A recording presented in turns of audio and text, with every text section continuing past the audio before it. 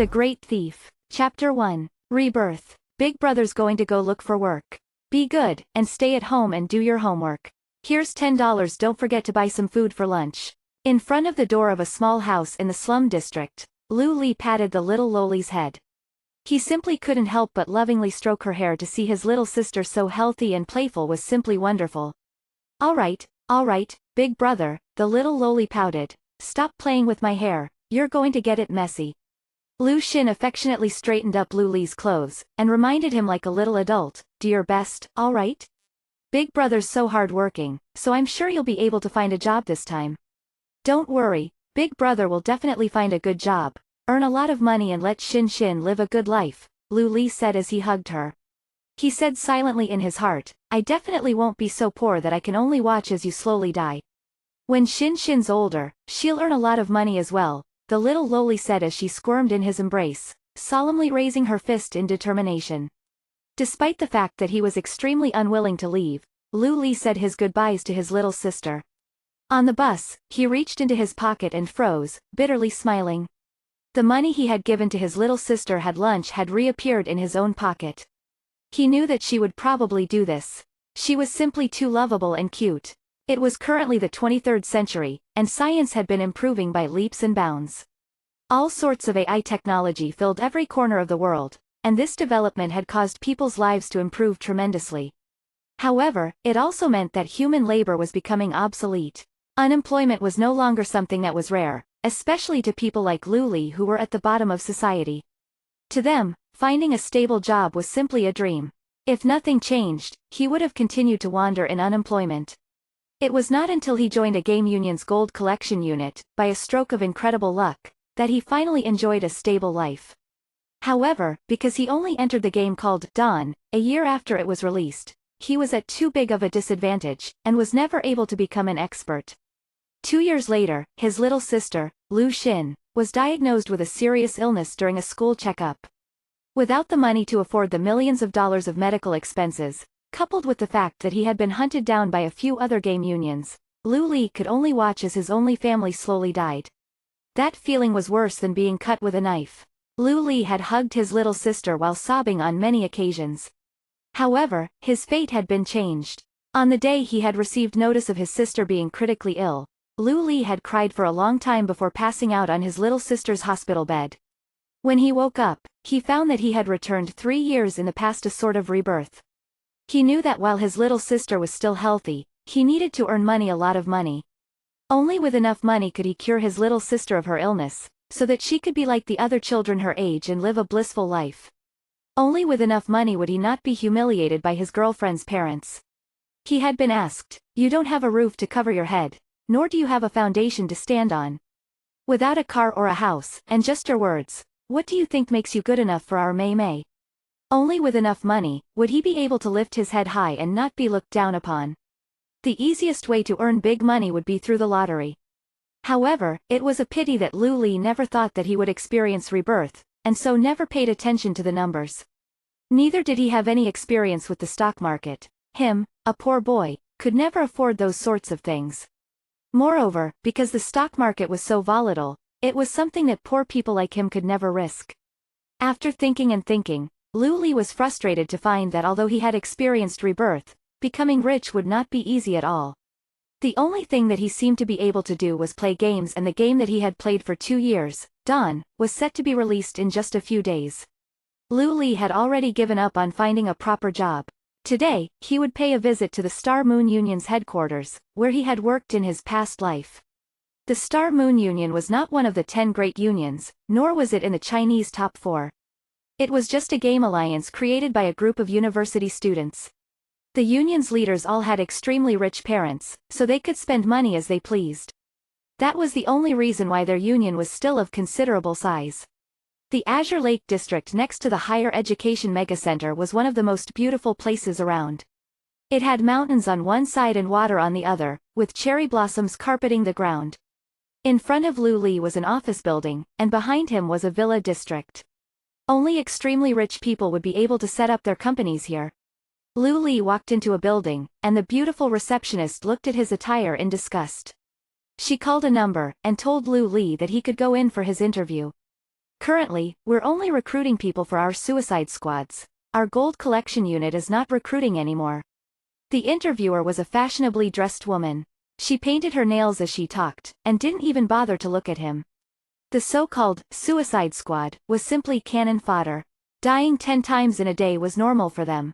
The reason Luli wanted to find a union to join was so he could use their game helmet for free. Although members of the gold collection unit didn't have very good future prospects, they could at the very least train and level up. Those in the suicide squad were destined to never rise to high levels. After all, dying in the game meant losing express.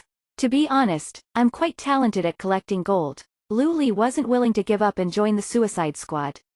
If he gave up now, his plan to earn money would be ruined. He calmed down his breathing as he coolly said, "If you're willing to recruit me to be part of the gold collection unit, I can earn at least 20 gold per week." What? 20 gold? The woman was so shocked that she accidentally flicked nail polish onto her face. Although Dawn was created with the most advanced virtual game technology, and had world-class developers, it was impossible for it to be released without any beta tests. However, not many people had been selected for beta testing, and what they experienced would not have any impact on the actual game. In just a few days, what all players realized was that it was incredibly difficult to earn money. For normal players, they would not even be able to make their ends meet. Members of the gold collection unit with some skill or experience were only able to earn a few silver per day. According to the estimates of experienced players, at least 100 gold was required to establish a guild. Even with 100 members of the gold collection unit working day and night, assuming that they didn't spend any of it, it would take at least a week to earn that much money. And yet, this guy had promised that he would be able to earn at least 20 gold in a week. 20 gold, that was the equivalent of 200,000 copper. Have you been part of the beta testing? Did you find some sort of way to earn money? The interviewer's heart raced as she suspiciously asked. Luli gave a mysterious smile, pretending to have some sort of secret. "Ao Jian, come over for a bit, something just came up." Someone came to apply for the gold collection unit, and says that he can earn 20 gold in a week. "I think he's found some sort of bug." The beautiful interviewer had no choice but to tell her superior. Very soon, Luli heard some hurried steps running towards the room. Turning around, he was quite shocked to see who had appeared. The people who had arrived included the boss of Star Moon, Ao Jian, as well as a few other people. From Luli's 2 years' worth of experience in the Star Moon Union, he could see that they were all high-profile members of Star Moon. "Oh, don't tell me that the person who can earn 20 gold in a week is this boy." A short man next to Ao Jian yelled out. This person's in-game name was Half a Cigarette, and was the leader of Star Moon Union's thief group. He was an incredibly abrupt and rash person. "Is what she said true? Do you really have a method to earn 20 gold in a week? Are you sure that you're talking about?" Don Ao Jian's face was quite unsightly. He had carried a sliver of hope as he ran over, but seeing what Luli looked like, he felt it disappear. Luli's looks were extremely ordinary, and his face was a yellowish-black color. His clothes were wrinkled, and there were threads sticking out of it. One could tell at a single glance that he was one of those people at the bottom of society. "I don't have any evidence, but even if I can't deliver, you won't lose much, right?" Facing the crowd of rich and talented young people, Luli didn't look like someone who was at the bottom of society at all. He calmly smiled, his eyes filled with boundless confidence. Chapter 2. Kai En's Kite. The Star Moon Union's 100-man gold collection unit was already full, but they didn't mind adding another person. After signing the official contract, Luli received one of the cheapest game helmets. Even one of the cheapest game helmets cost $30,000 for the Liu family brother and sister. A mere $10 was a large sum of money. It would have been impossible for Luli to afford a game helmet by himself. 3 days passed in the blink of an eye, and on September 1, 2215, Dawn was opened worldwide. "Do your best, big brother." The little Loli jumped around, feeling very excited. Luli kissed her little face, then lay on the bed and put on the game helmet. A feeling of numbness came from his head and spread throughout his body, causing his consciousness to become hazy. System check-up. First log on. Retina scan. Binding. DNA analysis. Binding identity. Binding bank account. After the robotic voice disappeared, Luli appeared in a vast hall. There were 10 or so large screens around him, and all of them had the image of a figure that looked just like him. "The Model 7 game helmet has been bound to you. Welcome to Dawn." In a faraway age of darkness, a new chapter has opened. Azeroth continent has entered into an age of war. Dear player, would you like to begin creating your account? Yes. First, please choose your faction. In the war-torn Azeroth continent, the evil faction and the light faction have begun hostilities. The light faction. You have chosen the light faction. Humans, dwarves, night elves, 7 races are available to you. Night elves. 10 seconds later, a night elf version of Luli that looked about 80% similar to him appeared in front of him. Night elves and humans were about the same height, but had slightly darker skin, as well as pointy ears. Compared to humans, the night elves who lived in forests had much better stealth and detection abilities. Player. Luli. Profession. Thief. Race. Night elf. Faction. Light faction. Level. LV0. Attributes. Strength. 2. Agility. 2. Intelligence. 2. Constitution. 2. Perception. 2. Charisma. Luck. HP. 100 100ths. Energy. 100 100ths. Defense. 2. Attack. 3. Toughness. 1. Reflect. 2. Willpower. 0. Balance. 5. Focus. 5. Jump. 5. Stealth. 0. Hide. 5. Search. 5. Magic resist. 0. Movement speed. 5. Attack speed. 5. Weight limit. 0 20 pounds. Light movement. 20 30 pounds. Normal movement. 30 50. Restricted movement. Racial abilities. Shadow Meld. Active skill. Instant cast. Cooldown time. 2 minutes. Activate to slip into the shadows, reducing the chances of being detected.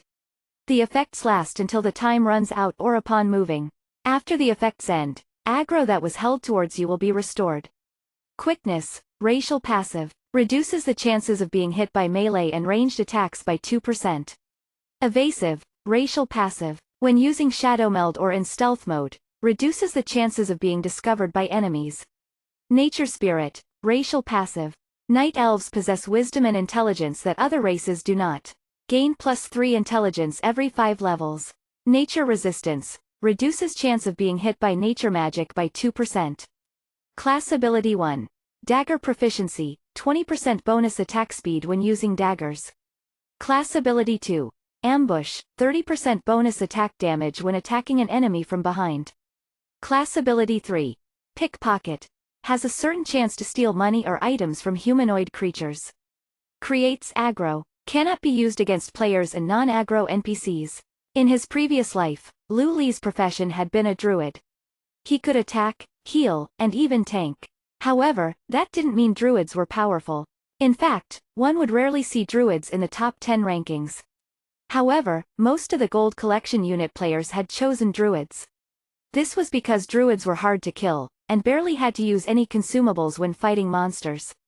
When running out of HP, they could heal themselves, and when running out of MP, they could transform and use swipe. They could often access places that other players couldn't, such as water and mountains. However, this time, Luli had chosen the thief profession. The thief profession was the king of PK, and had many incapacitating skills, as well as shocking explosive power. Furthermore, no one could stop them if they wanted to escape from battles. It was also easy for thieves to earn money by opening treasure boxes, stealthily going to places where normal players couldn't go to mine, picking medicinal plants. Although Luli hadn't played as a thief before, he was very interested in this profession. He had read many guides for thieves, and was confident that he would be able to succeed as one. Moreover, Luli's thief was destined to be set apart from all the other thieves. You have chosen a melee profession, please choose your operating mode.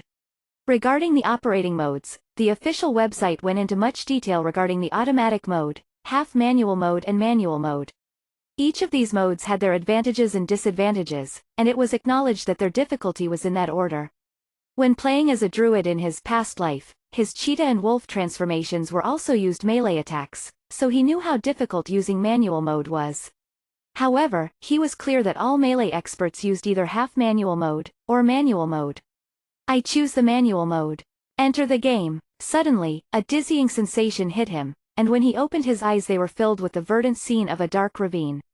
Towering trees that blanketed the entire sky in the real world. Because of the deforestation from humans, this sort of scenery was impossible to find. Near where he spawned, there was a gigantic tree with a few NPCs standing around it. They looked exactly like real people, except for the physical characteristics of elves. Soon, more players also appeared. The Dark Ravine was one of the Night Elf players' spawn points. The Star Moon Union's elf players all decided to start here. After having a look at his stats, Lu Li decided to start doing quests. At LV0, there were 3 quests available to them. The blacksmith's 30 young boar tusks, the tailor shop's 30 young shadow maw panther furs, and the orphan Kai En's kite. The third quest was to take down a kite from a tree, and return it to Kai En. Lu Li didn't bother with the first 2 quests, and instead accepted the third quest, Kai En's request. He ran to the back of the mountain, and avoided monsters whenever he could. If he couldn't avoid them, he would do his best to charge past them, and would eat bread whenever his HP was low. Little bread. Use. Recovers 30 HP in 8 seconds, must be sitting while eating. The system gave each player 5 for free, and the shops sold them for 5 copper each. They were quite expensive, and normal people wouldn't be able to afford them. It was lucky that monsters under elite grade wouldn't chase players. Players would be able to shake them off once they ran out of their aggro range. As such, Lu Li was able to arrive at the back of the mountain without much trouble. The kite item in Kai En's request was on a tree at the bottom of the mountain. It wouldn't be too difficult to grab it after jumping onto the tree from a nearby rock. It was a very, very large kite, and the problem wasn't with how to retrieve it, but the respawn time.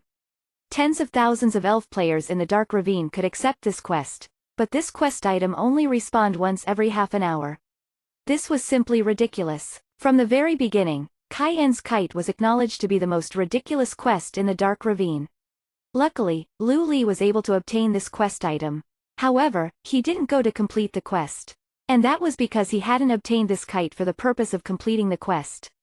Chapter 3. Druid God Ring. For most games, quest items were quest items and nothing else. However, Dawn was different. This kite could be modified to become a glider, and could allow players to float down from high places without falling to their deaths. Of course, this was only achievable after some significant modifications. Lu Li tore his clothes into strips, and tied them onto the kite so he could use it as he wished. His next goal was to get to the top of the mountain. He failed on his first attempt. He had been killed by 2 fat boars. On his second attempt, he was killed by a LV6 forest leopard. His third attempt was even worse. He had run into a crowd of jungle spiders. In Dawn, dying was a very common occurrence.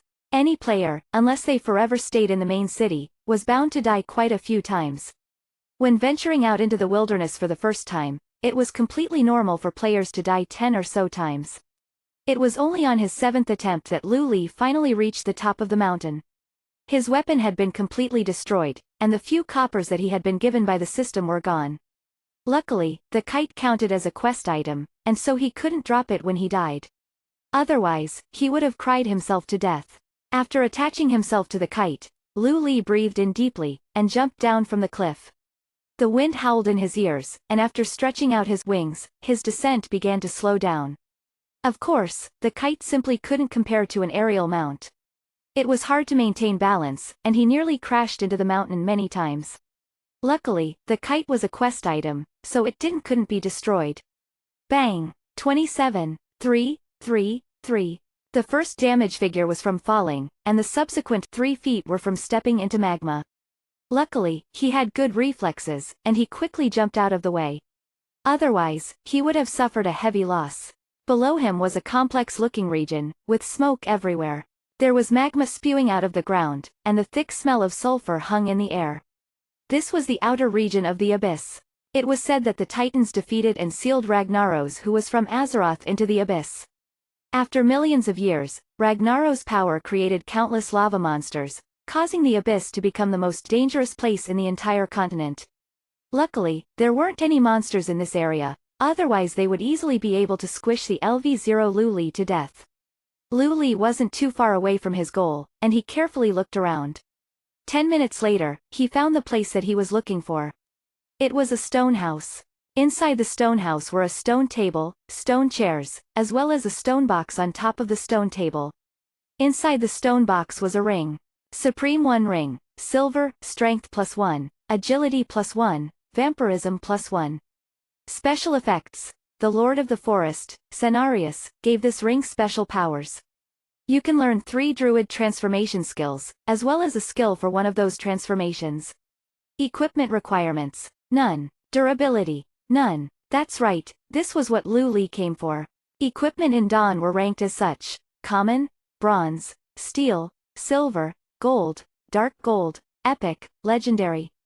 Common equipment didn't have any bonus stats, only defense and attack. Bronze equipment had 1 bonus stat, steel had 2 bonus stats, as well as a chance of special effects. Legendary equipment had 8 bonus stats, and would always have a special effect. Cenarius was the child of Elune and Malern, the protector of nature. He was also the adopted son of Ysera, the queen of the giant dragons, and was called the Lord of the Forest by the ancient elves, or the demigod of the groves. He was a demigod, as well as the mentor of the first night elf archdruid, Malfuri and Stormrage. The Supreme One ring was the legacy equipment that he had given to Malfuri and Stormrage. There were 2 rings in total, and because Malfurion believed that he couldn't wield their power by itself, he only wore 1 ring and left the other in an unknown place in the Dark Ravine. Malfurion's twin brother, the most powerful demon hunter, Illidan Stormrage, wanted to obtain this legendary equipment, but was refused by Cenarius because he knew that his heart was filled with darkness and malice. As such, there was a split in the relationship between the twins.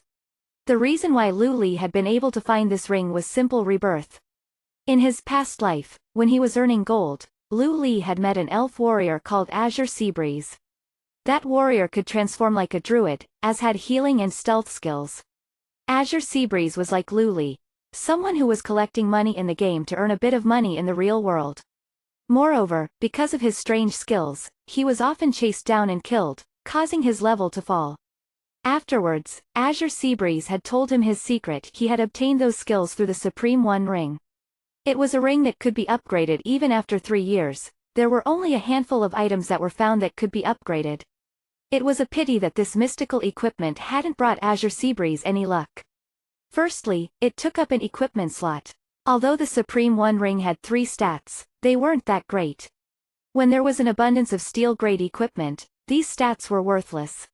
Moreover, every person could only equip 2 rings, and in order to upgrade it into the Supreme 2 ring, Azure Seabreeze had spent a lot of time and effort on it. There was once an elite team that had created many records. They were ranked first in the level rankings as well as equipment rankings, but after obtaining this ring, their team disbanded, and slowly fell from the rankings. In the end, they could only join a gold collection unit. In addition to this, once equipped, it could never be unequipped. In order to try to get rid of this ring, Azure Seabreeze had protested to the company that developed the game, as well as tried dying again and again in the game, but it was useless. If players could have multiple accounts or restart their account, Azure Seabreeze would have chosen one of those options, but unfortunately, this wasn't the case. And now, this ring was in front of Lu Li. Lu Li didn't hesitate at all as he equipped it. Because this was the beginning of the game, this Supreme One ring would give him a massive advantage over other players. As for the future, he had confidence that he could upgrade it into the Supreme 2 ring, then the Supreme 3 ring, Supreme 4 ring, Supreme 5 ring. It was incredibly difficult to get here, but getting back was easy. Lu Li stood in the magma and watched his HP decrease. He once again respawned at the Dark Ravine. Look, another one died. It's a pity it's a guy. Whoa, no way, he only has a pair of underpants left. What happened to him? Yeah, I recognize this guy. He's died a lot of times already. Is he addicted to dying? There were many people at the spawn points. Some people hadn't bothered to train yet, and sat around the respawn point, enjoying the show and hoping some beauties would show up. Lu Li ignored these people, and opened the community channel, then entered the group chat's number. Hi everyone. After a few moments, the group chat became quite bustling. Io, if it isn't the gold collection unit's expert. What level are you now? There were quite a few people in the Star Moon Union who knew of this new expert, who had claimed that he could earn 20 gold in 1 week. None of the high-profile members of the Star Moon Union believed him. For a menial worker to spout such arrogant words, had everyone outraged. I'm not worthy for that title, please call me Lu Li. Right now, I'm LV0. Lu Li said as he looked for the NPCs for the boar tusks and panther fur quests. No way, my LV1 express bar is already 30% full, How can the expert be LV0? I'm also LV1. Boss Ao is doing really well. He's almost LV2. Does anyone at the Dark Ravine have a dagger or short sword? Lu Li casually asked. If you loan it to me, I'll return an equipment with bonus stats tomorrow. Wah, equipment with bonus stats? No one's found any equipment with bonus stats yet. At least put some effort in when trying to scam people. Piss the hell off. Lu Li, Ao finally spoke. He wasn't very courteous either. It's been more than an hour, but you're still LV0, and you even destroyed your weapon. Are you sure you know what you're doing? Didn't we agree that you would fulfill my requests within your power? Right, and it's not just my weapon. My clothes and money are also gone. If someone can give me a few bread, that'd be great as well. Lu Li shamelessly said. The people in the group chat fell silent. God damn, can you be even more shameless than this? Chapter 4. Skill completion. Where are you right now? Come over to the blacksmith. After the group chat fell silent for a while, the future Union Elder, square root 3 inches spoke up. Ao had probably swallowed his anger and agreed to Lu Li's requests. Not too long later, the hunter square root 3 saw Lu Li at the blacksmith. Although he was mentally prepared, what he saw shocked him out of his mind. The player who had confidently said that he could earn 20 gold in 1 week was only left with equipment that couldn't be destroyed or dropped. However, Lu Li's expression was abnormally calm. Square root 3 had never seen anyone look so calm while almost naked, which left him with some hope and faith in Lu Li. He silently transferred to Lu Li a dagger and 10 little breads. Sharp dagger, common, 1-2 damage. Level requirement, LV0. Durability, 8/10. A bit better than the beginner weapon. Oh, also, were you able to find a sealed transformation book? Square root 3 shook his head, and asked in curiosity, you're a thief, right? Why do you want a sealed transformation book? Is it for a friend? The sealed transformation was a druid transformation skill book. It had a chance of dropping from monsters beside lakes. It didn't have any skills specific to that animal, and so druids usually viewed it as quite useless. However, Lu Li was determined to have this skill book. Yep, I have a friend who wants that skill book. Just remember to give me that book. Earning 20 gold within a week depends on it. Lu Li casually said as he held the hand equipped with the Supreme One ring behind his back. Don't worry, I'll send some people to wipe out some small fry. Square root 3's expression became serious, and immediately dispatched some people to kill monsters to look for the skill book. See you later. Lu Li waved with the dagger in his hand, and left to kill some monsters. Thieves were given 3 skills when they started the game: Shadow Strike, Stealth and Unlock. As a night elf, he also had a bonus stealth skill, Shadow Meld. Stealth. Instant cast, cooldown time, 8 seconds. Allows thieves to conceal themselves until the effects run out. Shadow Strike. Instant cast, cooldown time, 4 seconds. Deals 2 damage to the target, as well as 120% weapon attack damage. Awards 1 combo point. Proficiency, 1/1000th. Unlock. Requires 10 seconds to cast, cooldown time, 2 minutes. Open the locks of chests and doors. Proficiency, 1/1000th. Lu Li didn't find a monster and simply charge at it. Instead, he activated stealth and got closer. This was the difference between the manual mode and automatic mode. Under the automatic mode, the system would alert players when they were able to use their skills, and could even cast skills for players. Using automatic mode, it was also impossible for skills to fail because of control issues. On the other hand, any other issues could cause the skill to fail. Like so. Snap. Lu Li accidentally stepped on a branch, causing a clear snapping sound. The young boar's ears pricked up, and snorted a few times before charging at Lu Li. This was, after all, Lu Li's first time playing as a thief. He could only reveal himself and start dueling it out with the young boar. He slashed at the boar, 6. The boar rammed into him, 9. Just like this, Lu Li exchanged blows with the young boar. In the distance, square root 3, who had been observing him, frowned. He didn't know much about thieves, but this guy who even failed at using stealth didn't seem like an expert. Under automatic mode, using stealth was not foolproof, but against low-level monsters like this boar, he definitely wouldn't have been detected. The Star Moon Union's future vice president left in disappointment. To him, Lu Li was pretty much a scammer. However, square root 3 didn't see Lu Li's second attempt against a monster, otherwise his impression would have been much better.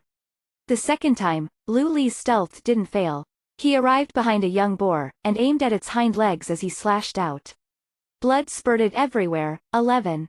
System. Shadow Strike skill completion 82%, caused 93% skill damage, target stunned for 1 second. Stun. This was the manual mode. The beloved, yet despicable, manual mode.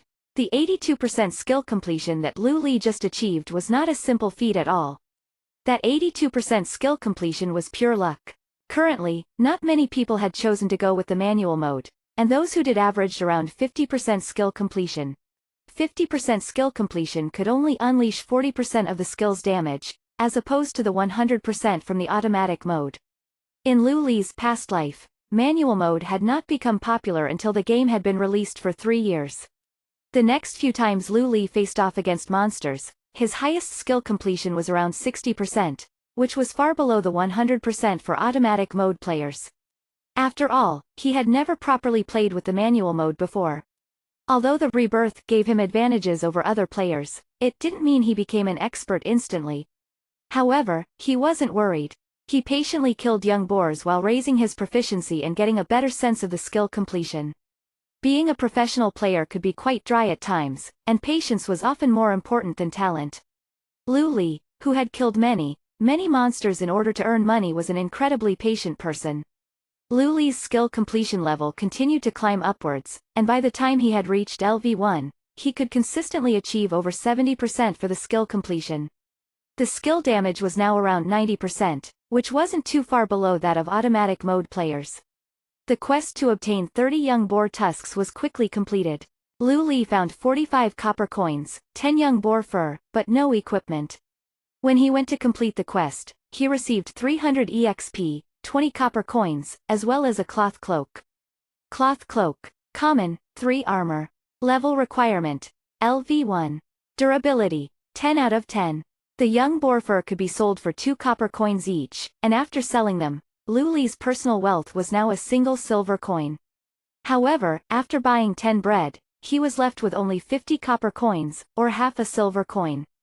In Dawn, every time a player leveled up, they would receive 5 attribute points. Lu Li thought for a few moments, then gritted his teeth and put all of the attribute points into agility. Although it wasn't as much as strength, agility also gave him some attack power. Furthermore, it could also increase his movement speed and attack speed. More importantly, agility could increase the chance for critical hits and evasion for thieves. In Dawn, thieves were split into 2 main styles: the agility thieves, who put all of their points into agility, and the warrior thieves, who put all their points into strength. It was hard to say which one was better. Both styles had peak-level experts, but to Lu Li, who was used to playing alone, there were more advantages to agility thieves. After leveling up, there were 2 new quests available to him: Shadowmaw Panther's Fur, which could only be obtained by killing a LV2 Shadowmaw Panther, as well as the Rotting Magic Moss. The second quest was a collection quest, and was located near the bank of the Moon Shadow Lake. After killing 30 young Shadowmaw Panthers, and finishing all of the LV0 quests, Lu Li would go to kill real Shadowmaw Panthers. Shadowmaw Panthers were decent monsters to farm for Express. They didn't have much HP, and had average defense. To thieves, who had the advantage of attacking first, it wouldn't take much effort to kill them. Moreover, apart from fur, Shadowmaw Panthers could also drop equipment, or even skills like the Magician's Ice Spear, or the Druid's Claw, or Panther Transformation. Of course, this all depended on one's luck. Lu Li's luck was quite poor, and even after half an hour, he didn't find a single skill book. Stealth. Shadow Strike, 19. Shadow Strike skill completion 73%, caused 81% skill damage.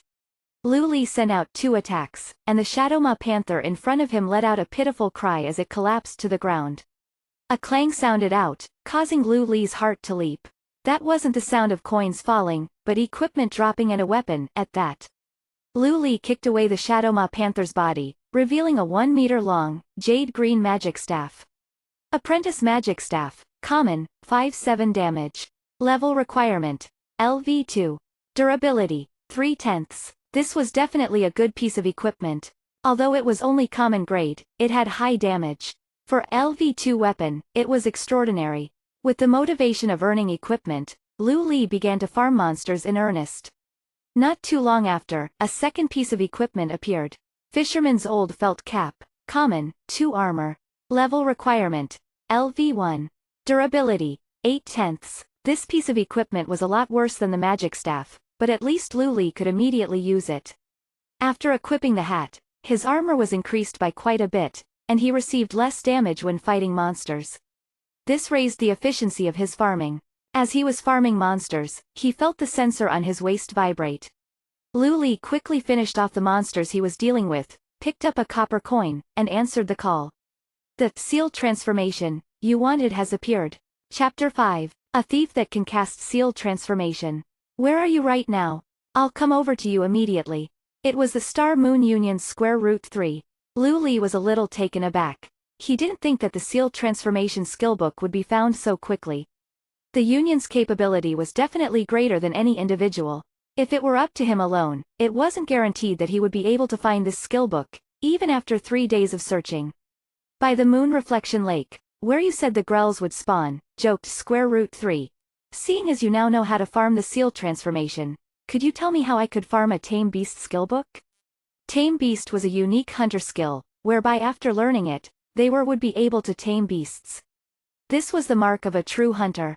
For that you have to grind a LV6 monster on the mountain's wild forest wolf. They can drop, Tame Beast, or, Revive Pet, skillbooks for the hunter, Wolf Transformation, for the druid, Inferno Impact for the magician, Backhand Backstab, for the thief, and if you are lucky, it might even drop Shield Strike for the warrior. I shouldn't have said that. Immediately after he had finished speaking, Lu Li regretted it.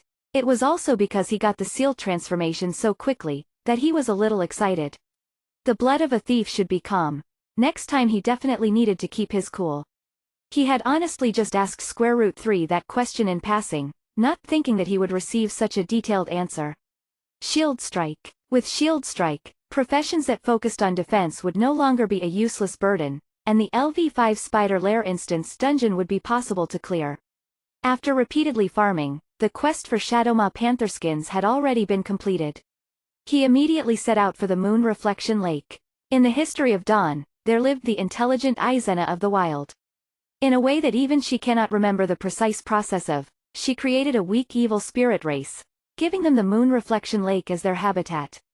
Aizena was a demigod and was once rumored to be Cenaria's spouse mother of the Keepers of the Grove, but this had never been confirmed by the King of the Wild.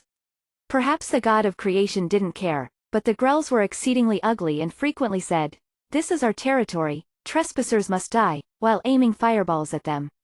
However, these small rogue-like monsters were in fact vegetarians who fed off moss. The Corrupting Moss quest was to collect 20 of these items from the bodies of these small evil creatures. Not long after, Lu Li found square root 3, but following him was not one person. He was leading 2 members of the Union, one was a magician, and the other was an impressive druid.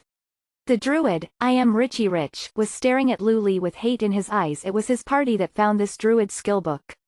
As such, he thought that it would be his, but it was unexpectedly reserved for a thief. How could he not feel resentful? Lu Li knew this druid, he had very rich parents and would die for his pride. He infamously set a massive bounty for the head of the water thief. All because they had some good equipment that they did not want to sell to him. If that kind of circumstance caused such an event, then what would happen now that there was an actual reason for resentment?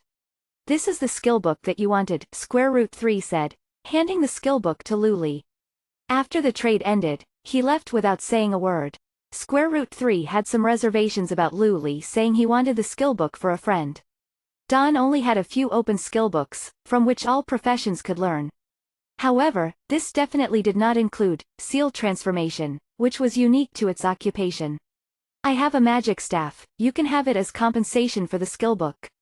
Lu Li did not satisfy their curiosity, putting the skillbook in his bag, and taking out the magic staff that he attained earlier. The magic staff had broad usage requirements. Magicians, warlocks, priests and druids could all use the magic staff. What kind of joke is this, a common equipment to compensate for a skillbook?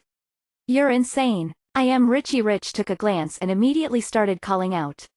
You guys can also choose not to take it. Lu Li was too lazy to explain how high the damage of this magic staff was, and how weak the skillbook actually was. That's enough. I am Richie Rich was dumb, but that didn't mean square root 3 was 2. He pulled past the child with wealthy parents, and took the magic staff. It's clear according to what you have said. Do you want to train together? Not right now, I need to do a collection quest. Lu Li didn't want to form a party with them. On one hand, he didn't want to expose his own secrets, and on the other, he wanted to practice skill completion alone. The reason for forming a party to train was efficiency, but other people had no obligation to practice skills with him. Moreover, he did not like these arrogant people who were favored by God. He still had 8% express left to go, and after handing in the 2 quest items he had on hand he would rise to LV2. When that time came he would be able to learn a very important thief skill, Cheap Shot. After learning Cheap Shot, training with the thief would become much more efficient. Cheap Shot, instant cast. Stuns target for 4 seconds, must be cast when under the effect of stealth. Awards 2 combo points. Although it didn't deal any damage, Cheap Shot stunned for 4 seconds, making the thief an elegant king of control, regardless of whether it was PvE or PvP. This skill was a big part of professional thief gameplay. What was quite unfortunate was that this skill is not upgradable. Square root 3 was the diplomat of Star Moon Union and was considered rather amicable to talk to. Even after being declined by Lu Li he was unfazed. It was only I Am Richie Rich whose expression was not too pretty. This rich child had always gotten the first of everything, but today, not only did he not get a skill book of his own occupation, he was also offended by Lu Li. If it weren't for square root 3's good demeanor, he would have organized for some members of the union to take out Lu Li. After collecting everything, he returned to the village. Lu Li handed over the young Shadowmaw Panther Fur and Corrupting Moss to complete 3 quests, becoming level 2 in the process. He also immediately learnt Cheap Shot. Of course, the price that he paid to learn the skill made him return once again to having only copper coins, after newly breaking through into having a silver coin. This was the nature of the game. The money earned was never enough. Learning skills, repairing equipment and buying potions, were all reasons for your wallet to decrease in size. Lu Li did not forget the seal transformation in his bag. This skill was not for thieves, but after learning it, it would appear within his skills column. Seal transformation, instant cast. You transform into a seal that is capable of swimming. You can now enter and explore waters. Spell duration 20 minutes. Cooldown 30 minutes. Swimming speed increased by 50%. Gain ability to breath underwater. When transformation is in effect, offensive skills cannot be used. Skill proficiency 1/1000th. To speak the truth, the seal transformation was terrible, and didn't gather much attention amongst the other druid skills. Its function was very limited. A large majority of druids who picked this skill used it to find herbs or mine underwater. Regular players could achieve the same effects by taking breathing underwater pots. Furthermore, they could still attack while under those same effects. However, this was completely different. Lu Li was a thief that knew seal transformation. The reason that he dared to make a claim that he could make 20 gold in a single day to the Star Moon Union was because he could take advantage of this, a thief that could transform into a seal. He moved to a more remote part of the Moon Reflection Lake, and looked around in all directions as the water rippled around him. He then disappeared below the surface of the water. Chapter 6. Opening a treasure chest. After entering the water, a gray bar appeared before Lu Li. This represented how long he could stay underwater, which was roughly 30 seconds. After this period, he would start to lose HP. Seal transformation. After casting the skill, Lu Li instantly transformed into a small seal. His body was very smooth and he continued diving towards the bottom of the lake. There were different kinds of monsters within the lake, like variations of fish, shrimps, crabs and snails. While the transformation reduced aggro, none of the monsters were higher than LV5, so they did not target him. After about 2 minutes, Lu Li reached the bottom of the lake that was over 100 yards deep. Amongst the aquatic plants, there were fish swimming through them. Lu Li looked around and found the object that he had come here for. A treasure chest. This was the kind of advantage he had. The game had only started about 4 hours ago. Who else would be able to find a treasure chest like this? Loot that was found in treasure chests was like the loot awarded for killing elite monsters. In the previous world, thieves who opened treasure chests were all very wealthy. So he approached the chest and cast his unlock spell. Unlock. 10-second cast time, 2-minute cooldown, opens locked chests and doors. Skill proficiency 1/1000th. Unlock was not an offensive skill, so even in seal form it could be used.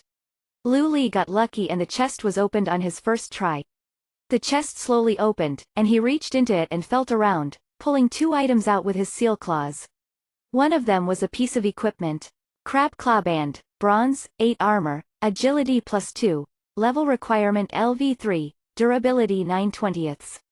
An attribute equipment. It was even armor suitable for thieves. The bronze equipment before him was great, it completely suited the agility thief playstyle that Lu Li had taken up. Once he reached level 3, his skills would be even more synergized. The other item was a skill book.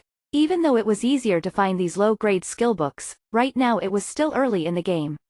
As such, the value of these skill books were much higher than bronze equipment. Frost Nova, Instant Cast, 50-second cooldown, affects all targets within 12 yards, dealing 9/11 ice damage and freezing them. The freeze can last a maximum of 8 seconds. This freeze effect can be cancelled by dealing damage to the target. Level Requirement LV5. Upgradable. Oh my, Lu Li couldn't contain himself. He felt the rush of 10,000 galloping horses. He just gave Square Root 3 a common magic staff that dealt 5/7 damage for a skill book. A skill that could deal 9/11 damage was already incredibly good, but this Frost Nova, the damage was a secondary effect with the primary effect being a freeze. All targets, in 12 yards, for 8 seconds. All these aspects together, made Frost Nova the best attainable skill. Even after 2 years of this game, not all magicians would have owned this skill.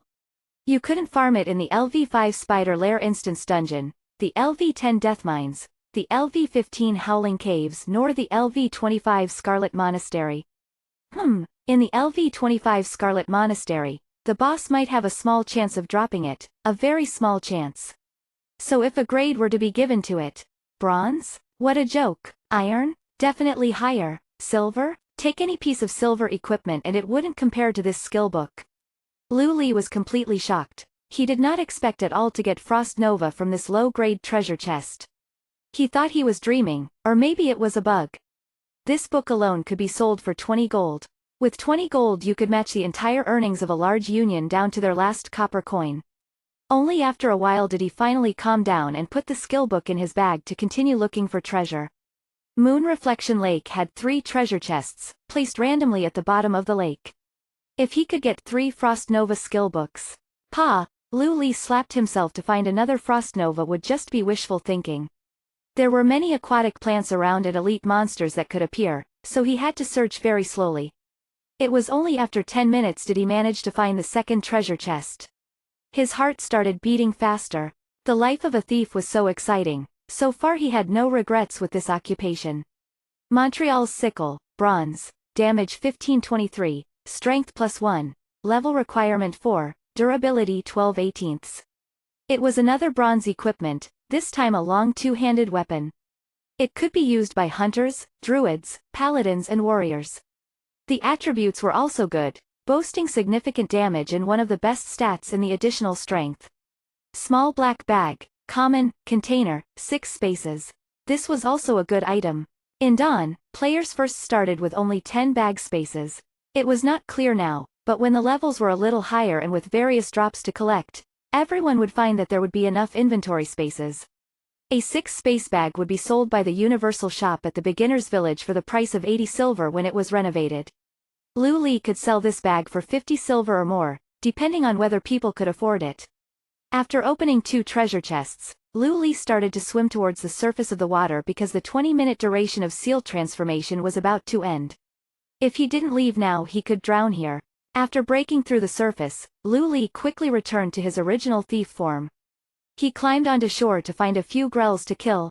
When the seal transformation cooldown had reset, he quietly dived in once again. The third treasure chest contained a silk cloth, which was material for a tailor. It wasn't worth much money. However, there was also a ring. Sturdy ring, bronze, damage 26, constitution +3, level requirement 5, durability 2020. Toot, he was salivating over this ring. Not only did this ring increase his damage, it also gave 3 points of constitution. Every player, when they leveled up, would gain some additional max HP depending on their occupation but also on their constitution stat. Thieves and magicians both gained 7 max HP for every point of constitution. Paladins and warriors on the other hand gained roughly 10 max HP for every point. This was known as growth potential. If he kept this ring for himself it would be a bit of a waste, but he believed that Azure Seabreeze would really like it. He would have to wait 24 hours before he could farm these treasure chests again. In the meantime, he could only train. He didn't farm any more Grells, instead going to farm some Shadowmaw Panthers and hoping to find Cheetah transformation. Unfortunately, he kept farming till level 3, and it was now 6 PM in-game. In real life it was already 12 AM, and he still hadn't found a skill book. Other than the furs that he had found, there was only a common piece of armor. The color of in-game sky started to dim. According to government regulations, this was the daily 8-hour period where the game would be dark from 12 AM to 8 AM. In the open field, visibility was reduced to half and the training areas would randomly spawn Nightcrawlers. Nightcrawlers were especially strange. Their level was highest level player in the area plus 10. They had high attack, high defense and high HP, as well as strong regenerative abilities. Only after an attribute decreasing weapon was found could the players stand a chance against them. These were put in place for the sake of the players' bodies. Virtual technology was truly well developed but it was unable to resolve the problem of rest for the players. At this time, death was very costly, and if you were killed by the Nightcrawlers, you would lose 40% of your current express, 2 times the penalty of normal death. Of course, there were advantages and disadvantages to these measures. A rich person could just hire a bunch of players as cannon fodder, and use them to draw away the Nightcrawlers when traveling by night. Lu Li had no reason to oppose the system. He returned to the village, and like the numerous other players, set up a stall in the open area in front of the inn. Before long, the first player came to look at Lu Li's shop. This little night elf girl squealed so loudly that the whole valley could probably have heard her. Heavens, am I seeing things? There are two bronze equipment, and even a skill book. Chapter 7. The First Pot of Gold. Where is the bronze equipment? This reaction was made by more than one person. Just because a stall had been set up didn't mean that it was selling something of value. If you had an extra piece of common equipment to sell, you could already be proud of that. Most players could only sell some dried meats that could be used to replenish some HP. Scoff, it's just an exaggeration. Our union has 18 people and we only have 3 spare common equipment to sell. We have only found 1 bronze equipment which was dropped by an elite monster. Our leader is currently wearing it. Whoa, it really is bronze equipment and a skill book. I'm going to find out what kind of skill book it is. Not everyone was skeptical. There were some bored people who also came by to have a look. After looking through the stall they were speechless. Then, more and more people came. How did this happen? Lu Li was left equally speechless. When he played this game previously, it had already been running for a while. At that time, the newbie village was busy and there were many stalls around, but it had never been so noisy. It wasn't because of the bronze equipment, nor was it because of the skill book. It was because they had not yet seen the world. Brother, a surprised union member went over, calmed down a little and started talking business. I'm very interested in this Montreal's sickle, but 1 gold and 50 silver is a little too much, don't you think? Sturdy ring for 2 gold, damn it, if there's someone out there who has 2 gold right now, I'll do a live broadcast of myself eating grass. Frost Nova, this skill is overpowered. Brother, we the Grand Hegemony Union can't afford 20 gold. How about we trade with actual money? We'll send the money to you first, and you can give us the skill book when you receive it. Grand Hegemony, that was the union that rules over the Shadow Realm. They weren't much different from Star Moon Union. Who would have thought that a person from such a large union would be so polite? It was completely unlike the aggressive stories that were told about them. This proposal of first sending the money before receiving the skill book showed a genuine sincerity. Lu Li couldn't help but be interested by the offer. The in-game name, Drinking Alone, was a famous one. Amongst the 4 owners of the Grand Hegemony, there would come a day when he would lead a group of 800 players to the Shadow City of the evil faction, destroying many villages in the process. 20 gold was incredibly difficult to come by. Even though Grand Hegemony was one of the top 10 unions, they were still unable to gather 20 gold. Their members were all dispersed into different regions, and at this time, they were unable to gather this kind of strength. Lu Li considered it for a few seconds, before taking out his communication device from his waist and inputting the Star Moon Union number. Calling for assistance, calling for assistance. Okay, stop calling, we're on our way. Square Root 3's response was quick. There must have been someone who had made an announcement to the Star Moon Union. Oh, Lu Li didn't say a word after that, and continued to work on his stall. Not long after, Square Root 3 arrived, and this time he wasn't alone. There were 7-8 people following him, each one with a look of excitement on their face. Okay, time to pack up. The union wants everything you are selling. Give accounting some time, and the funds will be directly sent to your card. Ao Jian was here, so naturally it wasn't Square Root 3 speaking. His tone was so natural, but the people surrounding were shocked to hear what he said. Hey, isn't this Ao Jian? Brother Ao Jian is so insincere. There is a process to doing business, especially when dealing with items of such high value. Drinking alone was trying to stick to Lu Li. This was no joke. This skill book was very hard to come by and anyone with ambition would not want to let it go. Ha ha, drinking alone. This is none of your business. Ao Jian made a faint smile while looking at him. Lu Li is one of our gold collection unit, and has signed an official contract. You say I don't have the capacity to make a decision like this? Gold collection unit? Drinking alone was shocked. This master is one of your gold collection unit people? The audience nearby erupted with noise. This was insane. Someone who was capable for getting 2 bronze equipment and a high-quality skill book to sell was a member of the gold collection unit? Were the members of Star Moon Union all this talented? I Am Richie Rich jumped out and sneered. You inexperienced imbecile, you see his level and you call him a master? I don't know what kind of luck he had to get this kind of item, but as a member of the union he didn't even do what he was supposed to. He secretly tried to sell these items. I just didn't get to tell you yet, Lu Li tried to respond. What do you mean you didn't get to tell us? You have signed a contract to the union, of course everything you get belongs to the union. I Am Richie Rich was fierce and stern. You set up a stall, but you knew that this was illegal behavior. If you did manage to sell the items, we are fully capable of pursuing you for your legal liability. Everyone's fuse is only a certain length and Lu Li already didn't really like Richie Rich. After hearing him say that, he immediately put the skill book in his bag. The contract I signed with you is not an ordinary gold collection contract, so I will keep this skill book. Finding Frost Nova was a complete accident. According to Lu Li's plans, opening a treasure chest every 24 hours should result in at least 3 bronze equipment. In a week, it should be possible to attain at least 20 bronze equipment, which was more than enough for 20 gold. At the time that the contract was signed, the basic agreement was to deliver 20 gold a week for a 3-month period. There were no other limitations. After 3 months, Lu Li's contract with the Star Moon Union would expire. If Lu Li wanted to continue using the helmet, he needed to pay Star Moon Union 10,000 in real-life money. During this period, the gold that was delivered was not for free. Star Moon Union would need to give a 20% discount of the market price as a reward. Ao Jian thought of all this, and his expression went cold. Due to his arrogance, he was unable to face the words that had been said. Seeing Ao Jian's expression, everyone knew that Lu Li's words weren't empty. I Am Richie Rich also couldn't say anything.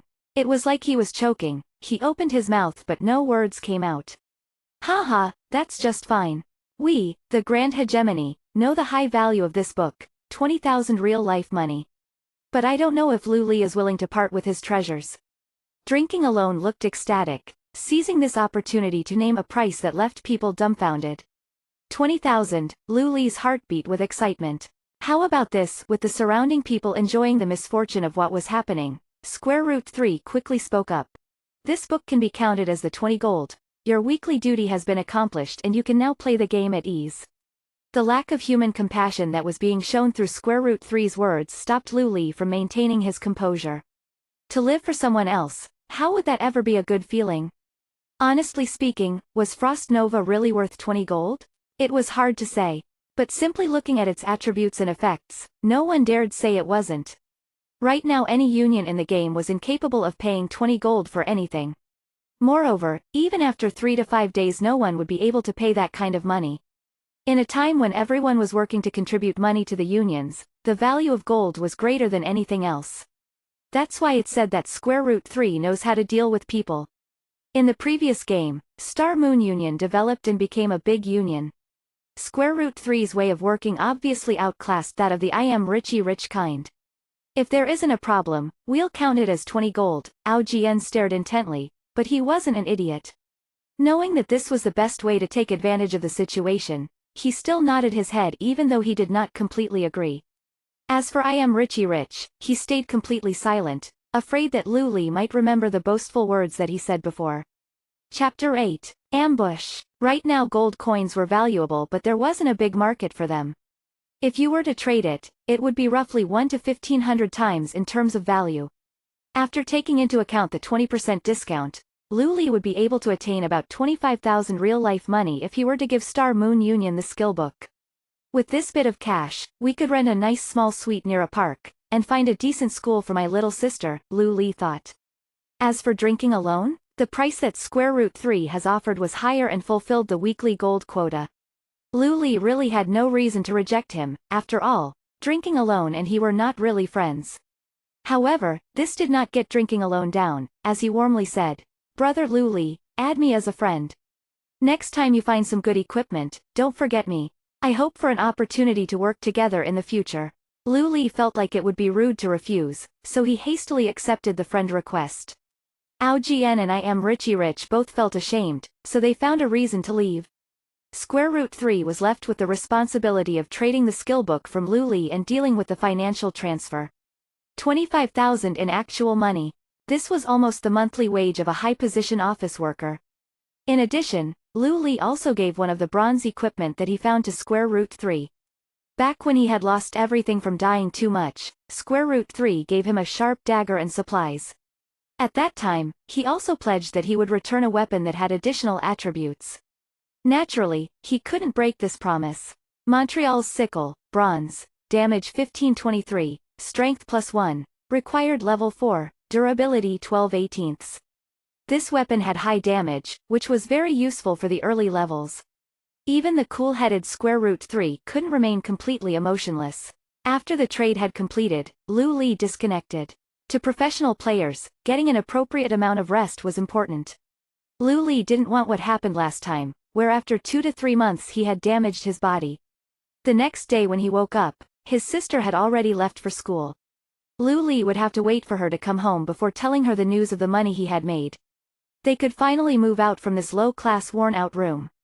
First, he went out for a run around the block, and then checked his account for the money before returning to have some breakfast. By the time he went online, the daylight was already shining in-game. The game time and real-world time had a 1-to-1 relationship. But the darkness in-game was fixed to be from 12 a.m. to 8 a.m. no matter what. Whether it was windy or raining it would still be daytime out of those hours. Speaking of rain, when Lu Li logged on, the dark ravine was raining. The rain was fine, continuously falling and blurring the sky. He repaired his equips and bought some bread. Then, Lu Li, who had recently made a decent sum of money, continued on in his journey to practice his occupation.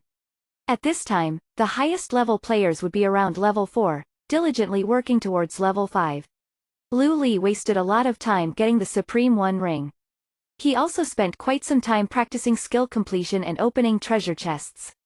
In addition, the thief occupation was not one that was easy to train up. It would in fact be stranger if he didn't fall behind. He was already level 3, so farming Shadow Ma Panthers would not be efficient. Instead, he decided to go and farm the LV4 young forest wolves. While he was walking, Lu Li suddenly discovered a patch of grass that was unnaturally hollowed out. "There's a thief here." Lu Li's heart jumped. He hastily took 2 steps back and planned to cast stealth. Unfortunately, before he could do so, he heard the shifting of air behind him. A short dagger that emitted a white light flew out at him from the void. This was obviously Shadow Strike, one of the thief's skills. Lu Li didn't even think, reflexively turning to the side and tumbling in that direction as far as he could. This would allow him to dodge the strike but also prevent further attacks of the thief from behind. When the game ran for longer, even new players would know that you shouldn't turn your back on a thief. The additional 30% dealt because of that was no joke. The dagger grazed Lu Li's shoulder, dealing more than 30 damage. At this stage, this was a very scary attack. System. You have been attacked, lawlessly, you have 10 minutes to retaliate. He got up and started running away. What rubbish. In this situation where there weren't many skills to be used, both thieves knew each other's skills.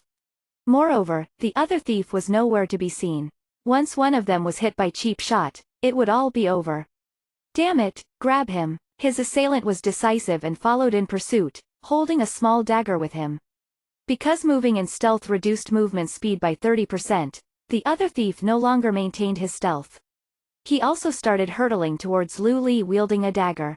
Because he was attacked, Lu Li's movement speed was reduced and the two thieves would soon be able to attack him. He started to despair, trying to work out why someone would just randomly decide to kill him and whether he would have an opportunity in the future to exact revenge. In that moment, there was a rustle and a silhouette of someone ran into one of the thieves.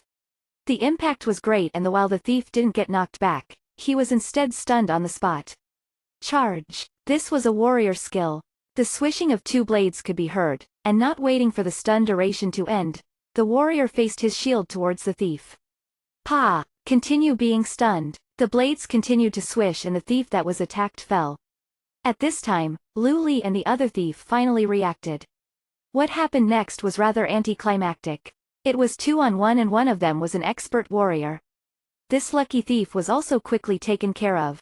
Then, Lu Li looked at this friendly warrior, dumbfounded. It wasn't because seeing a night elf warrior was rare. Night elf warriors were truly rare like beautiful flowers. This was because the race had high agility and intelligence but very average strength and constitution. It also wasn't because this friendly warrior had demonstrated two very rare skills. The reason Lu Li was dumbfounded was very simple. He knew this warrior. Well, he knew him from the previous game.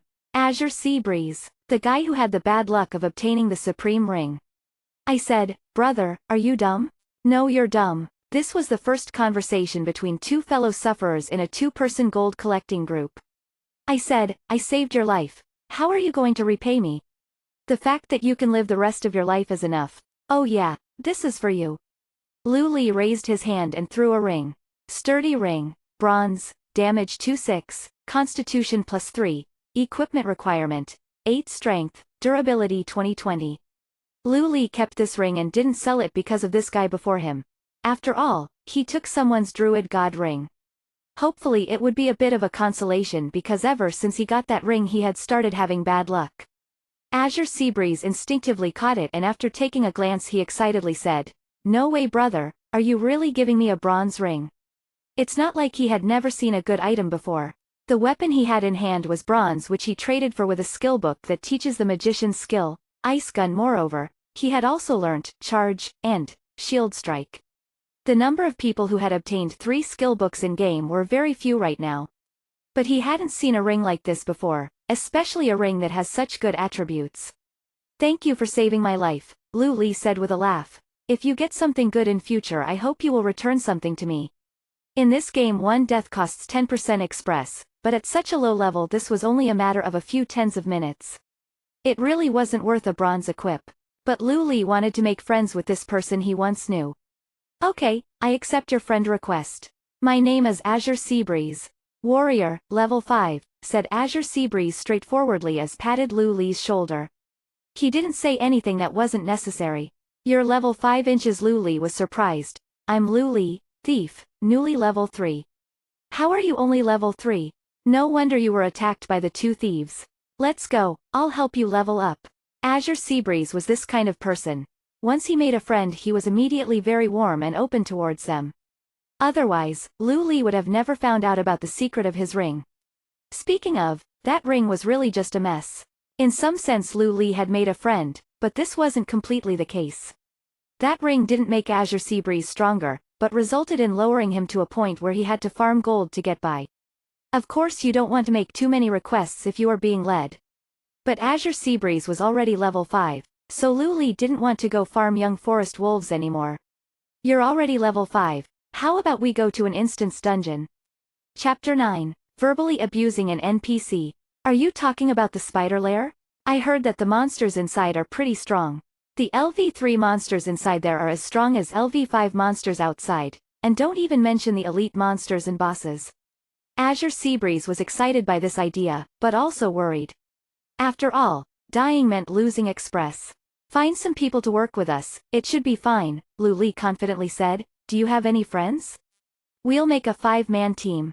It would be fine for the 2 of them to kill some of the weaker monsters, but elites and bosses were out of the question. Instance dungeons were good opportunities to earn money and items, but the risks were high." "You think I have friends?" I've been training by myself all this time. Azure Seabreeze felt quite awkward. Every expert had 10 or so followers, but he didn't have any. Then I'll go and find a few people. Lu Li had been planning to call Square Root 3, but what happened yesterday had caused him to lose faith in the Star Moon Union's people. He thought about it for a while and rejected the idea. Lu Li's friend list was pretty much empty. Apart from Square Root 3 and the newly added Azure Seabreeze, he only had one other person drinking alone. Screw it, if it wasn't for his help yesterday, the Star Moon Union definitely wouldn't have given in so much. Lu Li directly called him, "Are you free? Hey Mr. Expert, what's up? A LV3 instance dungeon, have you ventured out into the wilderness yet? We tried once last night, and everyone died. I want to find a few people to do an instance dungeon together. Do you have any druids who have learnt bind and regeneration, as well as some other healing spells? We'll be there soon. Where do we meet? At the entrance of the village. The one at the north, near the Wild Wolf territory." Lu Li and Azure Seabreeze didn't wait for long before they saw Drinking Alone walking over. Drinking Alone was a warlock, and was followed by a little demon who was jumping around. Evidently, he was already LV4. With him was a female druid and a female warrior who wielded a large two-handed axe. Lu Li couldn't see their levels, but they had equipped new weapons over their common beginner ones. "I say, bro, this is crazy. Wait, is that Northern Tang Dream? It's got to be Northern Tang Dream. And that guy at the front is Drinking Alone." Azure Seabreeze was shocked to see who was joining them.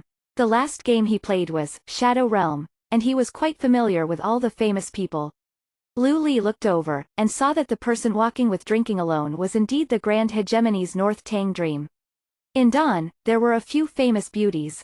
There was the bewitchingly beautiful, dancing flower charmer, the Lalacon's favorite, not a primary schooler, the cold goddess, Water Fairy, as well as the dashing and elegant, Northern Tang Dream. Northern Tang Dream was one of the key figures of the Grand Hegemony, and was even more famous than the leader. LV4 warrior, Northern Tang Dream. She wore a suit of thin plate armor, which emphasized her slim figure. Coupled with her beautifully sparkling eyes and valiant-looking eyebrows, it was no wonder that she not only had male admirers, but many female admirers as well. "Hello big brothers, I'm the druid Northern Tang Kitty. I'm a bit rusty, so please take care of me." Northern Tang Kitty was also a beauty. It was just that she was quite short, and had a soft and cute voice, a typical loli. "As long as you know how to heal, that's fine. This is my friend Azure Seabreeze, a LV5 warrior." Lu Li casually glanced over at Northern Tang Dream, then turned away, looking extremely calm. "Hey there beauties," Azure Seabreeze said shyly. He didn't even dare to look at them in the eyes, a typical otaku. Apart from being slightly shocked at Azure Seabreeze's level, the women didn't appear to be too warm. Comparatively speaking, Lu Li was in fact doing better than Azure Seabreeze after all. He had a skill book and bronze-grade equipment. When Drinking Alone told them this, even Northern Tang Dream became interested in this person. What methods had this person used to earn a powerful skill book and bronze-grade equipment? There were thousands of people in the Grand Hegemony, and even until now, no one had been able to obtain a skill book like the Frost Nova. In total, they had only found 10 or so bronze-grade equipment, all of which were obtained from killing elite monsters in the wilderness. Hearing that Lu Li wanted to find people to do an instance dungeon, Northern Tang Dream had immediately headed over. 2 warriors and a thief. Our team seems a bit skewed towards the melee side. Should we call over someone with a ranged profession? I only came to have a look at the expert who could get so many good things in a day. Northern Tang Dream was called the Dashing Beauty, and was a straightforward person, saying whatever was on her mind. In Dawn, skills were very important. Not only were ranged professions safer, their attacks were usually more effective. As such, they were especially important for clearing instance dungeons. No one used teams with 3 melee professions. "No need, melee teams are pretty good too," Lu Li said as he shook his head. "Did you guys bring any restoratives? Instance dungeons need a lot of consumables. We've got a lot of bread and spring water," Northern Tang Dream said in a generous manner. "Just ask us for some if you need any." Spring water was similar to bread, it could restore MP. "I'm not talking about bread and spring water," Lu Li shook his head. "Do you have any potions that can instantly recover HP during battles? We had quite a few bottles, but we used them all yesterday. We only have 3 bottles left." As one of the high-profile members of the organization, Northern Tang Dream was frustrated by their poverty. Health potions that could be used during battles could be obtained from quite a few places. The potion shop sold them, and they could be dropped by elites in the wilderness. Alchemists could also make them if they had a recipe. However, to the players of the current stage of the game, buying them from the potion shop was the only viable option. In the village's potion shop, 5 bottles spawned every hour. Not only was each bottle valued at 1 silver coin, buying them also required luck. Many organizations often left people at the shop to wait for them to spawn. Without potions, instance dungeons are a bit difficult. Everyone, come with me, and follow my orders later on. Lu Li remembered seeing a post in the forum in his past life, and had remembered it because of how amusing it was. There were all sorts of people in the game. Some liked to mess around, but who would have thought that their work would have actually come in handy now? If everything went to plan, they would be able to obtain some potions. Lu Li led his group towards the forest, and came to a campsite. This is the goblin businessman. Northern Tang Dream was surprised. He has quite a few good items, but they're all really expensive. I only have 3 silver coins. The items weren't just quite expensive. Not too long after the game had started, many people had met this goblin businessman, and found that he had lots of great items. However, until now, no one had ever bought from him before. The price of items was 5 times that of the normal price. Lu Li couldn't afford any of the items either. He didn't have a single silver coin on him. However, this didn't matter. Lu Li walked over to the goblin businessman and started to verbally abuse him. You dirty goblin. What is this crap you're selling? The people behind him stared with eyes wide and mouths open, and even Northern Tang Dream's jaw dropped. Lu Li wasn't extremely handsome, but he seemed to be an intelligent, temperate and calm person. However, this impression of him was turned on its head. Chapter 10. Physically abusing an NPC. You despicable elf, where is your elegance and dignity? You have insulted the great Crawly. Crawly's items are the best in the entire continent. The goblin was furious, and began to argue with Lu Li. What the hell is wrong with your head? And why are you so smelly? I bet you live in the sewers. Don't ruin the word great by using it to describe yourself, alright? Lu Li didn't hold back at all as he continued to verbally abuse the goblin businessman. System announcements continuously rang out in his ear. You insulted the goblin businessman Crawly. Goblin Reputation 5. You insulted the goblin businessman Crawly. Goblin Reputation 5. You insulted the goblin businessman Crawly. Goblin Reputation 5. Your relationship with the goblins has dropped from friendly to neutral. After falling to neutral, Crawly's items would no longer be available for purchase by Lu Li and his teammates. However, Lu Li didn't show any sign of stopping at all, and began to insult him even more. I heard that insulting NPCs can cause them to attack you. Azure Seabreeze said as he swallowed a mouthful of saliva and looked at Crawly's level with fear. It was LV53. Moreover, any NPC with a name was usually elite grade, or even a boss. He can probably insta-kill us in one hit. Northern Tang Kitty was on the verge of tears. Her LV4 express bar was only 2% full.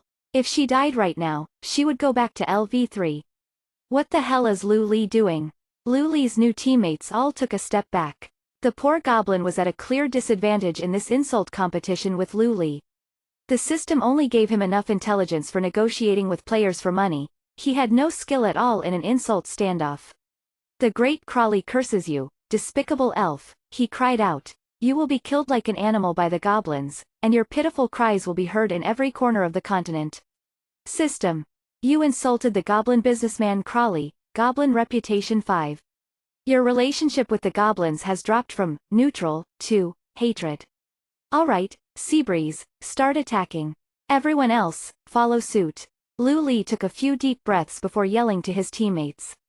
Azure Seabreeze's face fell as he pleaded, Big bro, I'll call you big bro, alright? I've never done anything to make you angry.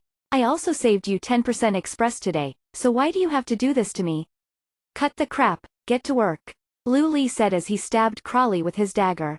1. Almost as soon as he was injured, a green +1 appeared. Although he had barely been hurt, Crawly's reaction was incredibly surprising. He helplessly started screaming, as if he was a little girl being violated. Lu Li didn't say anything as he ran behind Crawly and started stabbing at his behinds. The other people started to realize that something was off. This goblin businessman didn't retaliate when being attacked, and because of the weight of the things he was carrying, his speed was incredibly slow. However, he regenerated his HP almost instantly. Stop standing around. Hurry up and help me. We still need to go do an instance dungeon. The others all hesitated for a moment before also attacking.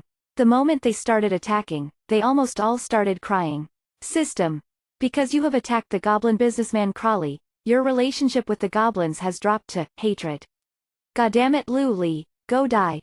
Azure Seabreeze inwardly screamed. He had already offended an entire race. How would he survive in this game? The goblins were a neutral faction, and were famous for their business and scroll making. They were one of the biggest races. Everyone else's faces also weren't pretty, but they held it in. Don't worry, it's easy to earn reputation with the goblins. Just find a random goblin NPC and give him a few gold coins. You'll be able to get your reputation back up. Lu Li comforted them. The others were speechless. He wasn't sure if they were surprised by what he said, or if they didn't believe him. It's a small bug. However, getting to worship is a bit hard. Lu Li quickly explained. The goblin race's reputation was the easiest to earn out of all the different races. As long as you had money, you could quickly raise your reputation with them. It was just that being on friendly terms or being worshipped by them didn't have much point. The greedy goblins wouldn't give you any discounts, no matter what. Unbelievable. Wouldn't we be able to kill as many goblins as we want and earn their equipment? Northern Tang Dream's objections were now gone, and was even considering slaughtering goblins for a living. Not every NPC is as easy to bully as Crawly. He's a special case. In future, we won't bully any more cute little goblins. We can't kill him, he regenerates too quickly. Drinking Alone yelled. The point isn't to kill him, Lu Li calmly replied. Just keep attacking. We're nearly there. After yelling for a while, Crawly finally couldn't take it anymore. He roared, then took something out of his bag and threw it at Lu Li's head. Lu Li quickly picked it up, but didn't stop attacking. Small health potion. Instantly restores 50 HP, is not restricted by battle. Cooldown time, 30 seconds. Potion resistance, 20. Potion resistance can be explained like this. If a potion has a potion resistance of 80, then using the same type of potion next time will have 20% reduced effects, and the cooldown time will be increased by 20%. Of course, the more potion resistance, the better. A potion with a potion resistance of 20 was simply trash. However, at the current stage of the game, the only option most players had was to escape from battle to sit down and eat bread. Being able to instantly recover 50 HP was already not bad. When Lu Li shared the potion's stats with everyone, they were all filled with motivation. After throwing out an item, Crawly soon found that his weight was still too heavy to be able to run away, and could only continue to throw items out. It was a pity that they were all potions. After a while, he had already thrown out 5 bottles of potions, but still wasn't fast enough to run away. He screamed, Crawly won't forgive any of you. You will suffer under the flames of the great goblins. After screaming, he threw out an item, which smashed into Northern Tang Kitty's face. She yelled out, then quickly picked it up, and shouted in joy, Iya, it's a bronze-grade equipment. Whisperer, bronze, 10-18 damage, intelligence +2. Level requirement, LV4. Durability, 17/20. What an incredible bronze-grade magic staff. Woohoo! Azure Seabreeze whooped, and everyone began to attack even more furiously. After throwing out another few potions, the goblin businessman once again threw another bronze equipment in front of Lu Li. Knight leather armor, bronze, 8 armor, constitution +1. Level requirement, LV4. Durability, 11/20. The stats of this piece of equipment were quite average, and couldn't compare to the magic staff from earlier. However, none of them complained this was a piece of armor, and could save their lives in the instance dungeon. After throwing out 2 pieces of equipment, the goblin businessman could finally start to jog. Northern Tang Kitty, bind. Lu Li called out. Northern Tang Kitty immediately scrambled into action, and unleashed one of her druid skills, bind, on Crawly. Success, rooted for 3 seconds. Another potion, Seabreeze. Pa, charge, stunned for 2 seconds, potion. Pa, shield strike, stunned for 2 sequence, potion. Northern Tang Dream's battle sense was pretty good. Just as the goblin businessman recovered from a stun, she immediately stunned him again. It was a pity that it was another potion. Northern Tang Dream and the others all started to give up, seeing that Crawly was about to escape.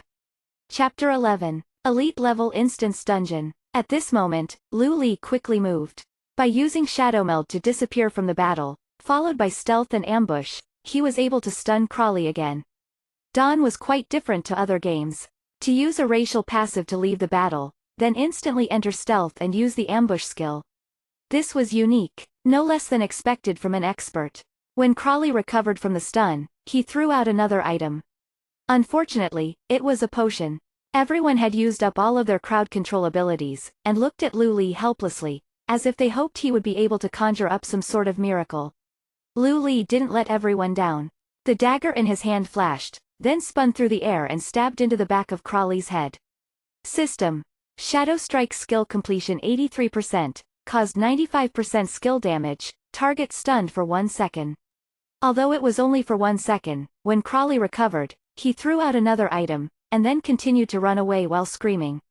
Equipment. Azure Wolf Leather Shoes, Bronze, 4 Armor, Agility +1. Level Requirement. 3. Durability, 7/10. Undoubtedly, this piece of equipment was for Lu Li. Since the druid was the only magic profession out of all of them, the magic staff went to Northern Tang Kitty. Northern Tang Kitty equipped the bronze-grade magic staff, and the way she looked at Lu Li became completely different. She had been completely mindblown today. Never before had she seen anyone earn equipment like this before. This NPC will never appear here again. Don't ever think of doing this to other NPCs. Lu Li said as he looked at the disappointed look on Northern Tang Dream's face. He didn't want to see this beauty dying a silly death. How did you know that this NPC wouldn't retaliate, and would even drop items? Having big breasts didn't necessarily mean one had small brains. Naturally, Northern Tang Dream wouldn't neglect to ask the most pertinent question. This was the original place where Crawley was, and after being attacked, he would always change places. That meant that this was the first time Lu Li had attacked Crawley. How did he know all this? This was the question on everyone's mind. I have a friend who joined the beta test, and accidentally. Lu Li instantly entered I have a friend mode. After all, this was the only plausible explanation. Otherwise, how would he know this? He was only a Gold Collection Unit member, not a high-profile member in his company. What was that skill just then? Northern Tang Dream suddenly asked. Which skill? Lu Li pretended that he didn't know what she was talking about. A look of annoyance flashed across the beauty's face. Evidently, she wasn't too pleased with Lu Li's feint of ignorance. Normally, every man would seize every opportunity to get on her good side, unlike Lu Li who was being difficult. For example, Azure Sea Breeze. He smacked Lu Li on the back of the head as he stuck up for the goddess. Stop acting dumb. The skill you used at the end, that stunned Crawley for 1 second. I don't remember thieves having a skill like that, but it looked like Shadow Strike. That's right, it was Shadow Strike. Lu Li helpless said. Are you using manual mode? If you have a high skill completion, will there be a special effect? What was your skill completion just then? As expected from an expert. Drinking Alone immediately got to the crux of it. Drinking Alone had also tried out the manual mode, and knew about skill completion. When casting a skill and obtaining skill completion over 50%, there would be a system announcement. For a person who had just tried out manual mode, being able to obtain skill completion over 50% was quite impressive. It seemed that he lived up to his reputation. 83%, skill damage was 95%, with a 1-second stun. Drinking Alone had left a good impression on him, so Lu Li honestly answered him, if you're interested in the manual mode, you should try it out from time to time. Their group chatted as they walked towards the entrance of the Spider Lair Instance Dungeon. While walking, they took inventory of the items they had obtained from the Goblin Businessman. There were 13 low-level health potions and 3 low-level mana potions. The mana potions were all given to the druid, Northern Tang Kitty, and everyone received 2 health potions, with Azure Sea Breeze receiving the rest. The Knight Leather Armor was also given to Azure Sea Breeze. Since he was the highest level out of all of them and had the Shield Strike ability, he was the best candidate for being the team's tank. The entrance to the instance dungeon was on a mountain. It was a hole that was about 1.5 times as tall as a person, and behind the light blue energy shield, many large spider webs could be seen. As the leader of the team, Lu Li tasked with choosing the difficulty of the instance dungeon at the Assembly Stone. The Assembly Stone looked like a tombstone covered with mystical signs and symbols, and sometimes had the background to a quest. It could also assist with finding teammates, as well as choosing the difficulty of the instance dungeon. Very soon, the team heard the system announcement, your team has chosen the elite level spider lair. Elite level. There were two types of instance dungeons in Dawn. There was one that everyone could enter. It was a public instance dungeon that had a cooldown time. The other was an adventure instance dungeon that required a teleport scroll. This was usually called a private instance dungeon. Instance dungeons had different levels of difficulty. Whatever was written on the teleport scrolls for private instance dungeons, that was what the difficulty would be. The public instance dungeons had 4 levels of difficulty: normal, elite, hero and nightmare. Low-level instance dungeons such as the spider lair, they did not have the hero or nightmare levels.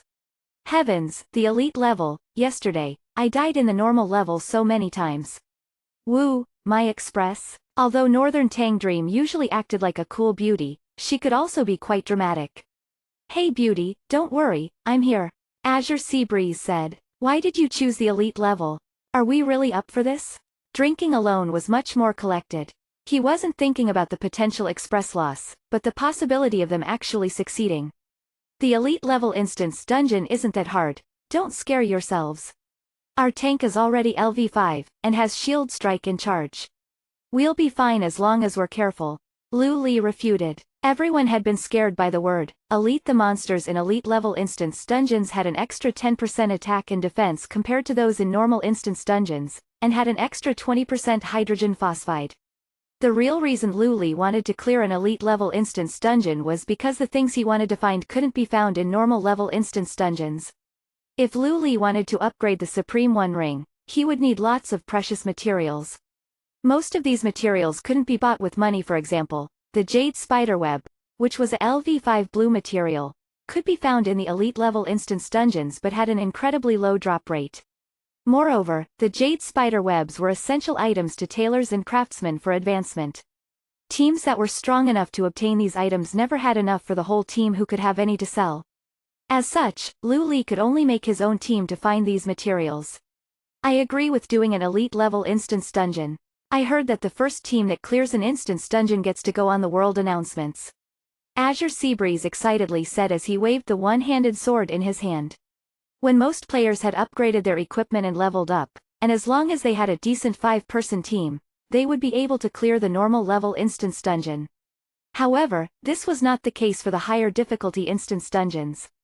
These were mainly attempted by elite teams, and teams would be ranked by their clear times, allowing them to create new records. Every time a new record was created, or a team tied with the record holders, the new team would receive an extra piece of equipment, and would have the glory of a world announcement.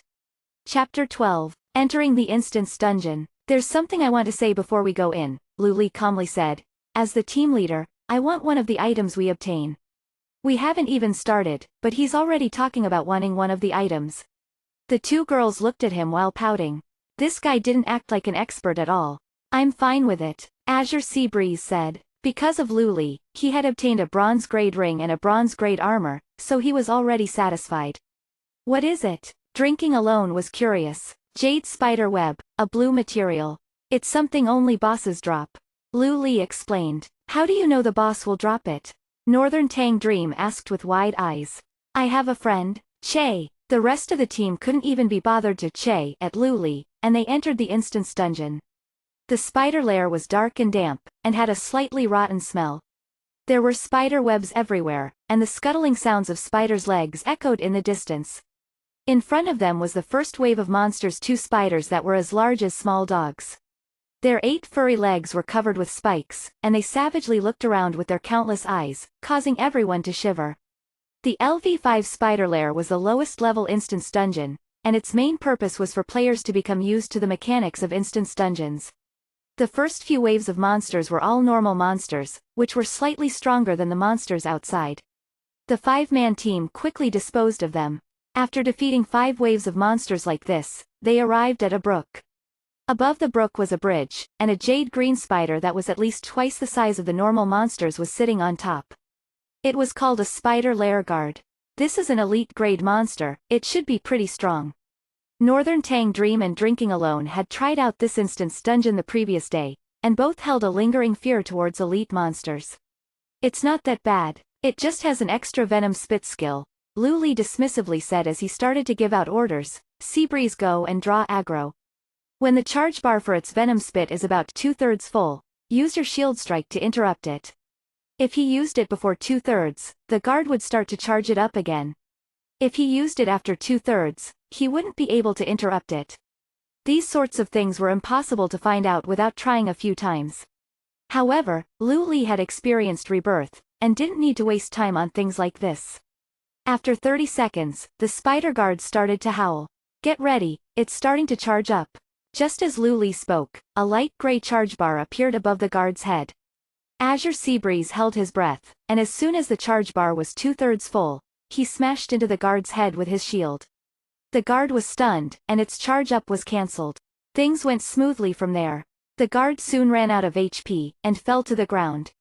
It was a pity that it didn't drop any equipment, only a mana potion. That was to be expected. The drop rate was quite low, and it was rare for even elite monsters to drop equipment. This was even easier than trying to clear the normal instance dungeon yesterday. Northern Tang Dream's eyes flashed with excitement. Lu Li, how about you join our union, and join the main group? The main group only had 100 people, and to a large union with thousands of people, they were the elite of the elite. This was an excellent offer.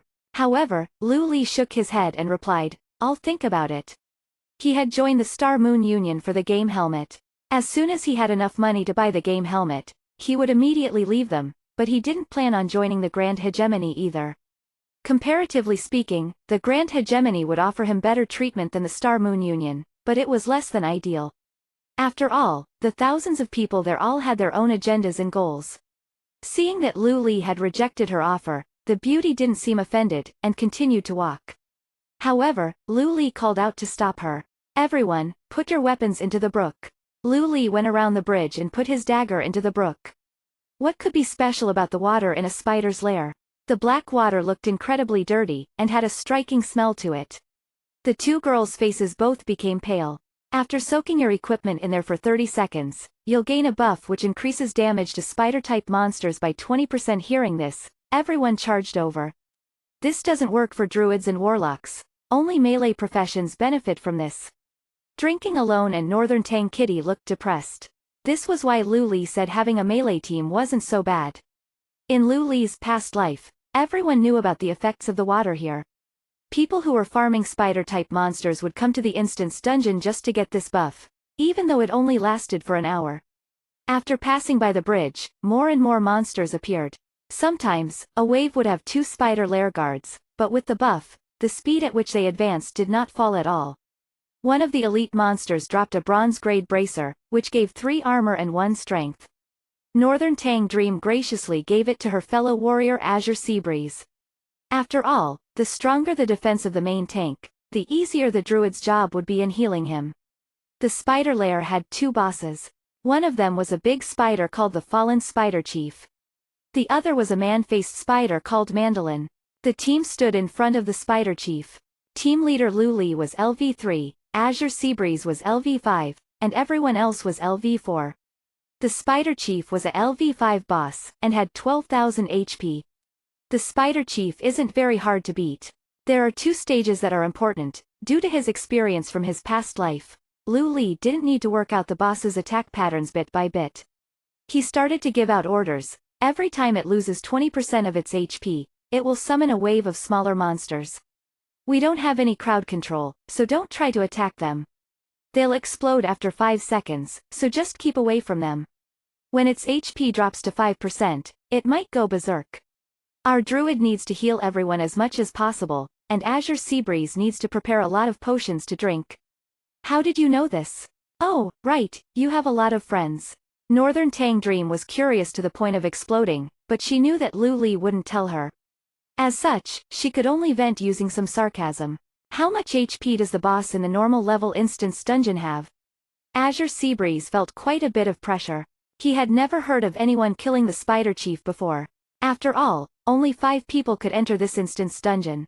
If the main tank's equipment or skills weren't up to scratch, or if the healer couldn't heal enough, or if the attackers couldn't deal enough damage, they were finished. The normal instance dungeon's boss has about 10,000 HP, and looks a bit smaller. Drinking Alone bitterly smiled. We only got the boss down to 70% HP yesterday. I don't think we'll even be able to see this one go berserk. Alright, let's start. As long as you listen to my instructions, we'll be fine. Lu Li didn't think that this instance dungeon would be difficult at all. If it wasn't because of his equipment and lack of good skills, he would even dare to solo this instance dungeon. Azure Seabreeze used charge on the boss, dealing 5 damage in a 1-second stun. Even Lu Li was shocked by the damage taken by the boss. He remembered that in his past life, when he had faced off against the boss, the main tank's equipment wasn't much better than Azure Seabreeze's, but still dealt a lot more damage. The truth was that in the beginning, the Spider Chief was very strong. It was only later that its defense had been nerfed. Although he was surprised, since they had started this, they would have to finish it. Ambush, Shadow Strike. The boss's defense was higher than Lu Li had expected, but its attack power was about the same as what he had expected. Azure Seabreeze wasn't in much danger from this boss. Since Azure Seabreeze could hold up as the tank, it all came down to the druid's healing and the attacker's DPS.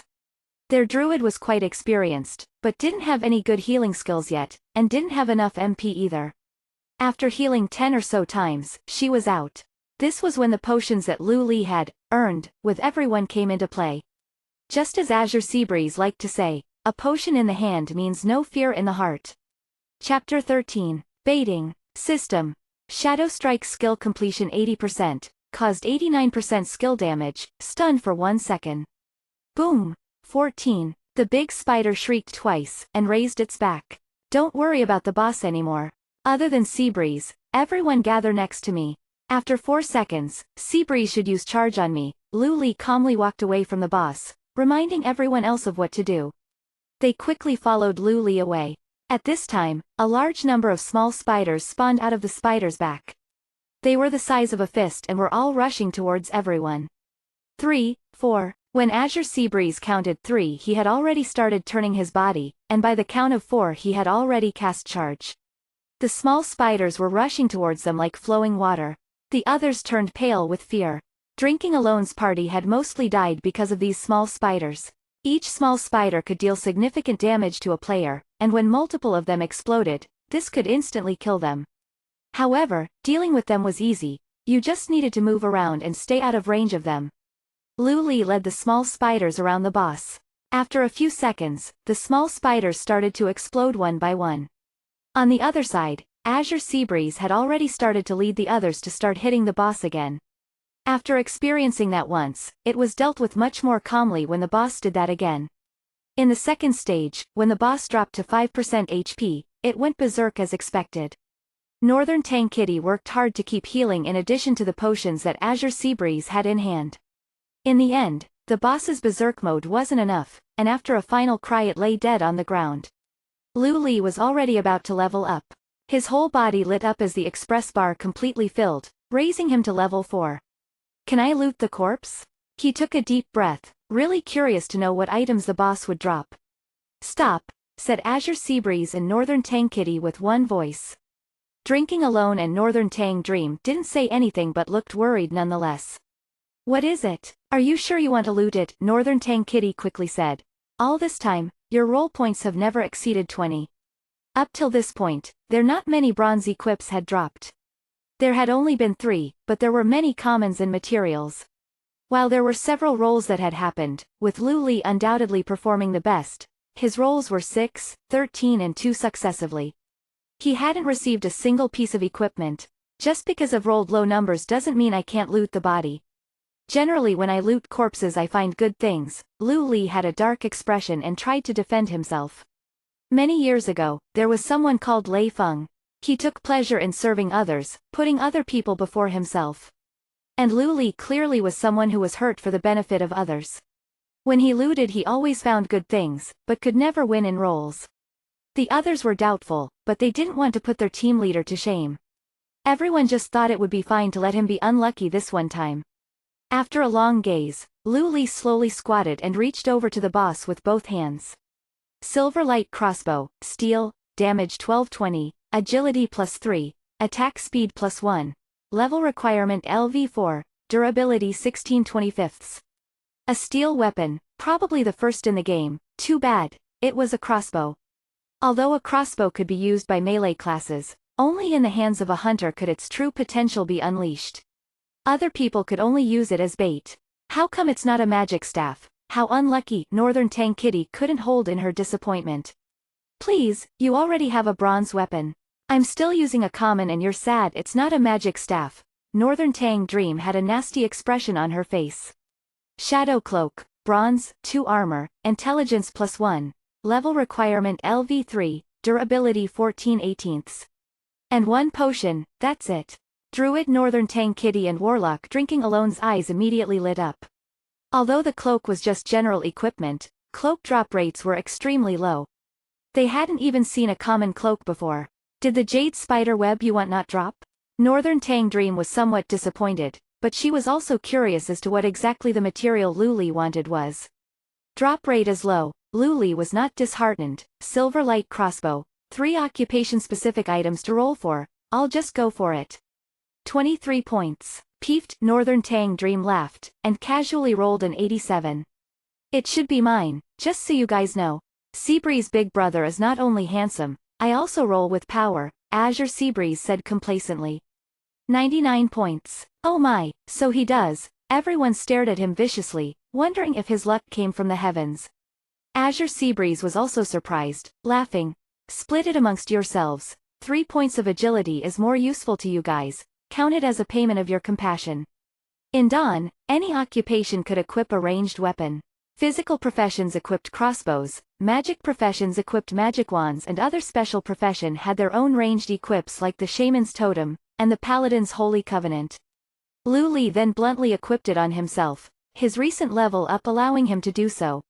Have you guys already exchanged rings? Northern Tang Kitty said peculiarly. I didn't think you guys had that kind of relationship. Rotten girl. Then, Drinking Alone successfully rolled the cloak. Northern Tang Kitty was fuming, resolving to practice rolling when she got back. They continued onwards, and with the increase in level and additional equips, it wasn't long before they faced the final boss Mandolin. Mandolin was a massive spider with a human face with 8 guards protecting it. The difficulty of this boss lies in the guards. Luli recalled his previous experience and said, the damage of these guards is not less than the boss itself, we have no choice but to wipe them all out. Azure Seabreeze laughed. That also means we can only take them on one at a time? You're smart. Luli didn't wait for him to be satisfied but continued. But the aggro on these guards is very sensitive. If we aggro one, we will have to face all 8. If we try to bait it like normal, well, there isn't a way to only get one. Since you know this, surely you know the solution as well? Drinking Alone had full confidence in Luli. The 8 elites were circling together. If there wasn't a shortcut past them, then they currently had no solution to this difficult problem. I'll go pull them. You guys stay back until we reach around the corner. There it won't draw aggro. Luli changed his weapon, taking out the recently equipped steel crossbow. The crossbow arrow drop rate was high. Everyone's backpack usually contained over 100 of these. They were used mostly as a distraction or as a baiting tool. Everyone else fell back, poking their heads out from round the corner. They were all curious as to what Luli was going to do. Luli simply shot an arrow at one of the guards. The boss didn't move, but the 8 guards immediately called out and started rushing towards him. Luli turned to run, rushing till he turned the corner before stopping. The 8 guards then lost aggro and turned back to leave. Luli then walked a few steps forwards, and shot an arrow at the last guard. The 8 turned their heads to pursue him once more. This happened over and over, going back and forth. No way, brother, what are you doing? Do you plan to kill the guards with exhaustion? Azure Seabreeze asked unbearably as he couldn't see any positive effects. Luli ignored him, and continued what he was doing. Finally, as everyone was getting impatient, Luli shot an arrow and this time only that guard turned its head. The others all returned to the boss. What are you guys staring at? Go attack. Chapter 14. First clear. The 8 guards each needed to be pulled quite a few times before they could be killed. While this seemed very troublesome, it in fact did not use up that much time. Moreover, this method made a difficult boss easy to defeat. As for the boss itself, after all the guards were dead, its HP quickly dropped. Keep at it. So far there hasn't been a world announcement. We are likely to be the first to clear an instance dungeon. This is a matter of getting an entry in the historical record. I'm feeling a little excited, Azure Seabreeze spoke incoherently. He wasn't just a little excited, he was in fact very excited. He almost bashed Luli in the face with his shield. Just for fun, Dawn had a historical record. In addition to recording some NPC-related background events, it also recorded player actions. Of course, it had to be a big enough event for it to be recorded. Speaking of the historical record, the other players also started to get excited. The steady teamwork between them started to get messy. Northern Tang Kitty cast heal twice, wasting some magic points. Steady, steady, if this keeps up we could get a record. Lu Li was sweating, reminding everyone. Careful of the area of effect attack. Only then did everyone put their full attention on the boss, but before 3 seconds had even passed, Northern Tang Kitty called out again. I hear that the first time an instance dungeon is cleared, it gives everyone an item rather than just dropping one. Is that true? Ah, heal, heal. As the healing stopped, the boss conveniently made a big attack. Azure Seabreeze was shocked and started shrieking. So once again everything was thrown into confusion. That should be the case, Lu Li responded, seeming to agree with what Northern Tang Kitty was saying. In the previous generation, he hadn't ever broken a record before, let alone participate in this unprecedented occasion of clearing an instance dungeon for the first time. Thinking about how everyone would get an item, he also started to get excited. Maybe he could get the Jade Spiderweb in one go. Upgrading the Supreme 1 ring to the Supreme 2 ring had 2 requirements: to be at the sacrificial altar and to have the right material. The sacrificial altar was in the Whispering Forest. The monsters around the forest were no issue, and when you had all the items there was a shortcut you could take. However, to upgrade it this time, there were 7 rare items that were needed. All these items were also highly versatile so no one would sell them in the market. Lu Li had planned on learning the craftsman trade profession to make jewelry.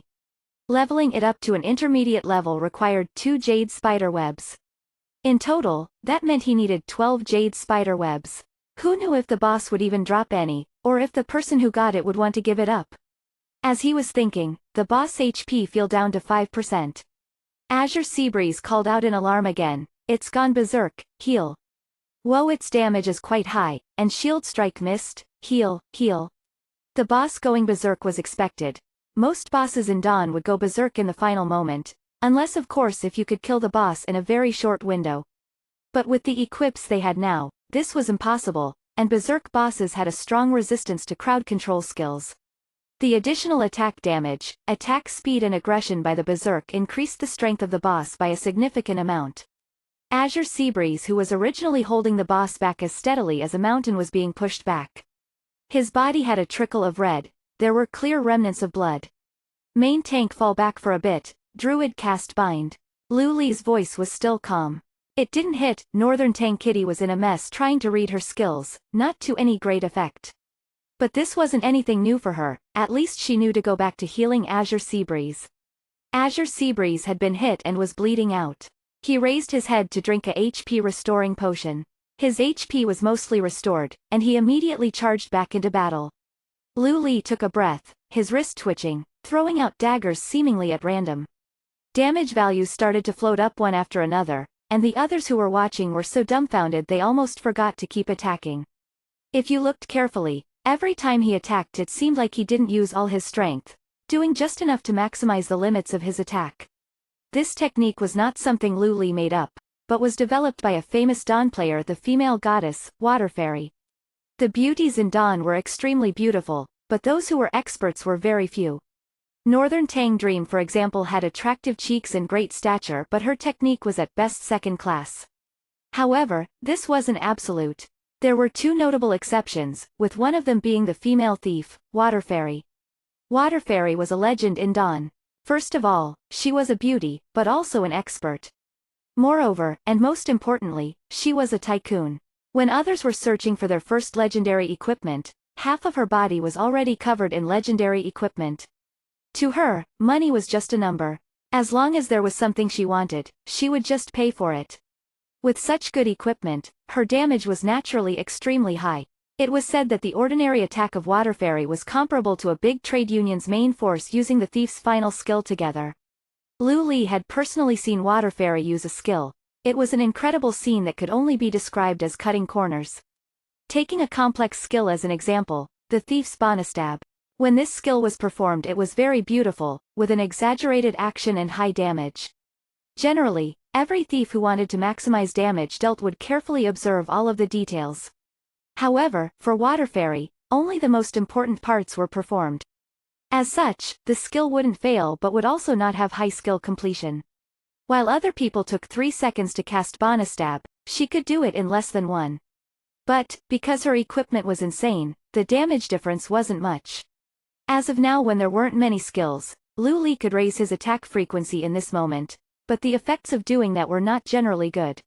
The Berserk boss had less than 800 HP, and with that round of attacks, they had already taken out half of its remaining HP. The situation wasn't looking good, however. Azure Seabreeze had to retreat again and could not keep drinking the potions due to the potion resistance. Northern Tang Dreamcast charge, drinking alone stop. You're almost OT. Lu Li mechanically took over the situation. His voice was monotone. Stand firm. The boss only has a little bit of HP left, but don't get greedy.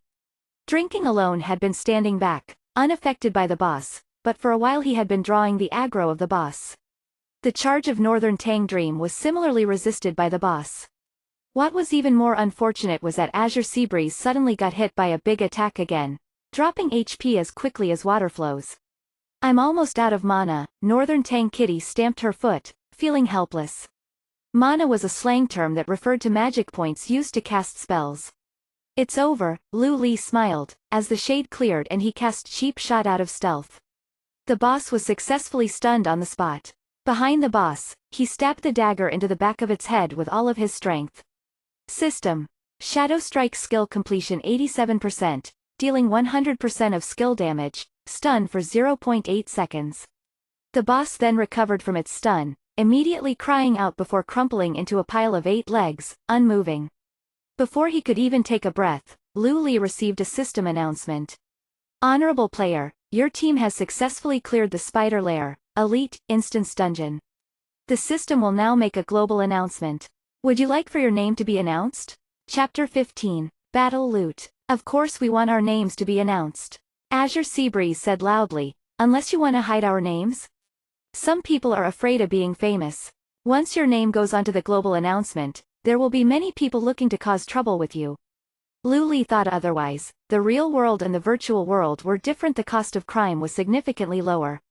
Lu Li remembered a poor kid named Rowing Poetry in his previous life who had been announced on the global announcements. He was bullied by the other players because of this and couldn't leave the beginner village for a few months. Even a strong thief like Water Fairy was taken down by being ganged up on, after a 100,000 real money bounty was placed by I Am Richie Rich.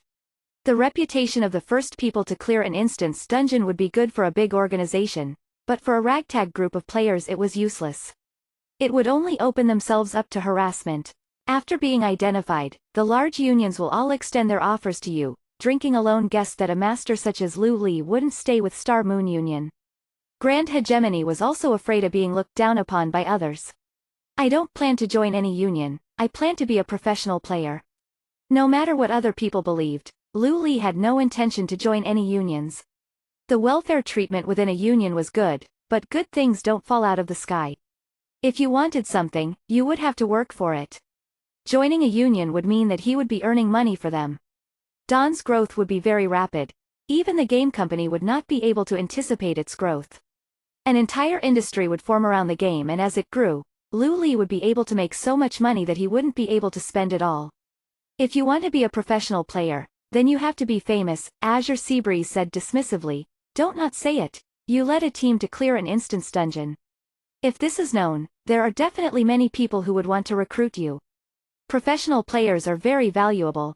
Lu Li's brow wrinkled, unable to produce a rebuttal and trying to comprehend how this guy who was normally not very quick-witted could come up with such convincing points.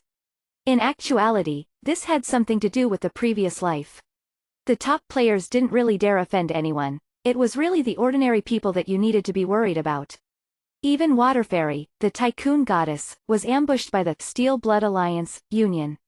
The great thief appeared and disappeared like the wind, and in a short period was killed up to 1,000 times.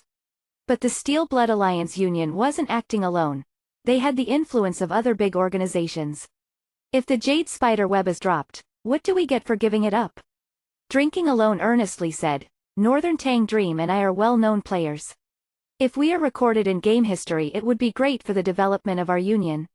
Later on, if you need our assistance, we will definitely spare no effort. Northern Tang Dream's face was also full of hope. To the Union, acquiring a player with expertise was better than 1,000 regular players. Lu Li was such a player, destined to never stay amongst the crowd. One day, when he would be famous, people would naturally remember when he cleared the first instance dungeon with members of the Grand Hegemony. It was just like sticking their label on Lu Li. Lu Li smiled bitterly and shook his head. He didn't want to enter the limelight at this time, but at the same time he wasn't afraid of public opinion. System. Under the leadership of Lu Li, Azure Seabreeze, Northern Tang Dream, Drinking Alone and Northern Tang Kitty as the first team to clear the Spider Lair, Elite, Instance Dungeon. It was simple and trite, but everyone's name was on it. Next was gaining the Express from clearing the Instance Dungeon. Because it was the first clear, not only was all the Express doubled, but extra equipment was rewarded as well.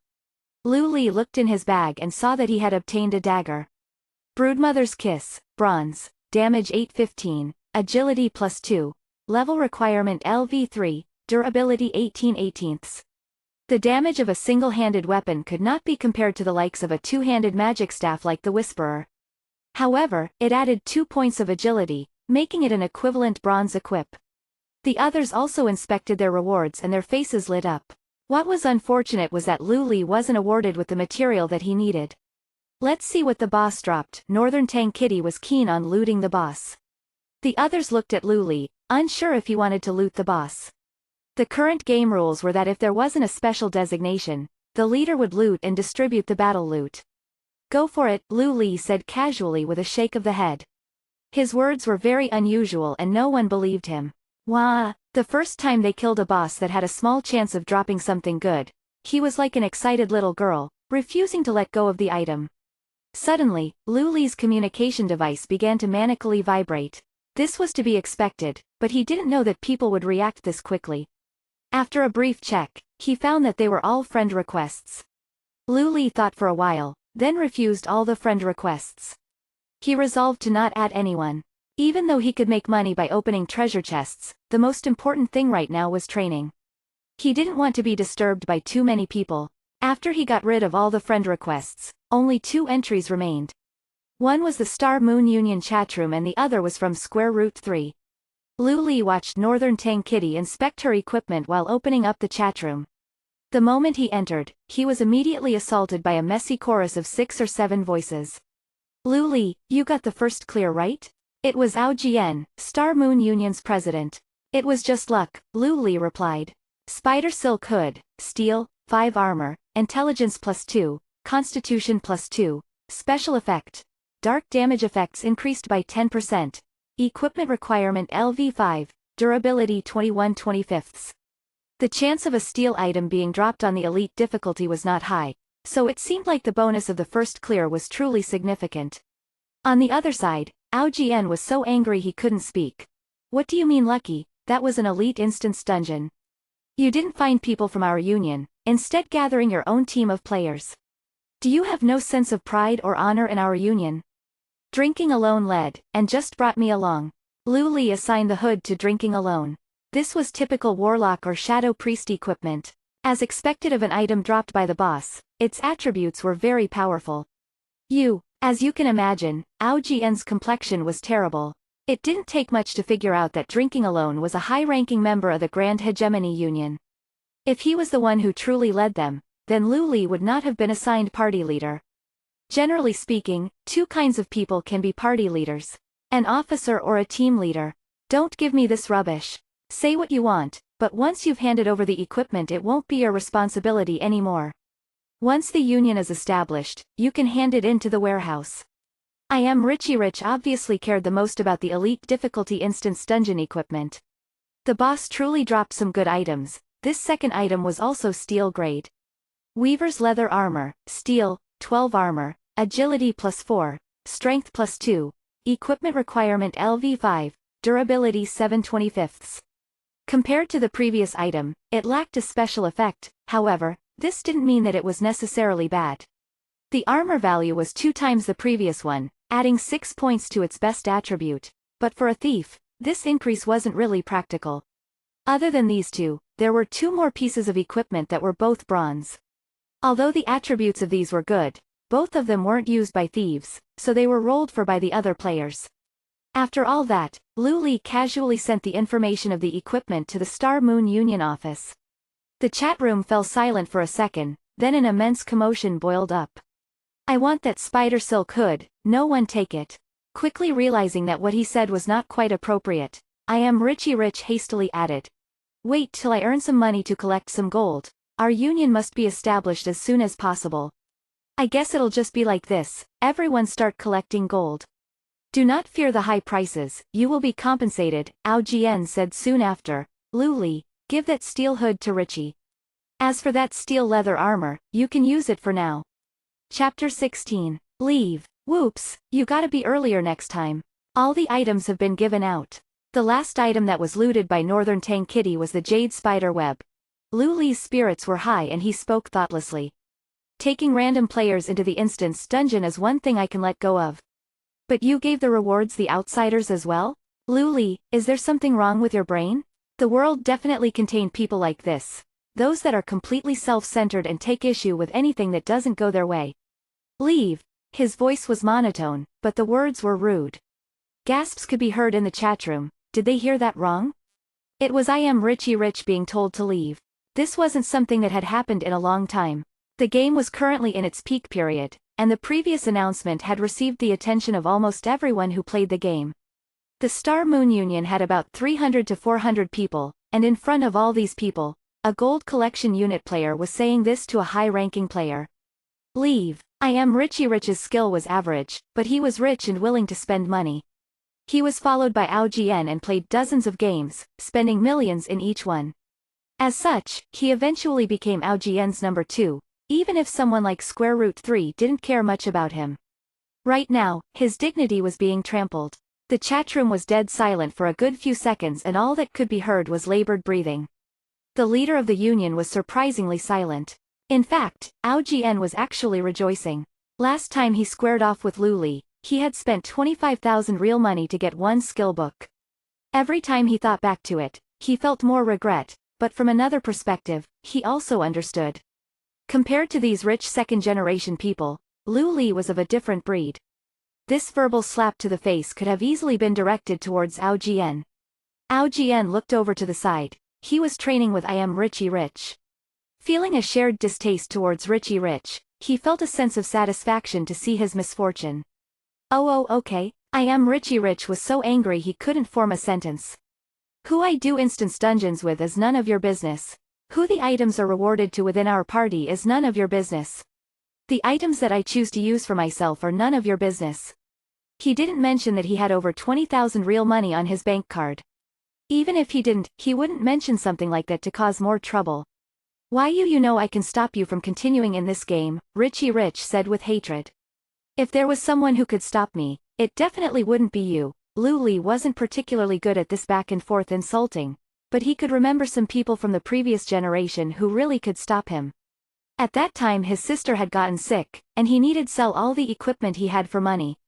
But he was tricked, so not only did he not receive his money, he was also hunted by several unions. He had run away and begged before, but to him, what was more important than his life was his precious sister. To other people, this kind of sacrifice wasn't something special to behold. They regularly watched it on TV, which demonstrated the thrill of such a thing. After experiencing this rebirth, Lu Li refused to accept such a compromise again. Even if he couldn't earn the money to buy the helmet, he would not join any union. That's enough. Seeing that the situation was getting out of hand, Ao Jian stepped in. Otherwise, the dignity of the union would be at stake. All this time, the union was a privilege for its members and their performance was above that of an average person. If someone discovered that they had a bit more money and was convicted enough, a gold collection unit member would be able to take a strong stand. Then, more and more people would start to follow from this example. In 1 week, I will return the money for this violation. You won't need to wait long. Lu Li didn't wait for Ao Jian to speak. He quickly spoke and left the chatroom. Raising his head, he saw Azure Seabreeze and the others who he thought had already cleared the dungeon but were still looking worriedly at him. Then he remembered that everything he said in the chat room was spoken aloud and the people nearby could hear him. Is everything all right, Lu Li? Azure Seabreeze kindly asked. The other three people were blankly staring, looking very strange. Everything is fine. Let's get out of this dungeon. Lu Li equipped his dagger. You had a falling out with the Star Moon Union? And you need to pay a penalty fee? Drinking Alone clenched as he straightforwardly asked his question. Yeah, something like that. Those people are nuts. At first I thought I could just ignore them, but I didn't realize I was so impatient. Lu Li laughed. He didn't look anxious at all. In reality, the penalty wasn't a small amount. The cost of the helmet and the penalty fee was about 60,000 altogether. It was basically the cost of 2 helmets. If you are willing to come to our union, we will pay for your penalty fee. There will be no other conditions. All you have to do is take our people to do these kinds of instance dungeons. If you need something, just ask. We will not refuse. Drinking Alone already thought that Lu Li was an expert when he achieved an 80% skill completion and when his attacking daggers were dancing like snowflakes. Only when the system detected that they were the first to complete the dungeon did he realize that he had been underestimating this young man who looked as plain as water. The strength of a union is far greater than that of a single person. Lu Li understood this, as the Star Moon Union sent out 5 parties of 5 to find the sealed transformation skill book within an hour. If Lu Li was on his own, he couldn't have done this. Lu Li needed a large amount of materials to upgrade his supreme ring. If there was a whole union to help him look for these materials, then it would be so much easier. But there was an issue. The Grand Hegemony wasn't a very suitable union for him. Its president, Emperor Hegemony, was a very ambitious person, but he didn't have the ability to bring the union to its peak. Perhaps he could make some fame for them in Shadow Realm, but it would be too difficult in a game like Dawn. They were continuously suppressed by a few large unions working together. Once their members left the safety zone, they would be ruthlessly attacked. In this place, things were clear and simple. But it didn't suit Lu Li, it didn't suit a professional player, and it didn't suit a thief. Sorry, I don't plan to join any union. But if there's a chance next time, we can do instance dungeons again. Lu Li shook his head. You guys can go ahead and grind the common instance dungeon, it is far easier than the elite level. You can find anyone to join you guys. It was as if he had expected this. Drinking Alone sighed and let go of the topic. Why don't you continue farming with us? The elite instance dungeon has a 3-hour cooldown, but you can do the common instance dungeon whenever you want. You just offended the Star Moon Union, so going out to train now seems like a good idea. I have something to attend to, you can continue, Lu Li said nicely, but he had already made up his mind. The others could only watch helplessly as he left. How unfortunate, Northern Tang Dream started speaking. Before he came, I thought Drinking Alone was exaggerating. I never thought he would be stronger than you described. I've never heard of this person before, it seems like he just came out of nowhere. She was only 20 years old, but was an experienced player already. A while ago she had done research on every expert there was, but there wasn't someone whose style was even close to being like Lu Li's.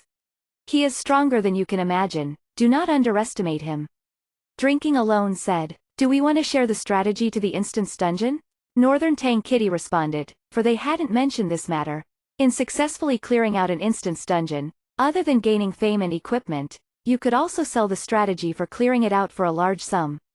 This was especially the case for a small ragtag group like them, as they didn't need to be afraid of a union monopolizing the resource. Their fellow union members saw them get the first clear on the instance dungeon, but because none of them were the party leader, no one asked for the clearing strategy. Emperor Hegemony was someone of extreme principle. After contacting Lu Li, his response was simple. They could handle it however they liked, but if a jade spider web was dropped, they needed to sell it to him. Now Lu Li was cautiously moving through the woods trying to stay hidden. In the previous generation he heard that there was a mine in the forest. He wanted to try to see if he could get in. There is an NPC in there that he is interested in. Chapter 17. Cynocephalus Mine. As Lu Li was carefully advancing using stealth, the rest of the Dawn players were in an uproar. Everyone had the same question on their minds. Who was Lu Li? Lu Li was so low profile that no one had even heard of his name before. There were hundreds of thousands of players who had currently bought a game helmet, but no one knew who he was. Only the few people who had seen him try to sell the bronze-grade equipment and skill book remembered him. As it turned out, that ordinary-looking thief hadn't obtained all those pieces of equipment by pure luck. There were so many unions and elite groups in Dawn. If he didn't have some skill, how would he have been able to clear it, and not them? Currently, it wasn't just Lu Li's team who were attempting instance dungeons. In actuality, there were thousands of teams attempting the elite-level instance dungeon. Large unions in the top 10 unions, such as Glory Capital, Drizzle, Blood Red Warflag, etc., had all sent at least 10 teams to attempt the instance dungeons. Many of them were able to defeat the first boss, but the second boss had far too many guards. As such, they couldn't go according to the normal plans, but had to try again and again. None of them had expected to hear that system announcement. If it was another large union's elite team, that would have been acceptable. However, they had never heard of this guy before. Very soon, this information was passed through private chats to high-profile members of different unions. Northern Tang Dream isn't a surprise. I'm sure Big Sister Waterfairy is familiar with her. A female player wearing a white priest robe read out the information while looking at her beautiful teammate who was squatting down and using her dagger to dissect a spider leg. The woman was as beautiful as a goddess, and she didn't even look up as she gave a soft harumph. It's only been a few days, but people have already started making a beauty list. It's expected for Big Sister Waterfairy to be on there. But why is Northern Tang Dream ranked higher than Big Sister?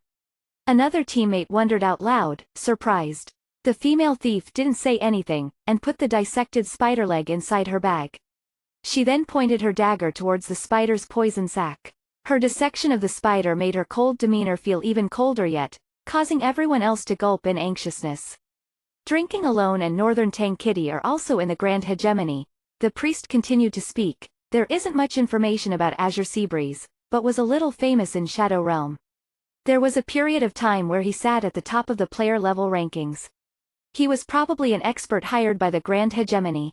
What about Lu Li? The female thief carefully put away the poison sac, unable to hold herself back from asking. We don't know anything about him. The priest bitterly smiled. I might know something, but I'm not sure if it's that person. One of the people in the team hesitantly said. I saw a player called Lu Li selling things on the street before, and he was also a thief like Big Sister. Speak. The thief, addressed as Big Sister Waterfairy, was expressionless. Her voice was very pleasant to the ears, but she spoke in short sentences. None of the other players found this weird, though. This was one of the Drizzle Union's legendary players, Waterfairy. Not only was she on the beauty rankings, but if there was an expert ranking, she would definitely be on that as well. Last night, he was selling things at the Moon Shadow Valley. He had 2 bronze-grade equipment, as well as a skill book. The player described the 3 things Lu Li were selling, causing everyone to breathe in sharply. There's actually this sort of skill book? Waterfairy's face was full of disbelief. For someone who enjoyed fighting other players in games, she knew just how powerful this skill was. Not only was it a crowd control skill with an AoE of 12 yards, but its duration of 8 seconds was incredible. Currently, the longest crowd control skill was the thief's 4-second ambush. However, compared to this, ambush was nothing. Of course, the advantage of ambush was that after stunning their target, they could continue to attack them normally. That thief should be part of the Star Moon Union. The person reporting looked a bit confused at this point, but seeing how they interacted with each other, it seemed that he didn't have a good relationship with the people there. After all, he didn't choose people from the Star Moon Union to do the first clear of the instance dungeon with him. Although Waterfairy was a high-profile member, she didn't care about the Union's matters, and wasn't very interested about this. Female tycoons were only interested in experts. She was only interested in experts to buy good equipment, or to cut them down. And now Lu Li had entered her field of vision. Other unions were also investigating Lu Li, so they could pull him to their side, or to ask him for the strategy to clear the Spider Lair instance dungeon. Currently, Lu Li was slowly advancing into the mine. There were many mines in the forest, and this was one of them. There were many dog-headed people, called Cynocephala, wandering around that ranged between LV8 to LV10. They sometimes dropped equipment, but they always dropped a lot of money. After a day or two, this place would become filled with people. Lu Li didn't come here to earn money. It wasn't that he wasn't strong enough, but earning money this way was too inefficient. Moreover, if he faced off against more than 2 of them at once, he would be finished. After using stealth to wander around for a bit, Lu Li finally found the NPC he was looking for. Explorer Tap, Moon Shadow Valley Guard, LV13, heavily injured. Greetings, my kinsman. There's something I need your help with. Tap got straight to the point, and issued out a quest. It is worth mentioning that after leading his team to the first clear of the Spider Lair, Lu Li gained a suffix to his name in the eyes of NPCs. Lu Li the Spider Lair Pioneer. This was similar to a title, but it didn't give him any bonus stats. However, when he had enough reputation, NPCs would start to take the initiative to offer him quests. Although Pioneer was a low-grade suffix, it was still a symbol of power. Of course, it would be my honor. Lu Li slightly bowed. He was much more familiar with etiquette than other players. Tap nodded in satisfaction, took out a mask, and gave it to Lu Li, saying, "There are some strange noises in one of the mine tunnels. Please take a look for me." System. You have received a quest. Check the mine tunnels. Quest rank F. Quest reward. 1 silver coin. This was a very ordinary quest, and had the lowest quest rank. Although the quest reward was decent, it wasn't a fortune by any means. There were many LV8 plus Cynocephala walking around, and Lu Li was only LV4. The key lay in the mask in his hands. Cynocephala mask. This piece of equipment has mysterious illusion magic, causing the wearer to look like a Cynocephala. Lu Li put on the mask, and instantly transformed into a Cynocephala soldier. He had a ferocious-looking dog head, a muscular body clothed in some tattered leather armor, and was holding a crude wooden club. With this mask, Lu Li didn't even need to use stealth anymore. Just like this, he walked past a small group of Cynocephala. They looked at him dumbly, but didn't react at all. If there was anyone else present, they would have seen an incredibly independent Cynocephala swaggering into the mine tunnel. All of the Cynocephala he passed by acted as if they hadn't even seen him. It was much darker inside the mine tunnel, and there were many Cynocephala working inside. However, there weren't as many as outside, and most of them were mining with pickaxes. Practically all of them were working separately. Lu Li ignored them and went further into the tunnel. Chapter 18. Superior Quality Copper Ore. Lu Li wasn't here to kill Cynocephala. Dawn's Express system gave bonus express for killing monsters higher than the player's own level. When killing a monster that was 1 to 3 levels higher, a player would receive an extra 5% to 15%. However, when killing a monster that was more than 3 levels higher, the bonus would be set at 10%. Moreover, when a monster was more than 3 levels higher than a player, damage dealt was greatly reduced, so it was almost impossible to even damage those monsters. As such, very few people tried to kill monsters that were more than 3 levels above their own level. This was to prevent rich people from gaining too much of an advantage by hiring people. After all, if a group of people attacked an incredibly high-level monster and let the rich boss deal the final blow, the rich boss would be able to take 20% of the express. If the bonus was too high, this sort of method would be game-breaking. The mine tunnel winded around, and was now very high. There were lots of rocks on the ground, mixed with mottled pieces of ore. These were all the lowest quality of ore, and were worth roughly 1 copper each.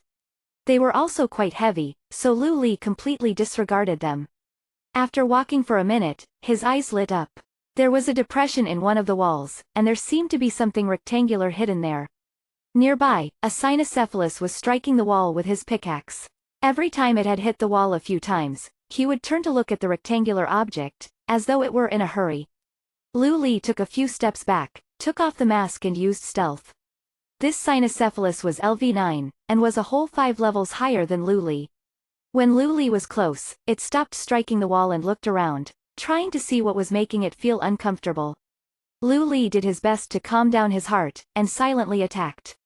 Ambush successful. He now had 4 seconds to attack first. Lu Li didn't use Shadow Strike, although it was his most used skill. It was no longer difficult for him to achieve a skill completion of 80%, giving him a 1-second stun. Instead, during those 4 seconds, he used normal attacks. 6, 7, 6. The damage he was dealing was simply pitiful. The current Lu Li not only had the Supreme One ring, but also had 2 pieces of steel-grade equipment, his armor and bow, as well as 3 pieces of bronze equipment, one of which was his dagger. With this sort of equipment, he should have been dealing at least double digits, but the gap of 5 levels was simply too vast.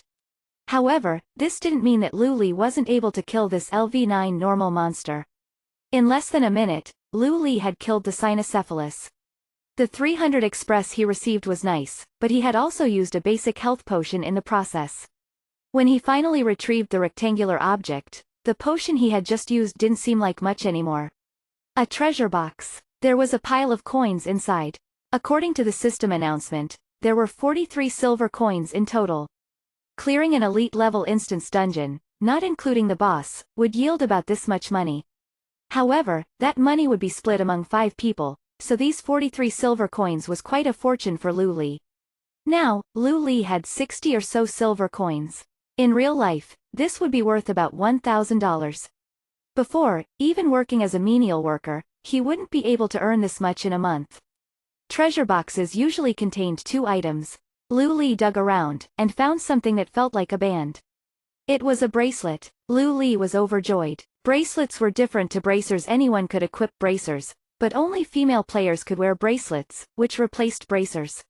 Because they were exclusive to only some players, they were much more valuable. As a gift, bracers were much better than even rings. Astromancer's bracelet, bronze, intelligence +4, increases bag space by 6 spaces. Level requirement, LV5. Durability, 2020. Instantly, Lu Li felt as though a sea of coins was raining down on him. In the Emporium, a bag with 6 bag spaces could be bought for 80 silver coins. Not only did this bracelet increase bag space, it did not take up any of the 5 set bag slots that players had. It also gave a bonus 4 intelligence, which people would go crazy over. Priests, magicians, warlocks, druids, shamans, all professions that required intelligence would want this piece of equipment. What's more, this bracelet looked incredibly beautiful. Astromancers were a specific type of magician, and the reference to an astromancer was definitely referring to the High Astromancer Solarian.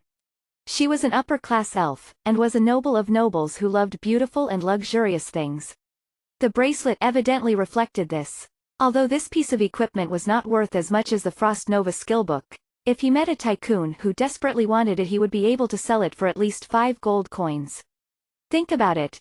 With your girlfriend or wife looking at you with a pleading look in her eyes, would you really be able to say no? $60,000 in the real world seems like a lot of money, but I've lived this life before, and I won't walk a normal path. I'll definitely be able to earn that much in a week. Suppressing the excitement in his heart, Lu Li continued on. There was definitely more than one treasure box in this mine tunnel. In his past life, Lu Li had read a guide for leveling up the thief's skill unlock. That guide had mentioned that there were many low-grade treasure boxes here. Not long after, he saw another treasure box.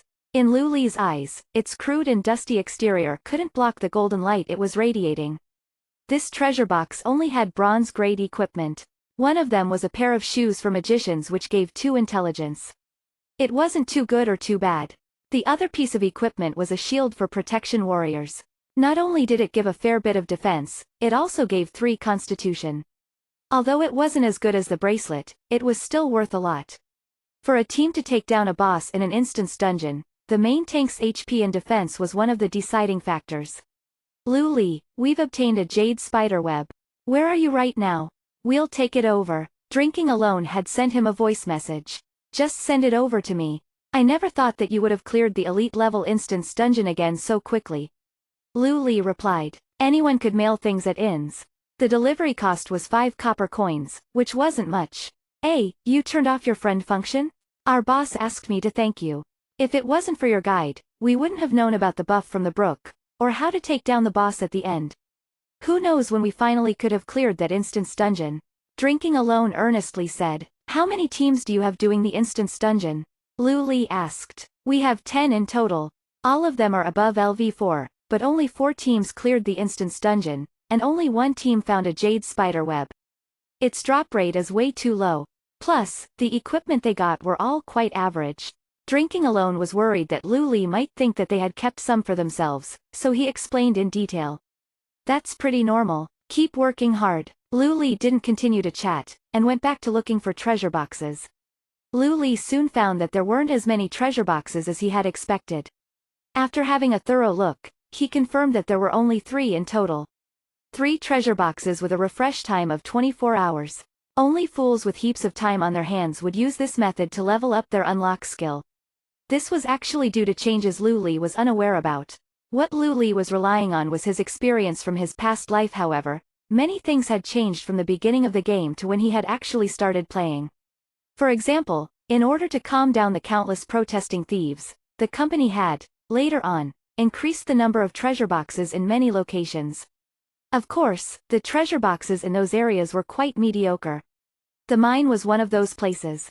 The current mine only had 3 treasure boxes. The third treasure box gave an average bronze-grade equipment, as well as a piece of copper ore. Its quality was a whopping 86, and was graded to be superior quality. Minerals and ores had 4 levels of quality: normal, good, superior and perfect. Good quality ores weren't that hard to come by, but superior quality ores and minerals completely depended on luck. If one was lucky, they could find one on their very first swing of a pickaxe. If they were unlucky, they might only find one after 2 years. With this superior quality copper ore, Lu Li suddenly formed a new plan. With this ore, he would be able to receive a good quest. Chapter 19, Sap. However, before going for that quest, he would complete the one he had right now. Lu Li had already run around the entire mine tunnel, and had finished the quest given to him by Tap. A few Cynocephala magicians were gathered around an altar, calling their god. That's right, their god. The Cynocephala in Dawn were the lowest creatures, but they deeply believed that they were chosen by the greatest evil god Saren. The Cynocephala magicians chanted as they made sacrifices, "O great Saren, descend upon us with your immeasurable glory and destroy those arrogant elves." When he went back to Explorer Tap, Lu Li described the altar, completing his quest. Lu Li originally wanted to delay completing the quest that way. He would be able to use the mask for a few more days. However, it was a pity that the mask would be taken back at night, and Lu Li would receive a penalty of a reduction in reputation for not completing his quest. Fortunately for Lu Li, players only started taking this sort of quest after they were LV8. To the LV4 Lu Li, 300 Express was a tremendous amount. He had risen to LV4 in the Instance Dungeon, and had received Express from 2 bosses. Adding on the Express for clearing the Instance Dungeon, the bonus Express for the first clear, as well as the Express from a LV8 quest, Lu Li's level shot to LV5. LV5. Currently, most players were still LV4, and only some exceptional players were LV5, or even LV6. Out of these people, the only one Lu Li knew was Azure Seabreeze. Even if there were other leveling freaks, they would be few in number. In order to obtain the Supreme One Ring, Lu Li had spent quite a bit of time.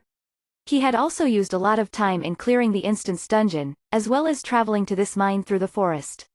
Within the mine, he had spent more than 1 hour looking for treasure boxes. Out of these first 2 days, at least half the time he spent could be described as mucking around. And yet, Lu Li's level was still on par with that of other experts. "Wait, my kinsman, I'm sure you can see that I'm heavily injured, and can't return to the village." NPC Tap called out to Lu Li. Lu Li's heart sank. Could it be that he had to take this injured elf back to his village? Escorting quests were quite common in Dawn, and required players to protect a character or thing to their destination. Players would battle monsters the entire trip, and sometimes even NPCs. And this place was filled with LV8 monsters. The worst thing was that escort quests weren't easy to refuse. Once refused, the NPC would take it as the player abandoning them to die. This was particularly bad for Lu Li, since Explorer Tap was his kinsman. The drop to his reputation with elves would be terrifying. "Respected kinsman, can you please take this letter to the Moon Shadow Valley's Sentinel Captain Carolina?" It seemed that Explorer Tap had some intelligence, and was mercifully sparing Lu Li from death. However, how the hell did he write a letter without Lu Li even noticing?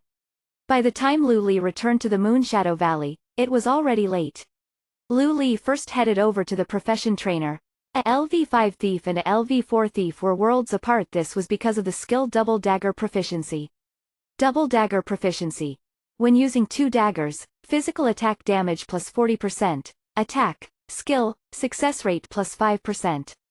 Proficiency. 1/1000th. Although at low levels, Lu Li's offhand damage couldn't be maximized, an extra 40% wasn't too bad. Moreover, with normal attacks, 2 daggers simultaneously attacking quickly could sometimes seem like an attack speed bug. The Double Dagger Proficiency skill not only drastically increased Thieves' attack power, but also had a hidden skill parry. The offhand dagger could be used to parry enemies' attacks. Even some magic attacks could be parried. If the parry was successful, the damage received would be greatly reduced. Of course, parrying greatly relied on one's experience and battle sense. Furthermore, there were 2 other skills that he could learn. Sap. Instant cast, cooldown time, 10 seconds. Incapacitates a target for a maximum of 20 seconds. Can only be used while stealthed, and can only be used on a humanoid target not in combat. Any damage will cause the target to awaken. Only one target can be incapacitated at a time. Proficiency, 1/1000th. In the distant future, there would be a thread on the official forum dedicated to cursing the most disgusting skill in Dawn. No one could protest against the thief skill, Sap, hanging at the top of the skill rankings. Imagine if you were doing a quest, and suddenly found that you couldn't move at all. Goddammit, is it possible to lag in a virtual game? Before you could realize what was happening, your HP would start to empty out. It was also possible that the Lord Thief didn't want to kill you, but this depended on the Lord Thief's mood. Female players would often be harassed by this skill. Of course, all the thief would be able to do was look. They could look at breasts, butt, face, etc., but as soon as they touched, the system would allow the female player to retaliate. And afterwards, you would appear back at the spawn point. There was another skill that Lu Li could learn. Backstab. Backstab. Instant cast, cooldown time, 30 seconds. Stabs the target in the back, causes 150% of equipment damage. Must attack from behind the target, and the main hand must be equipped with a dagger. Awards 1 combo point. Proficiency, 1/1000th. This skill's damage was not bad, but its cooldown time was quite long. Only Lu Li knew that although this backstab skill seemed very ordinary, if he could obtain the backhand backstab and the enhanced backstab skill books, this skill would become the enhanced backhand backstab. Not only did it deal a huge amount of damage, but if its skill completion was high enough, it would also cause paralysis. After learning those skills, Lu Li planned to go and clear the 2 remaining LV4 and LV5 quests. The hunter trainer had a pet betrayal quest.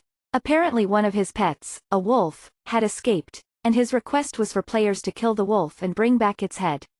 The quest reward and express were all decent, and also gave 2 pieces of pet food which could increase pet loyalty. They could sell for 1 silver coin each, which was decent. The other quest was a collection quest, and required him to look for a plant called the silver-leaved grass. This quest allowed players to learn the herbalism skill for free, and the quest reward was the alchemy skill. These skills were essential to thieves. Also, Lu Li still had the Taps quest that he needed to complete.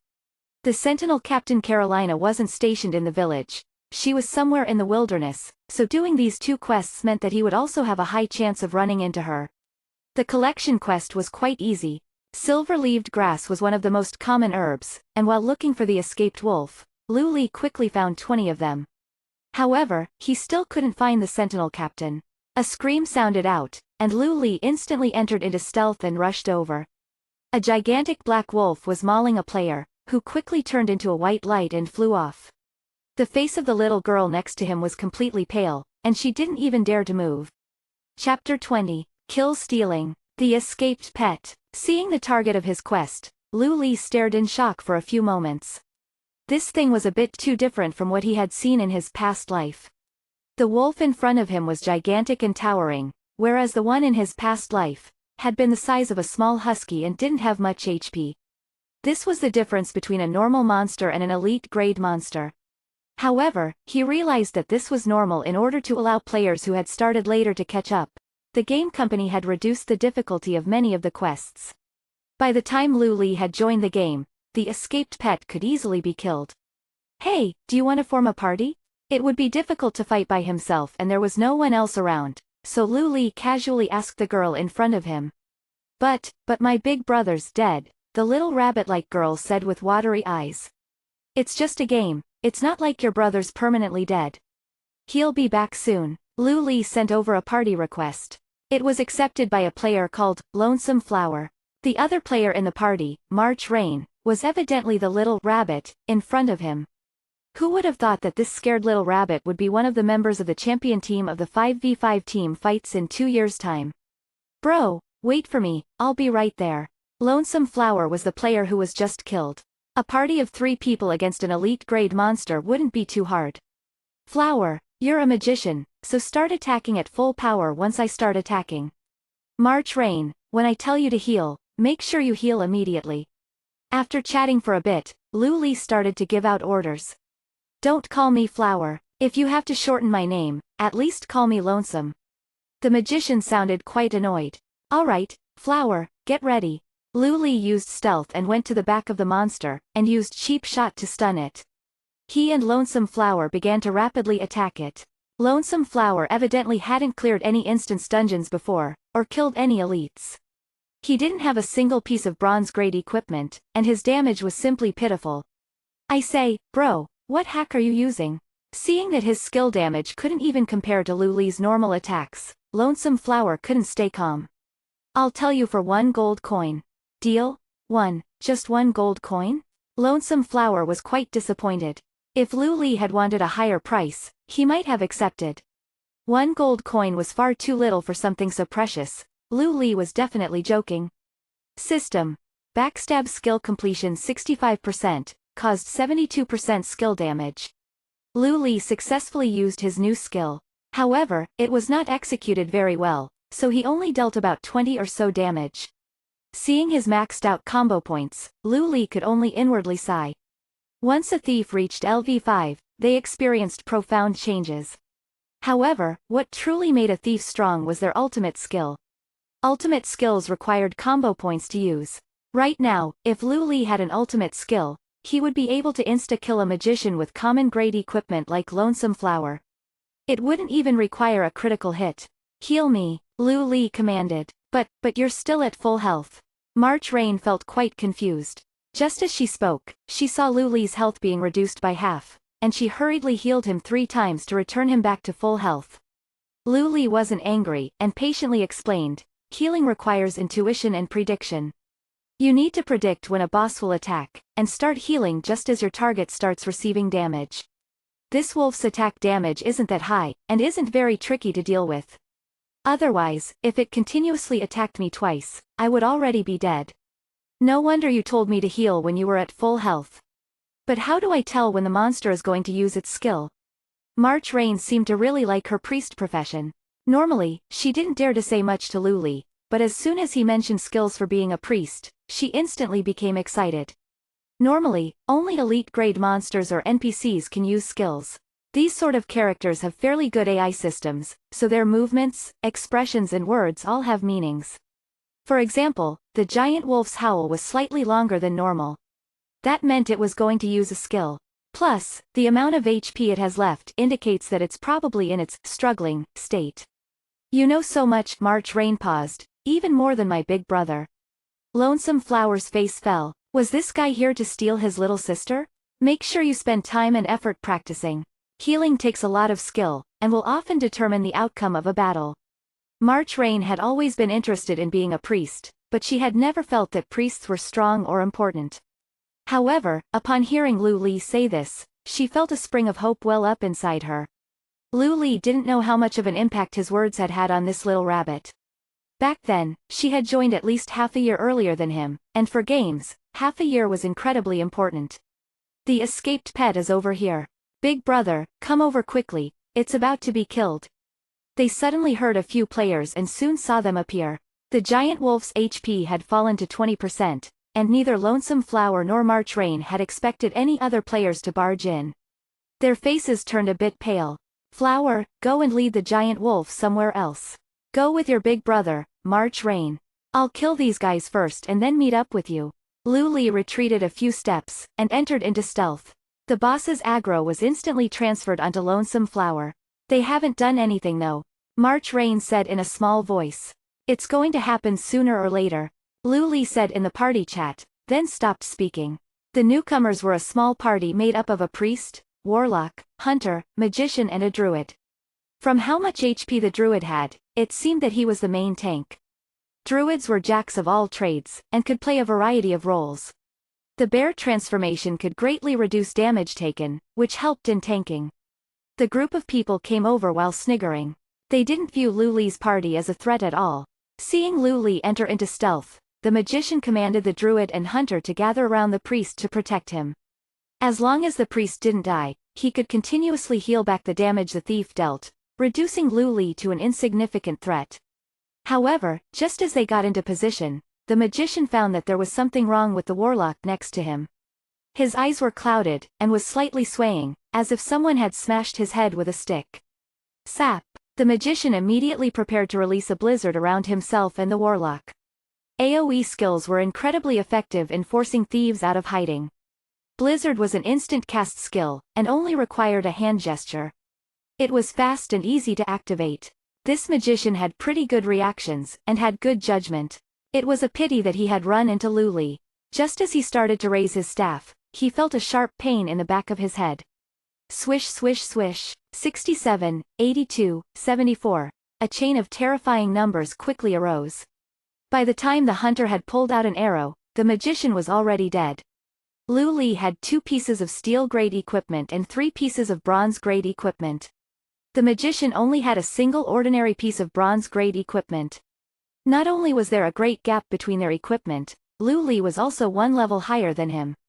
Luli had finished him off with just 5 normal attacks. After the magician fell, Luli sprang towards the warlock, who was still incapacitated. System. Shadow Strike skill completion 89%, caused 112% skill damage, target stunned for 2 seconds. Chapter 21. Massacre. After only a Shadow Strike, the poor warlock was already at half HP, in addition to being stunned. After 2 normal attacks, the warlock followed the fate of the magician before he could even summon a small demon. The party's priest had raised his magic staff twice, but still hadn't cast a single skill. His expression was pale. What kind of thief was this? Both of his friends were already level 4, and they didn't even stand a chance against him. The party of 5 watched as 2 of them fell. There was only the druid, hunter and priest remaining. The druid as the main tank put all his points into constitution for the sake of survival, so his attacks were pitiful. The hunter had no pets and he hadn't reached level 5 yet. As such, he didn't have bow proficiency, so his attack speed was greatly inhibited. As for the priest, would you expect him to use his magic staff to beat someone to death? Big brother, this is a misunderstanding, the priest called out. We were only passing by. Luli completely disregarded him, picking up the common equipment that the warlock dropped and slowly disappearing. With his opponent going invisible, this told him that Luli had no intention of sparing anyone. The priest's face darkened and called out. We are all part of the Imperial Secret Service. Please examine us objectively and don't mess with people you don't know. The Imperial Secret Service sounded funny, but those who ran into these people would be unable to laugh. Their union was great in number and they all enjoyed PvP, so being targeted by them would be very troublesome. Luli tightened the grip on his dagger and took a deep breath. So it was them. The Imperial Secret Service. The dagger flashed before the hunter's neck released a spray of blood. The druid let out a roar and started charging towards Luli, but Luli circled around the hunter to dodge and go back into hiding. This time, the priest had finally found a good opportunity. Hunter. +35, 62, the heal wasn't as much as the damage taken. Who says that having a priest means you'll never die? In the face of all these skills and equipment, anything could happen. In close range, the hunter could only use melee weapons or engage in hand-to-hand combat with Luli. The druid on the other hand, who busying circling the hunter to chase Luli, couldn't find a way to engage him. After the 6th hit, he had only managed to achieve 50% on backstab skill completion. But it was still more than the hunter could bear, and he yelled as he fell onto the ground. Run! The priest despaired and turned around to escape. Luli sprinted forwards. He was behind the druid and he used both daggers to repeatedly attack the back of his head. 3 down 2 to go, and after attacking the druid to death, he moved on to the priest. He could only heal and had short legs, so there was no way he was going to make it far. Luli quickly ended the fight with the use of his 2 daggers. Now that he had cleared out the area, he continued fighting the giant wolf. They were from the Imperial Secret Service and you didn't give them any dignity. Lonesome Flower sighed. She had only been in the game for 2 days but she knew that messing with the Imperial Secret Service was a bad idea. Yeah, I killed people from the Imperial Secret Service. Luli's eyes were a little bloodshot. There seemed to be a glint on the dagger in his hands and he obviously was affected.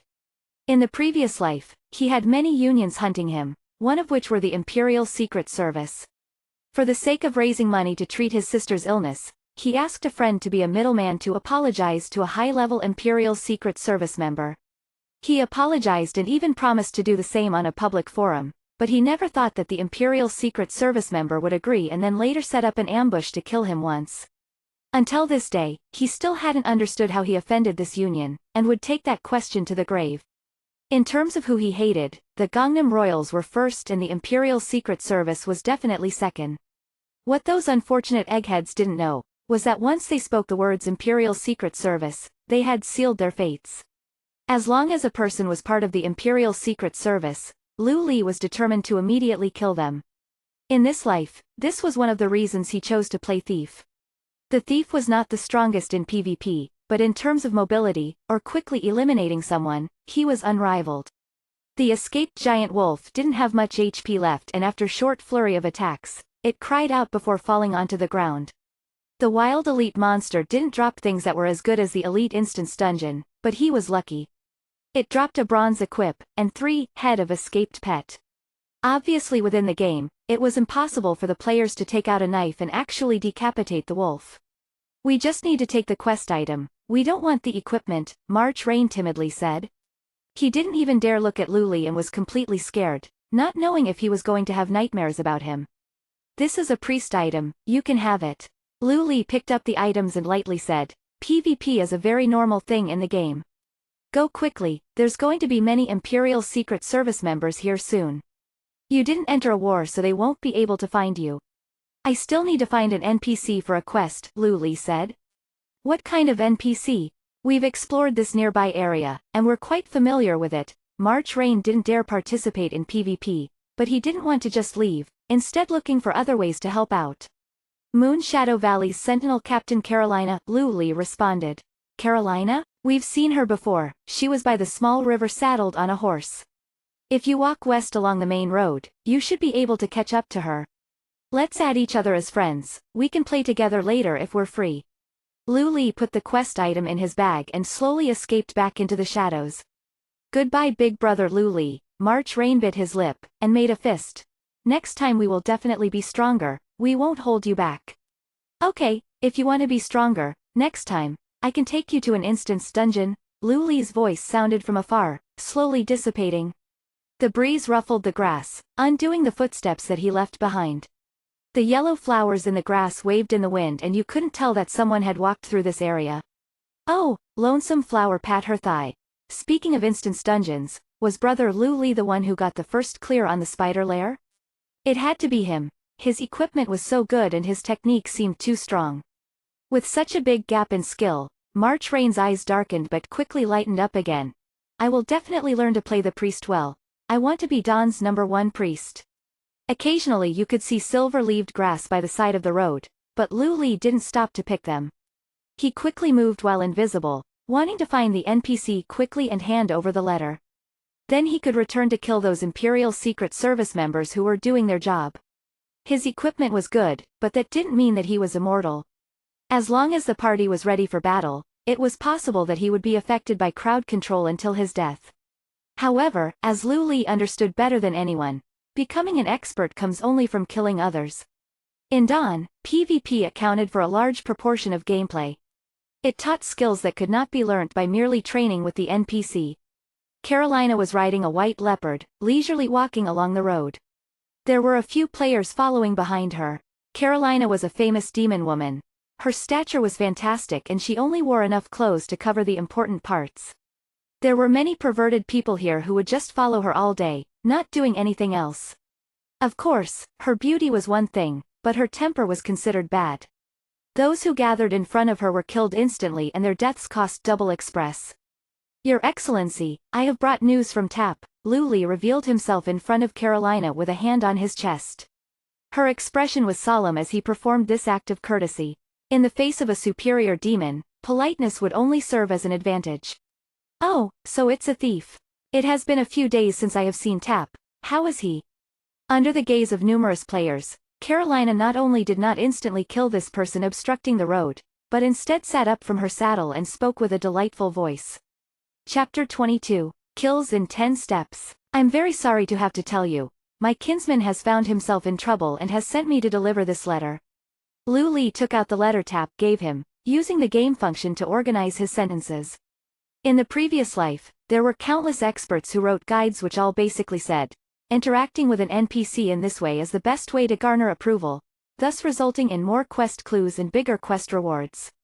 For example, if an NPC had a piece of steel equipment and silver equipment in hand, both could potentially be quest rewards. To them, they would be equally worthless, but to the players, these two items were significantly more valuable. Carolina's gaze only stayed on Luli's hand for a moment before she started to open the letter. I'm surprised those low-life cynocephala could hurt Tap. It looks like the sacrificial altar in the mines could summon something else. Thief, are you willing to help me? Esteemed Carolina, your wish is my command, Luli said without hesitation, though he knew this could be troublesome. Other people might have thought that Carolina was just a sentinel captain and a beauty of the night elves, thus not issuing any good quests. Luli knew better because of his rebirth. In 2 years' time, a band of orcs would enter the Whispering Forest with the intention of invading Darnassus, but on the way there they would run into the sentry team of the Moon Shadow Valley. This was a team of 3 that could vanish with the wave of a hand. Together they almost destroyed the entire orc band. Carolina had summoned a moon god. Moon god Elune was one of the gods that the night elves believe in. There were many gods that appeared in Dawn, but a large majority of them were demigods or demons. There were only a handful of real gods like Elune. If it weren't for the fact that Elune never killed, there wouldn't be a single orc that would have left the Whispering Forest. Speaking of which, the Supreme One ring on Luli was actually forged by the moon god's son, Cenarius, a demigod with supernatural power. Some people say that Carolina was actually Tyrande Whisperwind, the night elves' great leader and wife of Malfurion, a strong druid. However, this has never been officially confirmed. Carolina smiled at Luli as she said, "My subordinate is stuck in a dangerous situation, but I have a quest that I need to complete, so I am unable to save him. Can you go and bring him back?" System. Accept quest. A female priest's request. Go to the Cynocephala mine and escort Explorer Tap back to Moon Shadow Valley. Time limit, 24 hours. Reward. Unknown. As expected, Luli bowed without hesitation. Moon God on high, esteemed female priest, as an elf I will pursue this wholeheartedly. This quest was going to be difficult because Luli was only level 5, but needed to fight level 8 monsters. In addition, he would need to get through a forest that was densely packed with monsters. However, this wasn't the end of the road. It was not an instance dungeon, so he could ask for others to help him. Email protected. Carolina said something in Elven that was incomprehensible to Luli before mysteriously leaving. Luli respectfully took 2 steps backwards, before fading out of sight. Where he was standing was now covered in arrows and signs of magic. The formalities took so long that members of the Imperial Secret Service had received news that he was with Carolina. When Carolina was there, no one dared to do anything, but once she left, no one could wait any longer. The dozens of members of the Imperial Secret Service immediately attacked, but Luli also immediately withdrew. To stave off evil required constant vigilance. If he was 2 or 3 seconds late he would have been killed. In the previous life he didn't play as a thief, but he experienced a lot of PvP, so this ability to hide and escape was one that was very convenient to have. Everyone spread out and search, but be careful. The moment he shows his face, begin attacking, the commander directed his subordinates, while also loudly exclaiming to the surrounding players, "The Imperial Secret Service is performing its duties. Those who don't want to die, leave the area immediately." "Crazy, thinking you're so great," Soy Sauce Party scolded, but only loud enough for the 2 to 3 people near him to hear. "Don't mumble, and quickly get out of here. The Imperial Secret Service are the most unreasonable. If we aren't careful they might attack us. I don't even know how the thief from before offended these people, but it doesn't look good at all." Most people who were watching joked about it. Only some people were sympathetic with Luli. "With so many people searching, they'll find him sooner or later," a busybody said. "I bet this thief won't last more than 5 minutes. "Rubbish. If you want to bet on something, bet how long it'll be before he gets killed," another busybody said, rummaging around for a copper coin to gamble with.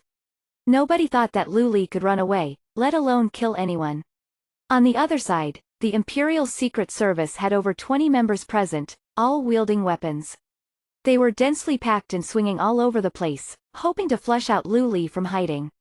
After 2 minutes, when the Imperial Secret Service players were about to lose their patience, a miserable cry came from behind a tree. Several nearby Imperial Secret Service members rushed over, but all they saw was a corpse that was disintegrating into data. Everyone looked at each other in dismay, trying cast some area of effect spells, but to no avail. "Look, on that side," Soy Sauce Party who was nearby called out, pointing in the direction for his friend.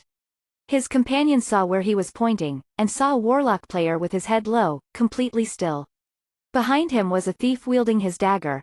There was a spray of blood and in one burst the warlock was killed. The entire process took less than 10 seconds. But the 10 seconds was enough for the Imperial Secret Service players to discover where Lu Li was. Seeing a thief rush at him, he smiled before rushing towards him as well. The stealth skill was on cooldown, so both thieves directly confronted each other. Neither of them cast stealth. System. Successful parry, damage caused is reduced by 50%. System. Shadow Strike skill completion 81%, causing 92% damage, target will be stunned for 1 second. When the skill had been cast, the dagger was put back into its sheath. As it was sheathed, a bloodstain appeared on the back of the other thief. Before he could even draw, Lu Li had turned and plunged the dagger into him. During the stun duration, Lu Li performed 3 normal attacks. When the other thief finally came to, he could only feel the coldness in his throat before falling to the ground. Lu Li picked up some equipment that fell on the ground while the person underfoot disappeared. Before he even stood up, he had faded away once again. The viewers around who were whooping were now speechless, with shocked expressions on their faces. Most of them were staring at the body of the thief who was taken down in one shot as it faded into light, returning to the spawn point. They were the same occupation. Was the disparity between a master and an ordinary player so large? The shock was unexplainable. They all knew that masters would be very strong, but they had never seen one battle in person. The uniformed commander of the Imperial Secret Service roared. Mages, spread out and cast Blizzard. Warlocks cast Charm. Those who have the charge skill don't save it. All thieves go into stealth and wait for an opportunity. After several minutes, the members of the Imperial Secret Service hadn't done or said anything and the viewers surrounding were getting impatient. Could the thief have secretly run away? Chapter 23. Tutorial. Even if Lu Li had secretly escaped, no one would blame him. In Dawn, the specialties of the thief occupation was hotly debated, but most people would concede that these dishonorable moves were definitely one of them. Kills in 10 steps and travels great distance with ease. The former describes the burst potential of a thief while the latter describes a thief's mobility. Come out if you're worth anything. This hiding business takes no skill, come out and fight. Go home to your mother, stop pretending to be Sun Tzu. The Imperial Secret Service members were clamoring, but neither Lu Li nor the surrounding players paid attention to them. After a good few minutes, the thief still hadn't shown his face. Some people thought that he had already left, and yet some were still here foolishly searching. They may as well have used this time to go and surround Carolina once again. The surrounding players were watching and laughing as they slowly left, as the Imperial Secret Service members continued with shame and resentment. They didn't have a choice in all this. They wanted to train instead of wasting time too, but this was a greater priority. Let's return. This one person isn't worth the trouble. We'll wait for another opportunity to take him, the commander ordered, but politely this time. There were 30-40 members of the Imperial Secret Service that turned up so quickly. Even with this many people, they weren't able to drive Lu Li into a corner and had instead turned into a laughingstock. No one wanted to continue this futile effort, and upon hearing the instruction, they started to take out their hearthstones and activate them. The activation time for the hearthstone was 15 seconds with a cooldown of 30 minutes. It allowed the players to return to their designated village or city. While the hearthstone was being cast, light is shown around the user to signal their return. The commander watched the changing sight before him as he teleported, and in his vision, buildings materialized before the trees of Moon Shadow Valley. After relaxing, he found himself tired, letting out a sigh. This was truly a failed task. Hearing that his members had been killed by the same person who got the first clear in an instance dungeon, he immediately set out to take revenge, hoping to also gain some respect from the players in the area. This had backfired badly, and now the reputation of the Union had been destroyed. The members of the Imperial Secret Service didn't stand a chance against the guy who took the first clear of an instance dungeon. If he was able to take the first clear, he must have received good equipment. He also must have cleared the dungeon a few more times after that. Who thought that they would find themselves in this kind of situation? As he was muttering these reasons for his defeat to himself, a cry could be heard from his members. It's that thief, he hasn't left. Help, I can't move. Damn it, my return port was disrupted. Everyone don't return yet, quickly come and help. There were 3 people. One was hit by sap, another by cheap shot and the last was kicked, so all of their return ports were disrupted. The others had started their ports so early that they had all returned to Moon Shadow Valley. What is this? How can you play like this?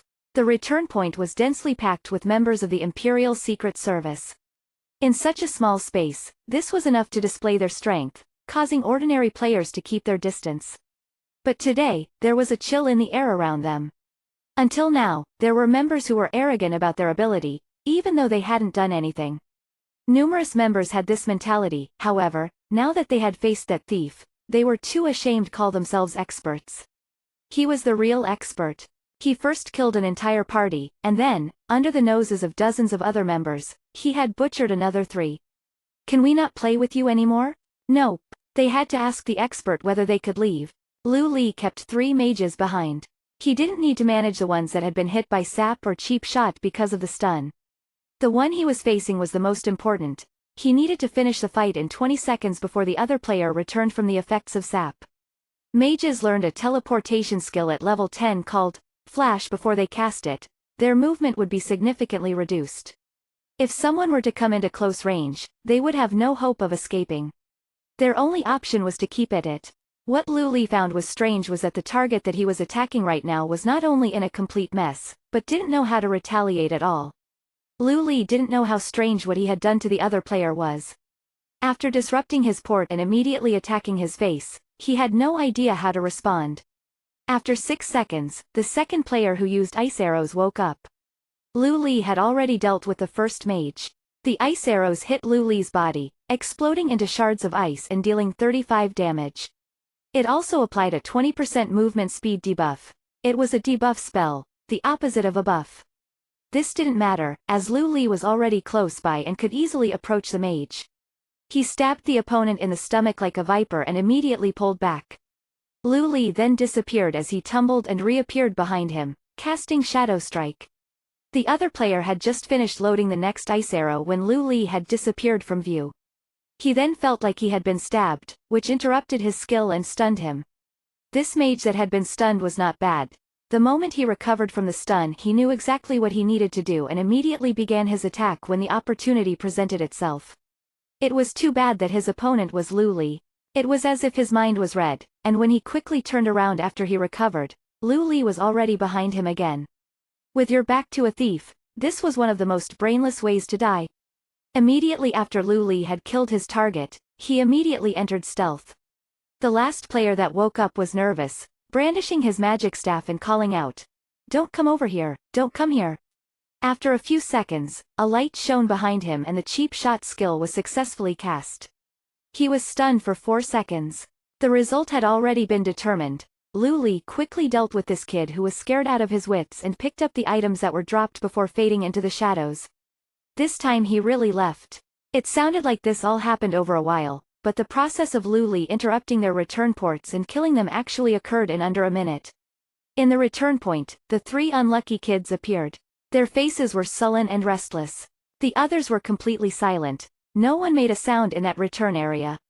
The commander looked at everyone and shook his head as he said, "Forget about today, everyone should go back to training.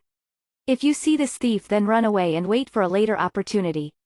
However, we should all pay extra effort to gather more information about him." The morale of the troops was lost, so any further attempts would only be humiliating. Boss, quickly check the forums. Just as he was about to tell them to disperse, someone called out. In Dawn, you could directly access the game forums. You only needed to instruct the interface and it would appear before your eyes on screen. The hottest post currently on the forums, with a hit rate increasing at over 1,000 per second read. Moon Shadow Valley God Level Thief, tutorial included. Chapter 24. Enchantment. A PvP incident had occurred today at Moon Shadow Valley, which was fairly common. But what the original poster of the forum post saw was absolutely extraordinary. The poster and a few other enthusiasts were gathered, watching the beautiful NPC, Carolina. Suddenly, their surroundings were filled with 41 members of the Imperial Secret Service, all with the intention of getting rid of some nameless thief. It was one version 41, and in plain view of everyone there, the thief managed to kill 3 people while taking less than 100 damage himself before escaping. The original poster saw this with his own eyes and was shocked. His hands were still shaking as he made the post. The original poster was actually recording Carolina at the time, and so was fortunate enough to record the whole scene. He said that this thief was godlike, and every move he made was worth studying. There was link that followed, and when you opened it, it would play the scene before the members of the Imperial Secret Service ported home. The video had only been up for a few seconds, but comments were already appearing. 1. Jade Flowerlover as someone who is a professional gamer part of the MLG. Seeing this gives me the chills. Did this guy edit the video so it looks like this? 2. Painted Feathers 2nd. 3. Roman Vanguard the Great Chin Empire Union are hiring. If you are the brother who is in the video, please add me as a friend. The yearly salary is greater than that of elders in a big company and our union consists of people who are strong and ruthless. Together we will dominate Dawn. 4. Midnight Melody the Imperial Secret Service got smashed, woohoo. 68. Water Fairy to the one in the video, do you want to meet up somewhere to PvP? 71. Storm Warrior to the 68th comment, Water Fairy, you are beautiful and I love you. 72. Interstellar Boy I have a car, room and all sorts of household appliances. My bank balance exceeds 8 figures. Please be my girlfriend Water Fairy. 73. Old Man Next Door how many PvPs does Water Fairy want to participate in, 3 or 4? Count me in, 320. Amusing Funeral the original poster's video is incomplete, it gets even better at the end. Please see my post. The Wretched Way is King, the ultimate path of the thief. The lower the comments, the crazier they became, but there were still numerous people who could see the value of this thief, including renowned thieves such as Midnight Ghost, Blood Dagger, and Song of Sorrow. They all praised Lu Li's technique and positioning, and each one held it to high esteem. But the top fairy thief, Water Fairy, in asking for a battle caused discussion to ignite in this forum. The Imperial Secret Service then became an example of what not to do, and for a long time, their members had to keep their heads down when facing other players. As Lu Li's appearance was brief, while the video was taken from afar, no one could clearly see his name and so for a long time they just called him, Nameless. Lu Li didn't know about any of this, and after he left, he went straight to the Moon Shadow Village. He was afraid that he was being followed, so he stayed in stealth. He only revealed himself when he had entered the dwarf's blacksmith. You sneaky thief, are you here to steal something? The dwarf's blacksmith could be found commonly in the game. After all, dwarves forge the highest quality metals. However, in this kind of place like the Moon Shadow Valley, only Kum's blacksmith could be found. The other blacksmiths in Moon Shadow Valley were all managed completely by elves. Master Kum, you misunderstand. Lu Li took a step forward and saluted the dwarf. Humph, elf hypocrite, there's nothing for you here. There were large swords and shields hanging on the walls of the blacksmith. He wasn't lying. I heard you've reached some troubles in your research, so I specifically went and looked for a piece of superior quality copper for you.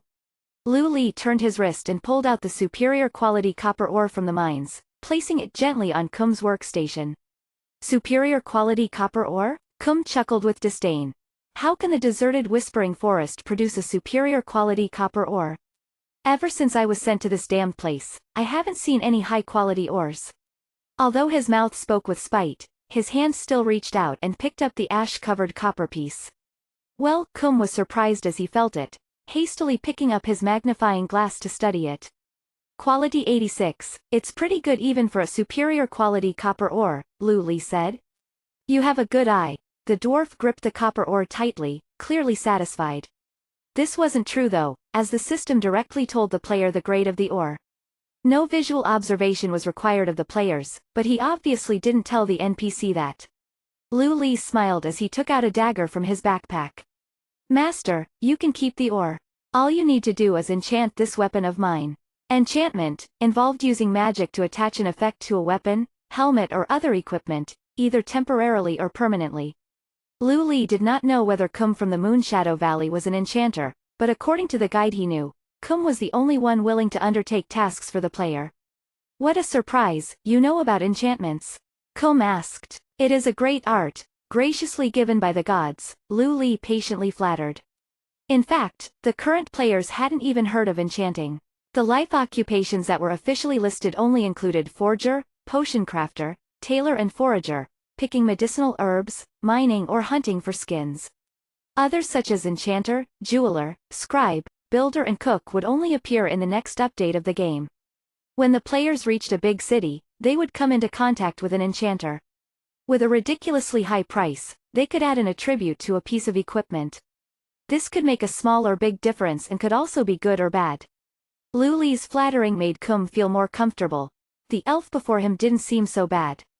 He picked up the dagger and flicked the blade with his finger. Crafted by elves, looks good but functionally useless.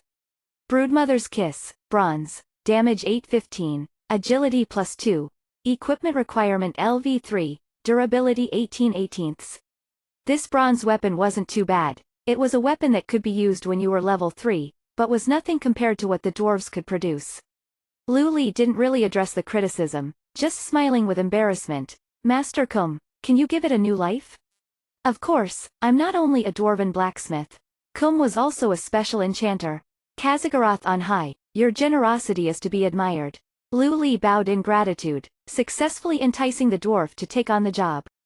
Dwarves place great importance on their image, and as he had already been praised in addition to being given the ore, it wasn't too difficult for him to accept the request. After taking out a few odd pieces from behind his workstation and laying them in a certain order around the dagger, both of Kum's hands emitted a colored light, the outline of his fingers flickering. Symbols then appeared and flew towards the dagger without entering it. After a while, Kum sighed with relief and returned the dagger to Lu Li. The original material isn't too great. This is best I can do. Broodmother's Kiss, Steel, Damage 1022, Agility +4, Special Effect. Target will be poisoned if they are hit, dealing 20 damage per second, lasting for 5 seconds. Equipment Requirement LV5, Durability 30/30. Whoa, in the blink of an eye the sparrow had become a phoenix, the bronze equipment became steel. If this was considered bad, what kind of enchanter was? Lu Li had never heard of enchanting that changed the rank of an item. Lu Li was completely filled with gratitude this time. Master Kum, this is the best dagger I've ever seen. The greatness of your enchantment is amazing. Chapter 25, Egwin's Tome. The art of enchanting has been on the decline, the old dwarf said dejectedly, as if Lu Li's words caused him to remember something sad. No way, there are lots of people who know about enchanting. There'll be more and more enchanters in the future. Don't worry Maestro, you won't be lonely, Lu Li said. Those enchanters, Kum said as he shook his head, they have blasphemed enchanting, and blasphemed our ancestors. Lu Li had no idea what Kum was saying. In his past life, he liked to read guides, but none of them could explain this dwarf's inexplicable words. However, his experience in games told him that this was an opportunity. Maestro, I can't quite understand what you're saying. I am but a young elf, and do not know much.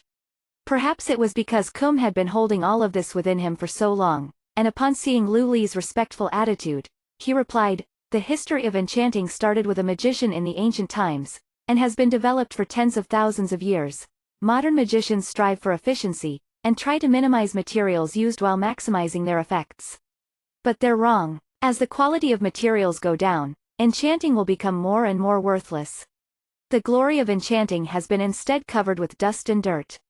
What a pity. Lu Li didn't really know what to say in response. In the olden times, the materials used for enchanting were far too valuable, so enchanting was a very limited discipline. As time passed, magicians researched how to use lower-grade materials or less materials, causing enchanting to become more widespread and popular. There were advantages and disadvantages to both approaches, but to Kum, those modern magicians had ruined enchanting. Young elf, thank you for listening to my story. When one grows old, it's hard to see from a new perspective. Kum was indeed quite old. Although dwarves had quite a long lifespan, even they were not immortal. It was my honor. You are a great and respectable enchanter. Lu Li sincerely said. Even in his past life, Lu Li had never even heard of an enchanter being able to raise an equipment's grade simply by enchanting. The river of time has washed away the past. I wonder how many enchanters there are who also stick to the olden ways. Elf, are you willing to follow my path and continue walking down it for me? The dwarf's eyes were filled with a slight look of helplessness and hope. Lu Li wasn't someone he was extremely satisfied in, but there were no other options available to him. Who would have thought that things would have turned out like this? Lu Li came here simply to enchant his dagger, but now he had been presented with a rare opportunity. A rare trade skill. If he said no, he would definitely be a fool. Of course he was extremely willing. That would be my honor. I am willing to devote my life to this path. This seemed to move the old dwarf, and the last trace of hesitation in his eyes vanished. Kum limped into one of the inner rooms of the smith. When he came back, he was holding an incredibly thick and ancient-looking book. A Lord Magician gave this enchanting book to my ancestor, and it was passed down to me. Now, I will pass it to you, elf. I hope that you will take good care of it. He passed the ancient book to Luli and instantly looked like the burden on his shoulders had been greatly eased. System. You have received Age Accounts Tome, Special. With this book, you can learn the ancient discipline of enchanting. The book was very old, but it was not torn or missing any pages. The title page was quite plain, and there was a small string of words in the bottom right corner. My life belongs to myself, and I make all my decisions willingly and freely. I have never been controlled by anyone, not even gods can do so. I lower my head to others out of respect and admiration, but never out of subservience. Magna Aegwin. What a domineering quote. Age Account, Aegwin? Luli's mind was blown. He had guessed that it was some grandmaster who wrote this enchanting book, but he never would have thought that it was actually Aegwin. Age Account was called the most powerful magician and was the guardian of Tirisfal. She had protected this continent by killing monsters and demons. Together with the Blue Dragonflight, she defeated the strongest boss in Dawn, the Dark Titan Sargeras, who was described to be the source of all evil. She then sealed his corpse under the abyss. Within the players' hearts, this female magician was the pinnacle of all existence. Grand and majestic. However, Age Account decided that she did not want to continue being controlled by the Tirisfal Council and wanted to pass on her power to alter generations. As such, she chose a man, Naila's Aaron, the genius court conjurer. They gave birth to an even greater son, Medivh. This Age Accounts tome didn't have any stats, and apart from enchanting offered nothing else. Nevertheless, it was worthy of its name. Of course, when Luli opened this enchanting book, what he saw was not only powerful enchanting formulae, but also lists of required materials that shocked him. He completely understood why the ancient ways of enchanting had been abandoned. It was a pity that he was not a magician. If he was, he could have maximized the potential of this incredible book. Who would have thought that the novice village in the Moonshadow Valley held so many secrets? In actuality, there were many secrets hidden in Dawn. Every race had powerful heroes who had left behind secrets to be found in various villages. Luli knew that he did not have much of a lead on other people, and that there were definitely other players who also had incredible equipment and items. However, he knew more than others, and put in more effort. After saying goodbye to the dwarf Kum, Luli left the smith and handed in the collection quest for the silver-leaved grass. As expected, the reward was the alchemy skill. This skill was important for any player, and especially essential for any solo thief. This was because alchemy had a branch called poisons. This allowed players to create poisons which could be applied on daggers, causing them to deal extra damage. Some poisons could even apply debuffs, such as lowering movement speed, paralyzing the enemy, lowering the effect of healing, etc. From morning until night, Luli had been online for over 12 hours. He hadn't eaten or rested, and was completely worn out. After learning the alchemy skill, Luli planned to log off, but the world announcements suddenly shone out with a chain of gold letters. System. Under the leadership of Player Indifference, Capcoman, you, Still Water Flowing and Hunderhunch have set a new record for Spider Lair, Elite level. Current record, 1 hour 12 minutes 32 seconds. Chapter 26. Surprise. Luli stared for a few moments before recovering. At this point, it was normal for their record to be broken. However, for the new record to be a whole 10 minutes faster than theirs was a bit surprising. The people in this world announcement weren't just any ordinary players, they were part of one of the most famous unions, the Blood Red War Flag. This union was ranked 3rd in all of China, and 9th in the whole world. It was said that the boss of the union was an army veteran, and many of the members were also veterans. If it wasn't because their requirements were so high, resulting in them not having as many players as the other unions, their ranking would be even higher. To Luli, creating new records, for instance dungeons, didn't have much point. After all, it was just an extra bronze-grade equipment. However, creating new records was important for large unions. They would rather exchange 10 pieces of equipment in order to bring more fame to their union. Indifference was the Blood Red War Flag's commander of the Instance Dungeon Group and was said to be the god of PvE. Yu was also famous within the Blood Red War Flag, and was an expert in PvP. Apart from newbies, there wasn't anyone who didn't know of him. Them appearing on the world announcement was the equivalent to the blood red war flag appearing on the world announcement. Everyone was also wondering why the top-ranked Glory Capital and the second-ranked Gangnam Royals had fallen behind by so much. Perhaps it was because they had bought his guide. Lu Li bitterly smiled to himself. He had said that his teammates could do whatever they wanted with the information, so of course they would have sold the information as a guide. Lu Li had been planning to log off anyways, and seeing this, he didn't feel much motivation to continue playing for the day. As such, he decided to log out. Lu Li received a fright when he took off his game helmet. His little sister, Lu Xin, was looking at him with an expression of fury. He hadn't seen her so angry in a long time, and it made him feel reminiscent. Big brother, you played for a whole day. Lu Li looked over, and saw that he had been given a plate of untouched egg fried rice. Lu Li stretched out and stroked her little head. Big brother's in the wrong. I'll definitely eat properly from now on. By the way, Xin, Big brother's already earned some money in the game. Really? The little girl's attitude immediately changed. She simply couldn't help it. The Lu brother and sister had never hidden their desire for wealth, due to their poverty. Realer than real, liar, the little girl pouted. I heard a few of my classmates say that this game is really hard, and it's really difficult to earn money in there. There are people in your school playing? Lu Li felt a bit guilty. He didn't have the money to send his little sister to a good school. She was currently studying at the slum district's primary school. Not only was the teaching inferior to other schools, but the environment wasn't great either. They're like Big Brother. They joined unions to earn money, and receive $800 per month. Big brother, can I play as well? Whenever Lu Xin talked about money, her eyes would always sparkle. Lu Li shook his head, went over, and poured the leftover egg fried rice into the bin. Big brother, what are you doing? You can still eat it if you heat it up. I put a whole 2 eggs in. Lu Xin was quite annoyed at Lu Li's behavior. I just said I've already earned money, but you don't believe me. Let's go out to eat. Lu Li took his little sister's hand as he started to walk out. Lu Xin could only reluctantly look at the egg fried rice in the bin, and walked out of the house with her big brother. They lived in a small alley which was extremely cramped. However, there were many people living there. Many people called this sort of place a dog hole. It was only one step up from homelessness. Lu Xin was incredibly pretty and cute, while Lu Li was young and strong and would always help out his neighbors. Seeing the Lu brother and sister, the neighbors would always greet them warmly. Oi, Lu boy, why didn't I see you picking up Xin today? An old uncle yelled out while pouring out a bucket of dirty water. Hello Uncle Zhao, something came up today, so I couldn't go.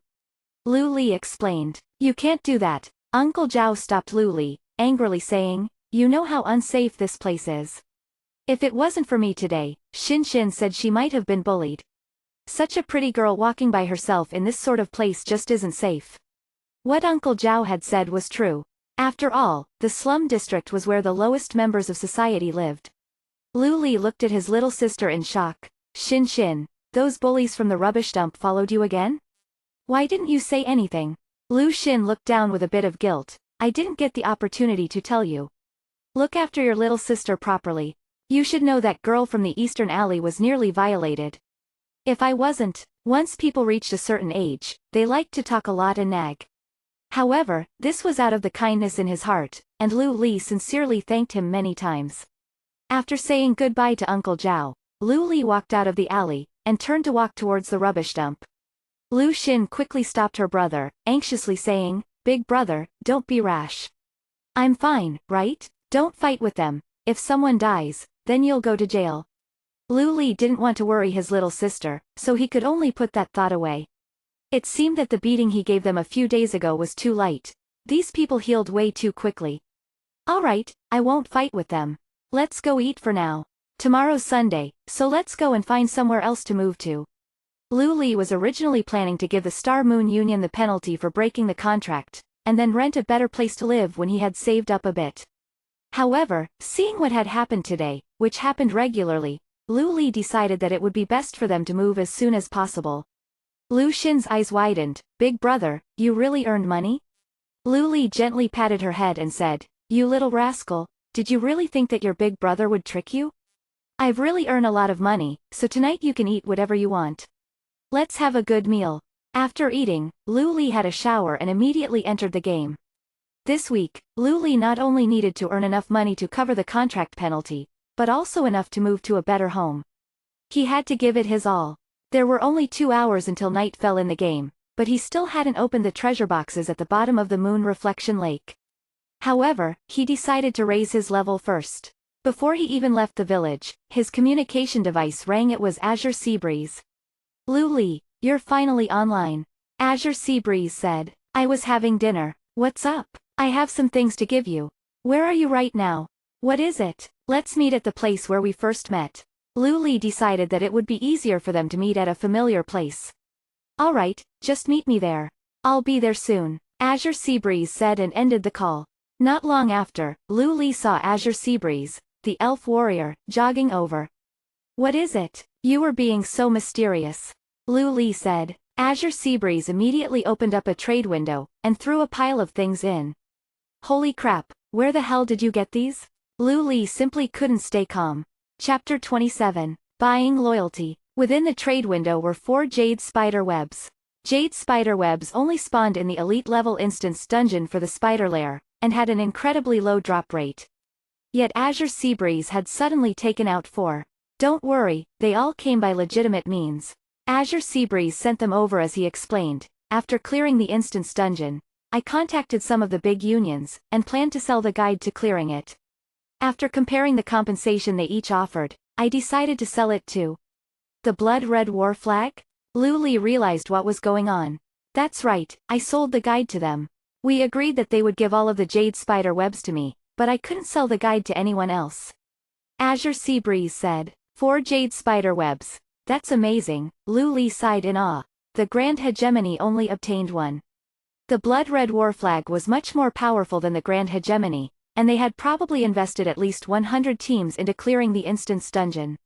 Assuming that they didn't keep any for themselves, a 4/100th drop rate was simply astonishing. How many do you still need? Azure Seabreeze didn't ask Lu Li what he needed them for. He knew that to require so many of an incredibly rare item, Lu Li was definitely planning something big. I still need 2 more, Lu Li said as he patted Azure Seabreeze's shoulder. Thanks bro. He would be a liar if he said that he wasn't touched. No words could express the gratitude in his heart, so he could only say a simple thanks. Azure Seabreeze was good friends with him in his past life as well.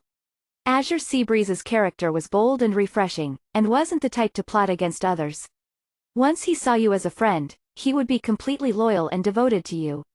Otherwise, Lu Li would have never known about the secret of the Supreme One Ring.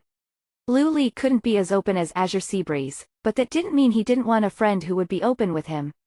Alright, just take it. I wasn't this courteous when you gave me your equipment. Azure Seabreeze punched Lu Li. If you're grateful, then help me level up. You sure you want me to help you level up? Lu Li didn't think he was much stronger than Azure Seabreeze, who was a warrior. In Dawn, warriors, magicians and hunters were the kings of leveling. After what happened in the instance dungeon, I've come to enjoy playing as the main tank. I'm going to lean more towards Constitution in the future, so I won't be able to deal as much damage, Azure Seabreeze said. Being a main tank is good, you'll have lots of potential in the future. If you have good equipment, you'll also be strong in PvP. In his past life, Azure Seabreeze had also been a main tank, however, he had been dragged down by the Supreme One Ring and his attack was even weaker than Lu Li's, who was a druid. Leveling up is going to be a pain. Azure Seabreeze sighed. The public instance dungeons can be repeatedly cleared, and there'll be more and more instance dungeons in the future. Just level up through doing instance dungeons and quests. If you can make a good team, it'll be even more efficient than killing monsters, Lu Li advised. There were very few quests in Dawn, and relying on them wasn't enough to get to high levels. As such, most players relied on killing monsters to level up. The monsters in instance dungeons were harder to kill than monsters outside, but they gave more express. If Azure Seabreeze could form a team with high efficiency, just like Lu Li had said, he really would be able to get on the player level rankings. The two of them walked as they talked, and soon arrived at a LV8 stone-skinned boar territory. There were 2 types of boars here. One was the stone-skinned boar, which had high defense and average attack, while the other type was called the stone-toothed boar, which had high attack and average defense. Both types had high HP, so players generally preferred not to train here. Luli and Azure Seabreeze both had quite a few pieces of bronze-grade equipment, so that bit of HP was nothing to them. The most efficient way to train was to not share monsters with anyone else. Azure Seabreeze usually spoke a lot, but was incredibly focused while training. He was like a silent monster-killing robot. While killing monsters, Luli would also practice using his skills, slowly applying the things he had learnt in his past life to his current playing style. Continuously testing and continuously improving. On the forums, everyone revered Luli, saying that he had opened a door for thieves and melee professions. However, most of the things he used were not his own. He had absorbed many skills and tricks from other thieves that he had read about in his past life. If one didn't want to fall behind, they would have to continuously improve. It was getting closer and closer to night in the game world, and Luli soon stopped. "All right, let's go. I want to take you somewhere before it's night." Luli wanted to go and open the treasure boxes at the bottom of the lake. The game was progressing quite slowly, but he didn't know when other players would start to obtain items that could allow them to breathe underwater. The power of a large union was not something a solo player could compete with. Most players had reached LV4 by now. It was much more efficient to form a team and hunt high-leveled monsters, so there were barely any players at the Moon Reflection Lake by now. Azure Seabreeze was completely in the dark as to why Luli had wanted to come here.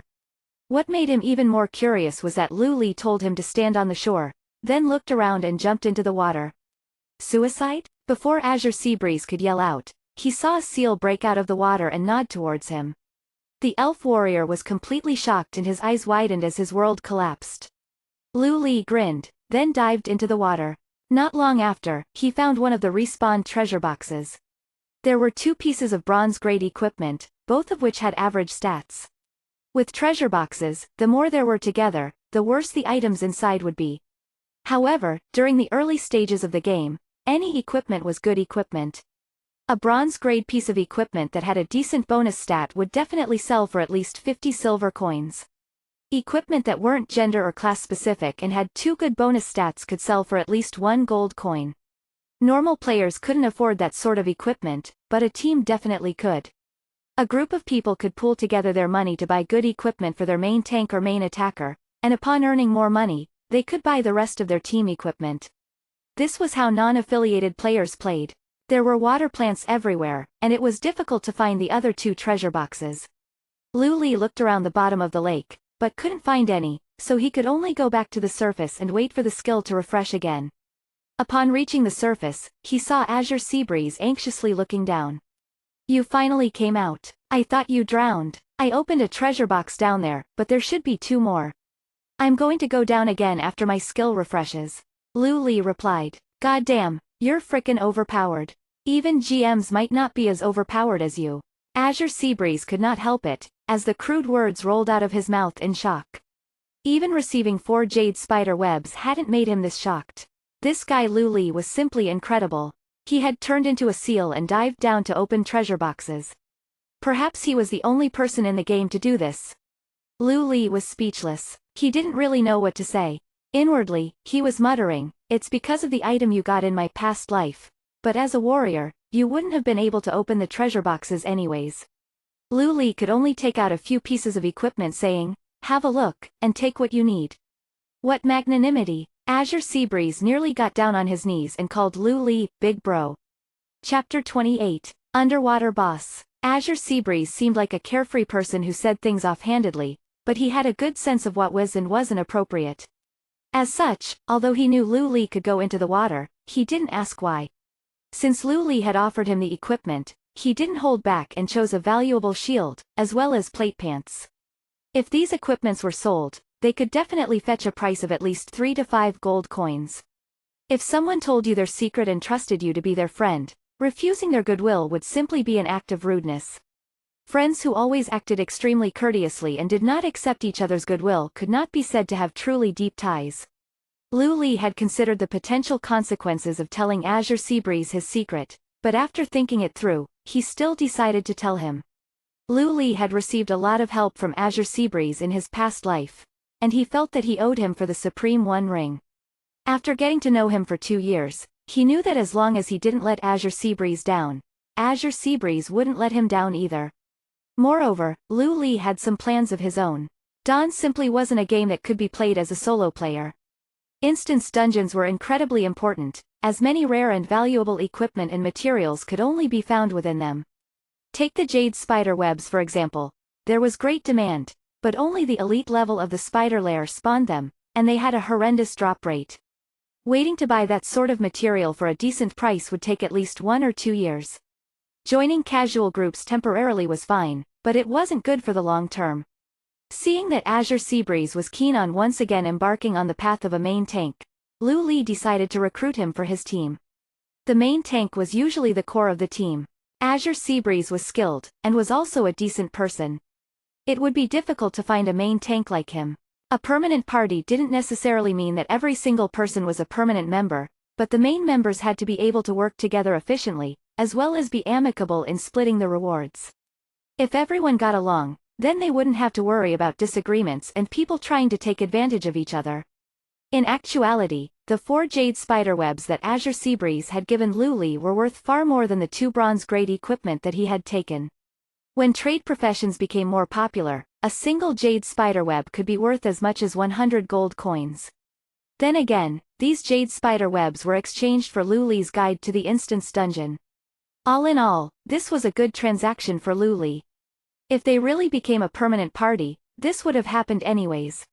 Lu Li once again dived to the bottom of the lake and searched for treasure boxes. As he searched, he suddenly saw a ridiculously large turtle, one that was bigger than most elites. It had a dark green shell, 4 gray limbs and a thick and powerful-looking body. Could it be a boss? This was entirely possible after all. Bosses in Dawn could appear on land, in the water, or in the sky. However, despite doing his best to recall, he couldn't remember there being a boss in this place. Bosses had a certain drop rate for rare materials, so large unions would always try to keep them a secret. Whenever a boss spawned in the wild, they would always chase non-affiliated players away. As such, Lu Li had never been able to kill a boss in the wild before. However, it was different now. Currently, no one knew that there could be bosses in the water. Lu Li ignored the turtle for now, and went to find the other treasure boxes. After half an hour, Lu Li finally found the other 2 treasure boxes. He received a valuable material and 2 pieces of bronze-grade equipment, as well as a hunter skill book, True Shot Aura. It was a pity that it wasn't Tame Beast. True Shot Aura, passive ability. Cannot be leveled up. Increases the attack power for both melee and ranged teammates within 100 yards by 10%. This was a strong passive ability, and was very useful for team situations. Although it was valuable, it couldn't be compared with Tame Beast. Currently, there were people advertising that they were willing to buy a Tame Beast skillbook for $20,000 in the real world, which was about how much Lu Li had sold the Frost Nova skillbook for. This True Shot Aura skillbook was very suitable for hunters who worked in teams. It would definitely be able to sell for at least 5 gold coins. The rare material was called Crocodile Scale, and was a high-quality material used in creating heavy armor. There was even a chance of it giving the armor a special effect. However, since no one would be using it soon, Lu Li could only put it into his storage. One of the bronze-grade equipment was a hat which had average stats, but Lu Li could at least equip it immediately. Black Velvet Cap, Bronze, 5 Armor, Agility +1. Level Requirement, LV4. Durability, 12/20. Lu Li swapped out the fisherman's old felt cap for this cap. Not only did it look better, it had a few more armor points and a point in agility. Lu Li was extremely pleased. The other piece of equipment was a magic staff. Moon Shadow Magic Staff, Bronze, 15/22 damage, Intelligence +3. Level Requirement, LV5. Durability, 28/28. This magic staff's damage was quite higher than the Whisperer Lu Li had obtained from the Goblin Businessman. Moreover, it gave a whole 3 points in intelligence that even most LV5 weapons could not compare to it. Lu Li was sure many magicians would be willing to pay a high price for it. When Lu Li came out of the water, Azure Seabreeze was killing grells. These LV4 monsters had no chance against a LV6 warrior. It was pretty much one hit, one kill for Azure Seabreeze. It was a pity that they gave very little express, and rarely dropped anything. Done? Seeing Lu Li come out, Azure Seabreeze's eyes lit up. Did you find anything good? Lu Li shared all the equipment on the party channel and replied, there's a boss underwater, do you want to kill it with me? Boss? How would I kill it? I can't go underwater like you. Azure Seabreeze was excited, but soon became deflated. I'll lure it up here and you draw aggro. Do you have enough potions? Don't be too reluctant to part with them. It was Luli's first time hunting a boss in the wild, so he was a bit nervous. Will we be able to kill it? And do we need a healer? Azure Seabreeze asked. I'm not sure, but let's try. Don't let anyone know that I can go underwater though, Luli replied. Apart from players that he wanted to form a permanent party with, Luli wasn't considering telling anyone else his secret. When potions and items that allowed players to breathe underwater became more common, it wouldn't matter if he revealed it then. One of the reasons why Azure Seabreeze had been hunted down in Luli's past life was because many people knew he was a warrior who could turn into a seal. If we can kill it, we'll kill it. If we can't, we'll run away. Alright bro, go lure it over. Azure Seabreeze was quite open with trying new things. After Luli's seal transformation refreshed, he dived into the water and carefully edged towards the boss. It turned out that the massive turtle was indeed a boss and it even had a name. Clyde. As soon as Luli swam into its aggro range, it immediately charged towards the little seal. Seal transformation. Instant cast, cooldown time, 30 minutes. You turn into a seal, and can swim in water. The effects last for 20 minutes. You receive swimming speed plus 50%, draw 30% less aggro, and can also breathe underwater. While transformed, you cannot use any attack skills.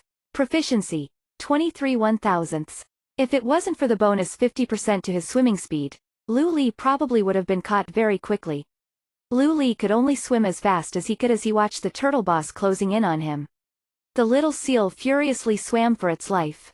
Chapter 29. Keep grinding until it dies. 7. The seal transformation actually had a very dangerous hidden effect. After transforming, the effects of Luli's equipment would be nullified. This meant that he had 0 armor. What would happen if you had 0 armor and were hit by a boss? Death. It was only natural that he felt anxious. The bluish-green lake appeared dim and ripples could be seen across its surface. Just as Luli thought he was about to get hit, a red light shone down from the setting sun and he broke through the surface with a splash. An arrow shot through the air, hitting Clyde directly in the head.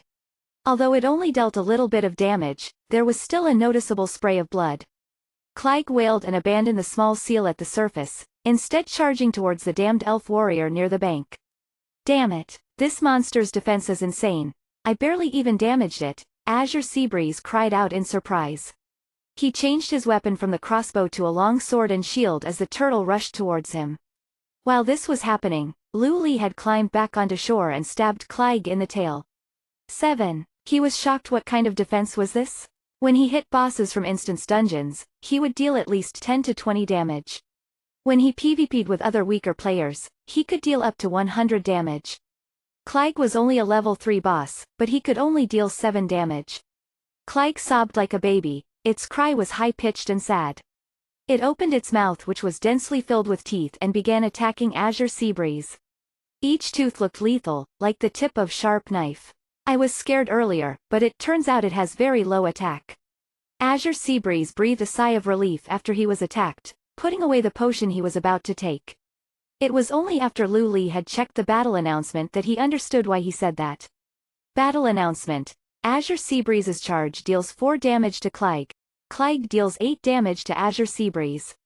The damage that Clyde was dealing to Azure Seabreeze was not boss status worthy. However, when they saw Clyde's HP, Luli and Azure Seabreeze's faces both went dark. 30,000 HP, this was 2 times higher than a level 5 instance dungeon boss. How many potions would they need? No one would give up on a boss just because they were afraid of using too many potions. They simply had no choice. For the sake of better equipment and materials, they had to do it. Clyde was powerful in the water, but when it reached the shore, it became somewhat slow and weary. It lay on the ground unmoving, while Luli stood still and attacked it. This allowed him to attain an extremely high skill completion value, which in turn allowed for the boss to be stunned often and gave Azure Seabreeze some breathing space. After fighting for 30 minutes, Azure Seabreeze had used 10 potions and the boss had lost more than half its HP. In the midst of the struggle, Clyde suddenly moved and rushed towards the lake. Damn it, it's going to recover. Luli really wanted to slap himself. Most amphibians and other monsters with a similar biology had the ability to return to a more suitable environment and recover large amounts of HP. Under Luli's and Azure Seabreeze's angry stares, Cleg's HP bar slowly increased by 10. Not only did this mean that they had lost several minutes of their time, but there could be an even greater effect that they didn't know about. It's okay, let's pull it to the small forest to fight it. They both felt exasperated, but the system didn't make any further announcements. They had already gotten this far and couldn't give up now. Cleg was slow in following, as they traveled further and further away from the moon reflection lake. By the side of the lake, there were many similar trees that were all densely packed together. Cleg was having trouble getting through them, but the agro system forced it to follow them. When they felt that they had gone far enough, Luli and Azure Seabreeze once again began to attack. This time, when it reached 50% HP, Cleg didn't try anything new. It simply made a futile effort to hit Azure Seabreeze's bronze shield. Not knowing what would happen if it spent too long away from the water, its damage was reduced by a significant amount. Its HP went from 50% to 30% without taking a single critical hit. When it reached 30% HP, Cleg began to twist its body and clumsily attempted to return to the lake. Block it and pay attention to your positioning. Luli rushed over, blocking the front of the boss, but the boss knocked him aside. Cleg's knock-aside skill might have had a cooldown, so Azure Seabreeze quickly copied Luli. This time they were able to successfully block the boss. They didn't know how long it would stay in this agitated state, but after 30 seconds it calmed down once again. This signaled the continuation of their struggle in depleting its HP. Azure Seabreeze's potions were almost completely used up. He had used 11 potions in this fight alone, and if it weren't for Luli helping him loot the goblin businessman, this fight would have been impossible. I still have 6 bottles, it should be enough. Luli took a few bottles from his own bag and threw them onto the ground. You keep one, just in case the boss goes berserk. I'm not sure if I can tank it all, Azure Seabreeze said. Victory was in sight, but neither of them could guarantee that an accident wouldn't happen. If we kill the first wild boss, we could get on TV. Luli laughed, his hand movements continuous. He regularly produced an 85% skill completion on Shadow Strike that stunned Cleg for 2 seconds. Ever since I got to know you, getting on TV doesn't seem like that much of an accomplishment anymore. Azure Seabreeze used to think that he was an expert, but now that he knew Luli, he realized that were players so strong it was almost unnatural. I'm just lucky. Obviously, Luli couldn't say that he had experienced rebirth, which would be even more unnatural. Your luck is one thing, but what is most important is how diligent you are. Every time you fight a monster you are practicing. It seems like every time I see you you've significantly improved. With such great leaps of progress, how can you mix with people like me? I have no choice. If I don't work hard, I'll be eliminated quickly. To most players this is just a game, but to me this is my job, my hope, Luli responded. Work? Azure Seabreeze was surprised. You have to earn money by playing this game? Yep, it looks like you aren't a newbie yourself, you must have played games for a few years already. What do you think of Dawn? Luli already knew this about Azure Seabreeze, but he couldn't show it. The story needed to slowly play out. Azure Seabreeze had a shield equipped and struck Cleg on the head with it with a shield strike. The boss was stunned as he heard Luli ask the question and he immediately replied without hesitation. I think this game is good compared to the others. The business opportunities in this game are finite and the money that can be made is comparable to work in real life. Are you still studying or are you working? Only someone who had experienced rebirth would know that Dawn's market was big. In 1 year's time, it would expand across the world, spawning a rich professional scene. I studied in the Big Four, and am about to start looking for work. Azure Seabreeze was somewhat serious. University graduates were basically just unemployed people. This was a phenomenon that had appeared 200 years ago. With the development of better intelligence systems, finding employment was becoming more difficult. Welfare had become a large part of people's living income, which was a severe social problem. That is, until Dawn had appeared. How about we band together to make money in this game? Luli was 80% sure that Azure Seabreeze would agree because most of this generation couldn't find a job. As such, they spent most of their days playing these video games. Chapter 30, Bountiful Reward. I've previously tried to work part-time in games. It's easy to earn money. Azure Seabreeze still hadn't graduated yet and didn't know how difficult it was to find a job, so he didn't accept the offer too easily. I sold a skill book yesterday and made 25,000 in real money, Lu Li said casually. Azure Seabreeze immediately responded. You sold a book for 25,000.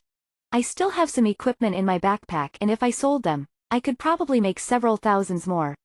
Even if I was really unlucky and sold them all at their minimum price, it would still be 20,000 in real money. Lu Li was fanning the flames of Azure Seabreeze's interest. Azure Seabreeze's breaths were short and the sword that he was gripping was shaking. His blood surged as Lu Li showed him a whole new world. Currently in society, everyone was becoming smarter, which resulted in needing less manpower. A marketing student like Azure Seabreeze could only earn 10,000 per month at most, by working from early morning until late at night. He would also need to accept the various difficulties with leadership, making the whole experience stressful. Moreover, Azure Seabreeze was not part of a rich family. While he didn't live in a slum, his parents were just ordinary workers who rented. I'm planning for a group of around 10 people. Count me in. Lu Li hadn't finished speaking but Azure Seabreeze had already called out. I told you all this so you would join me. Now focus on the boss. You don't know when it's going to go berserk. When it does, protecting your HP is the top priority, Lu Li reminded him. These two had been in a fight with Clegg for over an hour now. It was almost night, but they still hadn't killed it yet. Maybe it didn't want to waste any more time, as it had reached 5% HP and was still not in berserk mode. It even transformed into a weaker state. A straightforward announcement was then made by the system. System announcement. Lu Li and Azure Seabreeze have successfully achieved the first clear of a wild boss Clegg. This announcement had not yet been made to the world announcements or the faction announcement, but once it was made in the local announcements, many people immediately came out from the bushes. Elegant village sister. What kind of things does a wild boss drop? Let me see. Grinning laugh. It shouldn't be that much weaker than an instance dungeon boss, but the fact that these two people could kill it is pretty impressive. Festive sacrifice. The people who completed the first clear of an instance dungeon also included these two experts. I've heard of Azure Seabreeze who is an expert in the game, Shadow Realm. But I have no idea who this Lu Li is.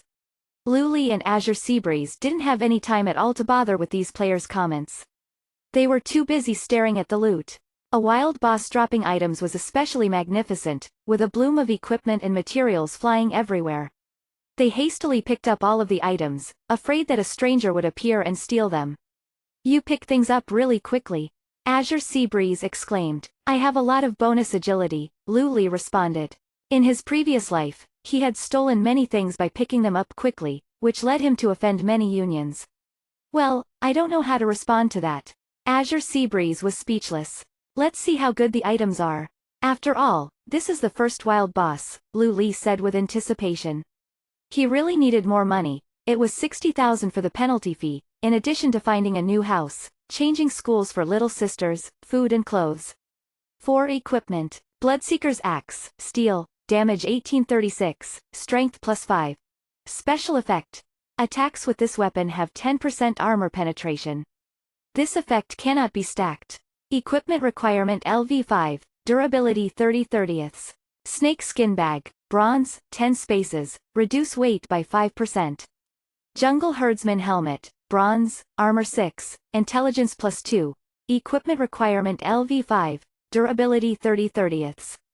One piece of the Jungle Herdsman suit, exclusive to druids. Jungle Herdsman Leg Guard, Bronze, Armor 10, Intelligence +2. Equipment requirement LV5, Durability 30/30. One piece of the Jungle Herdsman suit, exclusive to druids. One skill book. Shield Wall. Instant cast, 60-second cooldown. All damage received is reduced by 60%, lasting for 5 seconds. Need to have a shield equipped. Proficiency 0.001. There was also one piece of material. Horn of Clegg. Forging material, provides 5% additional armor piercing for weapons. Requires high-level forging. There was also a significant amount of money that was dropped. Between the two of them, they received 13 silver coins and several potions. However, the boss was only level 3, so the potions weren't of a very high level. The axe was clearly the best item and by far the most valuable. The snake skin bag was currently not very valuable, as 2 6-space bags didn't sell for more than 1 gold. Lu Li planned to hold on to the snakeskin bag, as he regularly opened treasure chests which required him to have a large storage space. As for the two bronze equips, it was hard to say. Even though they were bronze equipment, their attributes were good. In addition to this, when both were equipped, there would be an additional effect. Recover skill duration increased by 6 seconds. Recover. Instant cast, consumes 30 mana to restore 15 HP on a target, subsequently restores 5 HP every 3 seconds for 9 seconds. Recover was one of Healer Druid's most used spells. This suit extended the skill duration, which was valuable in a combat situation. Are you interested in the axe? It's pretty useful while training. Lu Li passed the axe to Azure Seabreeze. Azure Seabreeze brandished the axe and returned it to Lu Li. This is more useful for a warrior playstyle and not at all for me. Go sell it for money, I'd like the skill book. This axe was suited to a berserk warrior, but Azure Seabreeze had taken the defensive route. However, the skill book was clearly useful for him. After using Shield Strike to draw aggro, a defense warrior could then use Shield Wall to guarantee the safety of the whole party. Azure Seabreeze didn't hold his interests back. Lu Li had no qualms with giving it up. The skillbook's value wasn't even close to that of the steel axe. You can take this 6 space bag. I have a 10 space one already. Lu Li took out the bag and threw it at him. I'll sell the rest and split the money with you later. Don't do that. Azure Seabreeze waved his hand. If it weren't for you, I wouldn't have even found the boss. All I did was spend some of my time. Taking this skill book is already more than enough. We fought it together, we have to split it evenly, Lu Li responded. What I'm saying, big brother, is that since you formed the party, you are the leader. You can't lead by just splitting everything evenly, you have to look at the members' contribution and what they want. Azure Seabreeze started to sweat profusely. Friendships have unspoken rules, and the party will need to be the same. Hearing how serious he was, Lu Li kept the rest of the items. Azure Seabreeze was more passionate about the group that he was, and didn't stop talking about it, asking, "What now? Do we need to recruit more people? We can slowly recruit people. Tomorrow, our first order of business is to help someone break an instance dungeon record. Aren't you in touch with a few large unions? Ask them how much they are willing to pay to improve the record by 5 minutes. Lu Li had many ways to make money in mind, but unable to carry many of them out. As of now, the market of helping other people grind was still in its fledgling stages. Most unions were just trying to survive. Let's go back. We don't have much time left. When the game went into night, the wild was significantly more dangerous. They both took out their hearthstones and activated them. Chapter 31. Setting up a stand for auctions. The dark ravine was very lively at night. The elves who preferred the quiet couldn't stop players from entertaining themselves and having a good time. A bonfire had been lit in the open area, and cheap wines that were sold in the grocery were the most popular item amongst the players. Everyone's dramatic fantasies were all satisfied here. There were even some young girls dancing and singing. There were also many people who set up stalls. The elven bodyguards acted as if nothing was happening, not caring about the influence that these foreigners had on the city's image. Returning to the dark ravine, Azure Seabreeze went about looking for unions to talk to while Lu Li went around looking at the stalls. He checked if there was anything he could use and scoped out the market prices. After some investigation, Lu Li discovered that the equipment being sold here was more expensive than what he expected. A bronze equip that added 1 bonus attribute sold for at least 20 silver coins. An equip that added 2 bonus attributes was worth around 35 silver coins. As for steel equipment, there wasn't a single one to be found. After giving it some thought, he realized that this was normal, as the elite difficulty Spider Lair was the only place where steel equipment could be dropped. Those that could beat this instance dungeon would most certainly use the equipment for themselves. Those who couldn't use it had a long queue of people in their union waiting to trade with them. There was no way any steel equips would end up in a stall. After a leisurely stroll, he had only found a ring that added 1 point of agility being sold for 1 gold.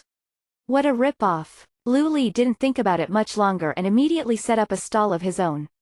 The last time he set up a stall he was attacked by other people, so this time he was smarter about it. He cut a wild cloth with his offhand dagger, making a makeshift mask and covering his face with it. There were 7 bronze equips, including 2 pieces that made 1 druid set. In addition, there was a brace, a steel axe and a hunter skill book, True Shot Aura. Anything that added 1 bonus attribute he priced at 25 silver, while anything that added 2 bonus attributes was set at 40 silver. The magic staff that added 3 intelligence was priced at 80 silver, while the brace was priced at 1 gold. With some hesitation, Lu Li marked the 2 druid set pieces to be 2 gold each. Of course, no one would buy it at this price, but Lu Li planned to wait until someone asked about it to discuss a price. As for the steel equip, he set an exorbitant price of 10 gold. The skill book didn't actually have much innate value, but as no one currently had one, Lu Li marked it to be at 2 gold. After setting up the booth, Lu Li squatted behind it and read through the forum. Some posts contained techniques, some analyzed different parts of the game and others introduced the large unions. The video of him PvPing sat in the highest position, with over 100,000 comments on it. It was simply unsurpassable. Like the day before, it wasn't long before Lu Li heard someone call out in alarm because of the equipment and skill book. Yesterday they called out in alarm because of the bronze equipment, but today it was because of the steel equipment. Oh my, it really is a steel equip. This is the first time I've even seen one, how lucky. People who saw it were shocked, drawing attention to the stall and causing more people to see it. Eventually, more people were called over to look at it. Soon enough, even those who couldn't afford anything began crowding around Lu Li's stall. Can you give me a discount for this magic staff? How can this steel equip be so expensive? How much would you sell the 2 pieces of the druid set for in real-world currency? I want them. 25 silver for a bronze. How are they selling these for so cheap? I'm already prepared to buy them. The clamoring was a sea of voices. It was difficult to clearly hear what was being said. 2 of the ordinary bronze equips were bought first. Bronze equips were already worth quite a few silver, so they were a profitable purchase at this price, regardless of whether they were for personal use or for selling. Those who had money on hand immediately bought the equips, leaving those who were too slow frustrated and angry. Seeing that the sales had begun, the better bronze equips quickly disappeared from Lu Li's stall. He didn't even know who bought the brace, but the items that were left behind seemed to be of interest to no one. Despite this, the number of people crowding his store kept growing. On the local channel, some people had announced that the Moon Shadow Valley had a steel equip on sale. There was a masked man who had set up a stall in Moon Shadow Valley Plaza with a pile of high-quality equips for sale. Who could keep their cool after hearing this news? People who were doing instance dungeons, or out in suicide squads all made a return trip to see this. Some even went offline to make some phone calls with their rich acquaintances. Dawn had done well. Their large player base meant that there were also many tycoons. Many people were trying to trade for more gold to scrounge together more money. However, steel equips weren't something you could purchase even if you were rich. Step aside, step aside. Those who aren't buying anything, please step aside. There was a mage who was being escorted. By the looks of it, he was definitely rich. Can you make this magic staff a little cheaper? Nope. It's not even a steel equip and you're selling it for 80 silver. That's a bit of a rip-off. Steel equips are at least 5 gold each. I sold a skill book yesterday for 20 gold. Oh, so it was you who sold the skill book. Brother, add me as a friend. If you ever find good mage items, you can message me directly. It appeared that this mage called Holy Thunder was truly rich, as he bought the magic staff at its original price. Lu Li couldn't reject a tycoon like this, immediately adding him as a friend.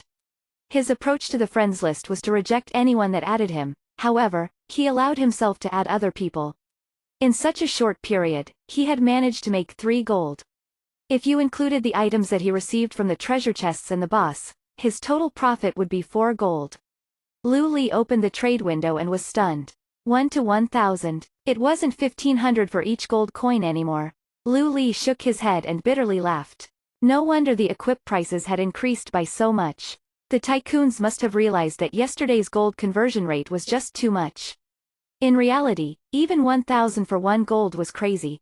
However, the gold exchange rate would continue at this level as long as the big unions kept accepting it. When the prices settled down after the 3rd soft reset, 1 gold would not even be worth 100 real money. Can I trade the pieces of the druid set for real money? No one is going to pay 4 gold for it. Brother thief, if you don't need gold, how much real money are you willing to sell it for? A leather-clad druid pushed in, his heart set on the 2 pieces of the druid set. We also would like to buy the 2 pieces of the druid set for real money, so go ahead and make a bid. Others had also taken a special interest in the druid equips. Once they saw that Lu Li was about to yield, they also started yelling. Lu Li never thought that the interest for these two bronze equips would be greater than the steel equipment. It appeared that he had underestimated the demand for healing equipment among parties. The steel equip would increase one's DPS and overall attack strength, but the healing equip could increase healing for the whole party. It looked like they were all aware of this, as most of them were druids, but were trying to buy it for their own party. The 2 pieces of the bronze druid set were dropped by the wild boss. The suit's special effect increases the duration of recover by 6 seconds. I will begin the auction for it now, but I want to be paid before I give you the goods. Lu Li thought of his previous life, and suddenly had the bright idea of starting an auction. Upon hearing what Lu Li said, the surrounding crowd quietened down. Chapter 32. Warrior God Moonlight. How do we know that you won't just run away after you get the money? Someone queried. Before Lu Li could even respond, someone shot back. Get out of here, this guy is an expert who has gotten 2 first clears. Why would he want your small bit of money? No one could respond to that, as he truly was incredible. He had sold a skill book yesterday and everything on sale had been obtained today. This made all the ordinary players feel useless in comparison. This was probably the first steel equip that had been put on sale. This was probably also the first bronze suit that had appeared in-game. For these 2 bronze equips, I bid 200 real money. The crowd was silent for a moment, before someone shouted out a price. Let's not mess around. For those 2 bronze equips, we the Great Qin Empire bid 2,000 real money. Lu Li didn't even need to say anything before someone raised the price significantly. This was a textbook seller's market, without any fear that no one would want to buy it. The price that Lu Li had set was 4 gold together, or 2 gold per piece. According to the current trade market, gold had an exchange rate of 1,000 to 1. As such, a bid of 2,000 real money was just to test the waters. We the gods of dusk bid 4,000 real money, but would also like to remind everyone not to bid too highly. These attributes are good, but it is only level 5. Let's not hurt each other but be amicable instead. This was spoken by a senior player who was experienced and reliable. He accurately pointed out a key issue: these equips were too low level. Several unions in the crowd hesitated, as they needed to consider this. 5,000 real money. The silence didn't last long before another bid was called out. The price had now surpassed Lu Li's original marked price. Lu Li followed the voice to find Drinking Alone standing in the crowd. He was obviously attempting to buy it for his union, and if no one increased the bid, he would happily take it at 5,000, 10,000. A cold, yet magnetic voice sounded from the crowd. It had a mysterious charm to it. Water Fairy. The name was shouted and like magic, the crowd split to make way for her. This was the first time that Lu Li had seen Water Fairy in person. However, he wasn't unfamiliar with her. She would later become Dawn's first competitive representative, with her image being placed on a large promotional poster. Water Fairy is an extremely beautiful woman in every sense, with long legs and a charming, slender waist. She maintained a youthful appearance with her immature facial features, but her demeanor was cold and arrogant. As such, she had gained the image of a goddess to the players. It wasn't clear whether it was because of Water Fairy's presence, or that 10,000 well and truly exceeded the value of these items, but no one placed any further bids. Add me as a friend. Water Fairy's voice was actually very soft, like a typical Japanese girl. It was too bad that this was ruined by her monotone intonation. Lu Li gawked for a moment, before attempting to send Water Fairy a friend request. However, he was met with a system message which told him that the player he was trying to send a request to forbade friend requests. Ah, I can't. So, she was also someone who didn't accept friend requests. After a second, Water Fairy responded, "It'll work now." Lu Li didn't receive a cold system prompt this time and successfully added Water Fairy as a friend. Water Beauty, I worship you, please add me. Other people saw that Lu Li and Water Fairy had added each other, so they also quickly sent their invitations. However, they were all disheartened when they rejected by the system. How could this thief who was hiding his face add her, but a genuine person couldn't? Water Beauty, I am from the Gangnam Royals, please add me. Perhaps my union could work together with Drizzle Court sometime. Gangnam Royals were ranked second among the unions, but upon hearing a proposition like this, one couldn't help but chuckle. A player like Water Fairy had no regard for unions. A union would provide its resources in exchange for a person's allegiance. It was a mutual relationship. High-ranking players like Water Fairy, Beast King Hunter, Glacial Autumn Wind and Berserk Warrior Moonlight usually did not engage in union matters, regarding themselves as equals to the unions. They usually spent more time on their own matters.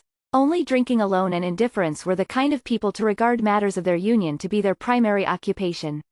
However, they would be unable to rise and become the best of the best. When can we PvP? You can choose the time and place. This was the reason for the friend request.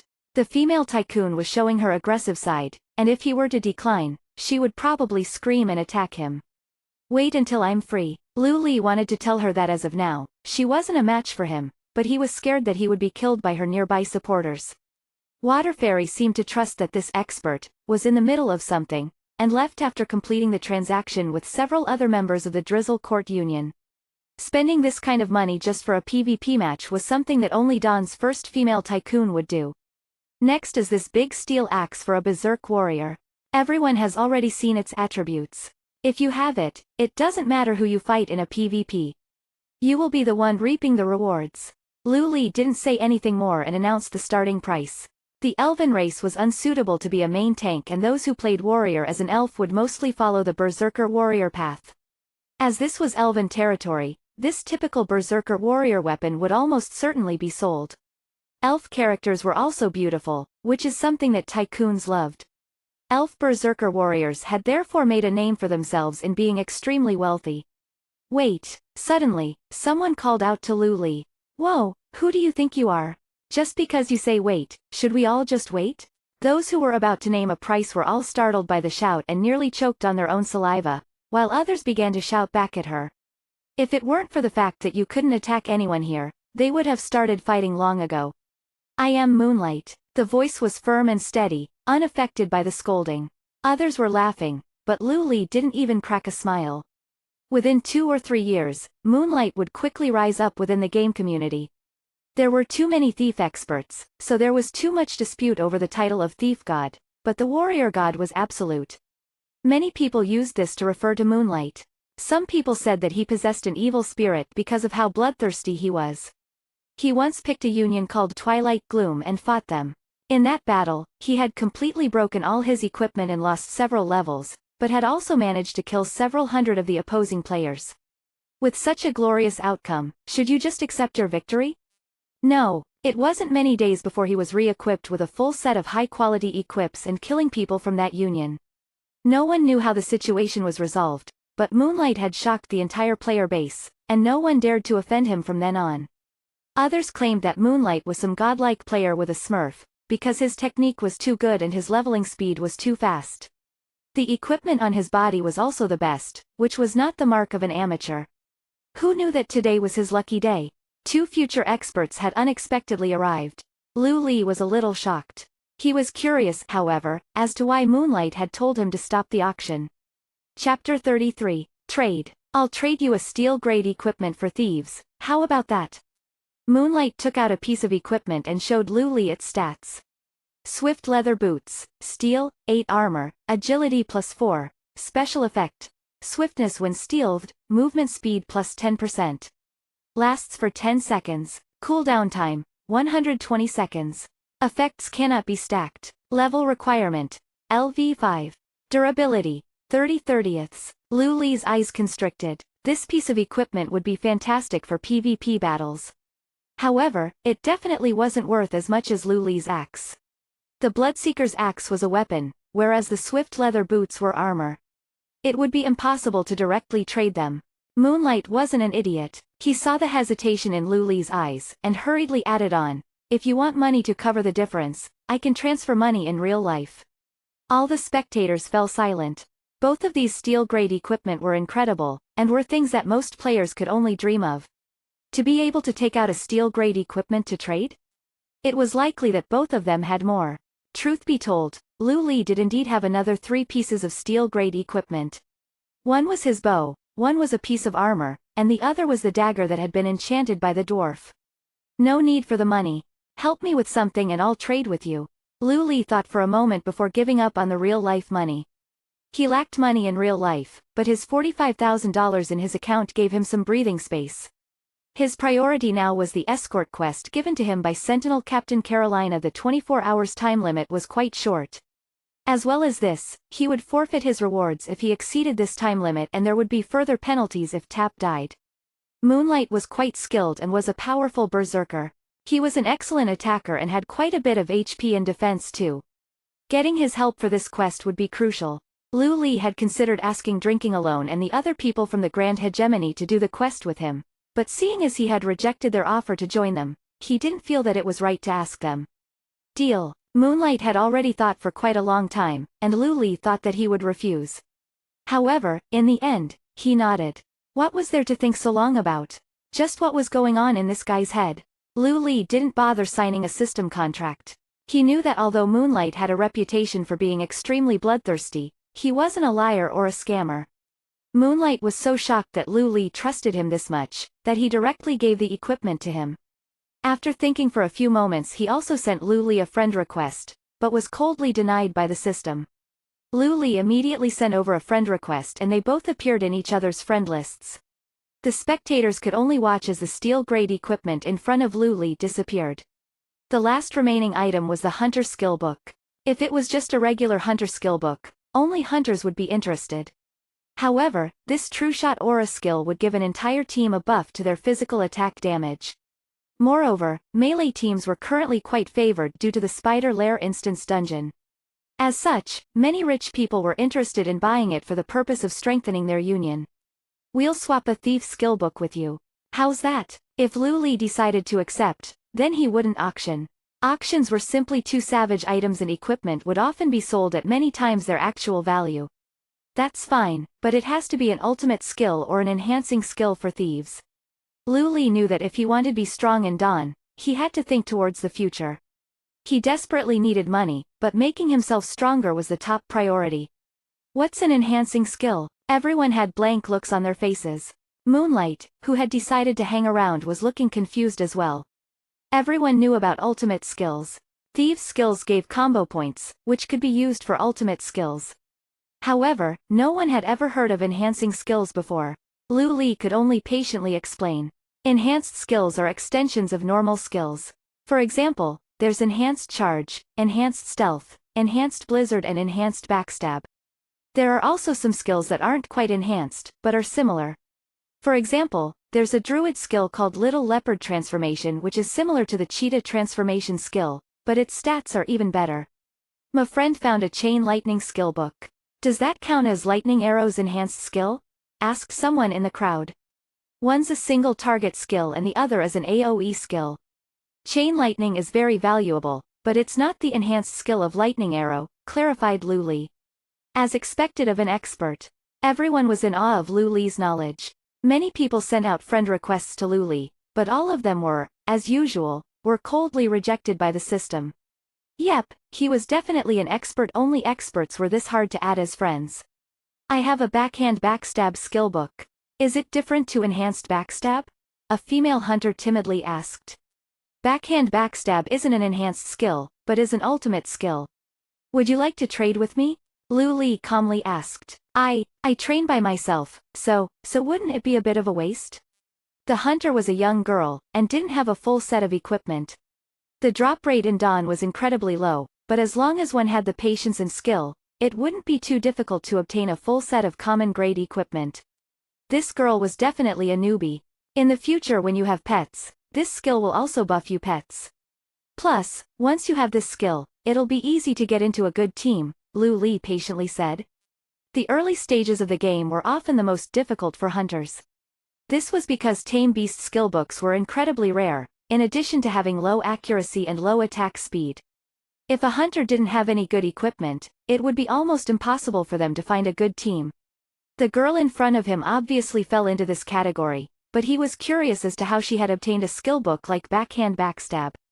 Backhand Backstab, instant cast. When you are at your target's side, consume all of your combo points to backhand backstab your target, causing equipment damage X, 1 plus 30% X number of combo points, worth of damage. Proficiency, 1/1000th. This ultimate skill was quite powerful, but if one had to point out a drawback, it would be that backhand backstab required difficult positioning. As such, most thieves in Dawn chose to use Eviscerate as their ultimate skill. However, to manual mode players, this skill was easier in being able to achieve surprising effects. The hunter girl was convinced by one of Lu Li's reasons, and then nodding, opened up a trade window with Lu Li. Lu Li let out the breath that he had been holding and traded with the girl. Lu Li felt a bit guilty, perhaps because he felt that he had taken advantage of this girl. He sent her a friend request, hoping that he would be able to make it up to her in the future. Trueshot Aura was quite a good skill and was very rare. However, it simply couldn't be compared to the backhand backstab. At least to Lu Li, he had received much more than he had given, and thus the exchange hadn't been very fair to the girl. The hunter girl was very surprised that Lu Li would add her as a friend. However, being added by an expert made her quite happy, so she accepted the request without hesitation. Chapter 34. House Searching. After selling all of his equipment and the skill book, Lu Li sent a message to Azure Seabreeze to see how things were going on his end. After confirming that all was well, Lu Li logged off and went to sleep. The next day was Sunday. Lu Li and his little sister ate some breakfast, then left to look for a new home. From a sociological standpoint, once private ownership was established, people were bound to be divided into the rich and the poor despite how advanced technology was. This was something that could not be changed. The wealth gap between the rich and the poor was still as present as ever in the 23rd century. There were three main districts: the slum district, commoner district and the rich district. Although these weren't their official names, that was how reality was. The people who lived in the slum district were mostly unemployed and barely scraped by on government handouts. Most of them didn't have the right to education or healthcare. The reason why the Lu family lived in such poverty was because Lu Li wanted his sister to go to school, so that one day she might be able to find a good job and marry into a good family. Those who lived in the common district were mostly the working class who earned low incomes. Although they didn't have much money, they were handed more rights than those in the slum districts and lived in much better conditions because they could at least contribute to society. As for the rich district, they were the minority who controlled the majority of society's wealth, and enjoyed much more in terms of rights and power. Lu Li now had more than $40,000 in his bank account. It was impossible for him to buy a house even in the commoner district, but renting a house would be no problem. Currently, they were looking for a house in the commoner district with a nice and safe environment, that was close to a school and wasn't too expensive. Big brother, look, there are police here even though it's still daytime, pointed out Lu Xin in curiosity. Lu Xin was a little beauty but had always lacked a feeling of security since she was young. Luckily, her big brother was good at fighting, so she was able to safely grow up in the slum district. It's because this side of the commoner district is close to the slum district, Lu Li explained. This was quite ironic. Lu Xin was excited to see the police, but the people they were here to guard against were people like Lu Li and Lu Xin. Big brother, if we find a house to live in over here, we won't count as poor anymore, right? The little girl asked with a look of hope on her face. Xin, we weren't poor because we lived in the slum district, but because we didn't have any money. Now that we have money, we aren't poor anymore. Lu Li swore to himself that he would never let his little sister feel inferior because of her social status ever again. Oh, big brother's so awesome, you earned that much money in just 2 days. To Lu Xin, her big brother was always the strongest and the most awesome person. A certain Bro Khan's eyes were filled with little stars. Xin, let's not look for a house here. A certain Sis Khan's heart started racing as he proudly said, let's go to the rich district. Big brother, are you sure? Lu Xin burst into excitement, but then became doubtful. Big brother, will we really have enough for that? If one day we don't have enough money, what will we do? It was normal for the little girl to worry about this. However, what she didn't know was that Sis Khans hated being doubted by their little sisters. What? Not being able to earn enough money? Impossible. The more Lu Li thought about it, the more he wanted to move to the rich district. The living conditions there were simply too good. The slum district was a crappy area that should have been demolished 200 years ago, while the commoner district was equivalent to the normal suburbs. Only the rich district could match the 200 years of advancement in technology. Lu Li and Lu Xin sat in a hovercar as they set out for the rich district. The rich district was quite large, but there were not many people. Apart from some special regions, the residential area was filled with trees and some rare plants that had become extinct 200 years ago. Plant DNA that had been preserved for 200 years had finally been reconstructed using technology. It was very fitting for them to be growing in the gardens of the rich district. You want to rent a house here? Most of the receptionists came from the commoner district, so they didn't have the same condescending attitude that most people of the rich district had. The receptionist kindly said, The government regulations require that your account needs to have at least $1 million in order to live here. $1 million. Lu Li's hopes were instantly dashed. Big brother, let's forget about it then, Lu Xun softly said as she pulled Lu Li's arm. You could try out the region near the higher education megacenter, the receptionist suggested.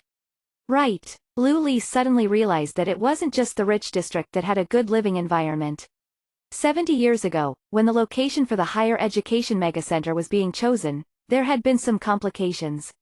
The government had wanted to put all of the universities in the same location to save money and space. They had originally been planning to build the higher education megacenter in the rich district, as all the members of the committee were from the rich district. After all, who wouldn't want universities to be close to where they lived? However, no one thought that those from the commoner district and slum district would be so outraged. Factory workers went on strikes, teachers went on strikes, electricity and water was cut, transportation was blocked, and even the military fell into chaos. Soon, members of the committee began to be assassinated. As such, someone suggested that the higher education megacenter should be built between the rich district and commoner district. Although some people were still unhappy, most of the chaos ceased, and the higher education megacenter became a buffer between the commoner district and the rich district. While it was affordable for most people of the working class, the conditions there were almost as good as those in the rich district. By the time the Lu brother and sister arrived at the higher education megacenter, it was already 11 a.m. Lu Li decided to go to the villa district where the Star Moon Union was, since he was familiar with its surroundings. This was a garden villa district. In the front, there were 4 office buildings, and behind them was the residential area. Lu Li held Lu Xun's hand as they walked past a real estate agent's office and into the residential area. Big brother, I heard that real estate agents can show you around and give you some information. Why didn't we go in there? Lu Xun turned around, wanting to look back at the office. Silly girl, real estate agents are all swindlers. They always start with the worst house and work their way up from there. If you meet a really bad one, they sometimes even collude with the landlord to cheat you of your money. So remember, never, ever find a real estate agent, Lu Li said, as he passed on essential knowledge to his little sister. Lu Xun completely trusted Lu Li, and she looked at the office with wariness. Then how will we know which houses are for rent? There are 2 ways. We can either look online, or look at the district's bulletin board. In his previous life, Lu Li had also moved out of the slum district with his little sister. However, they had only been able to move to the commoner district, and the living conditions still weren't that great. Are we going to look online? Most of the photos online are fake. It's better if we go and take a look in person. We'll have a look at the bulletin board first, Lu Li replied. Even after hundreds of years, some things had never changed. Beside the digital bulletin board were some empty spaces for people to put up their own ads. There were those wanting to buy second-hand game helmets, clinics advertising their medicine, as well as advertisements for renting rooms. The brother and sister pair squeezed in front of the bulletin board together, looking for an ad that caught their eye. Just as they were about to choose one to call, they heard someone impatiently saying, "Are you guys done or not? Can you let me stick something on?" Chapter 35. My beautiful landlord. The person's voice was slightly hoarse, and Lu Li turned around. It came from a beautiful woman. Her clothes were not very orderly and she had eye bags as well as an impatient expression, however, she was definitely a beauty. This went to show just how stunning she was. The Lu brother and sister took a few steps back to make way for her. She was holding a sheet of paper with a sticky back, and she carelessly stuck it onto the bulletin board. She didn't even bother to look at it after, and yawned, then shakily left. Big sister, Lu Xun called out to the beauty. The beauty turned around in annoyance. However, seeing that it was the cute little girl who had called out to her, her voice became somewhat more amicable. What is it, little sister? Lu Li had been completely ignored. Big sister, you stuck your ad upside down. The beauty seemed to waken up, and walking over, she saw that it was indeed upside down. Villa overlooking the Little Mirror Lake.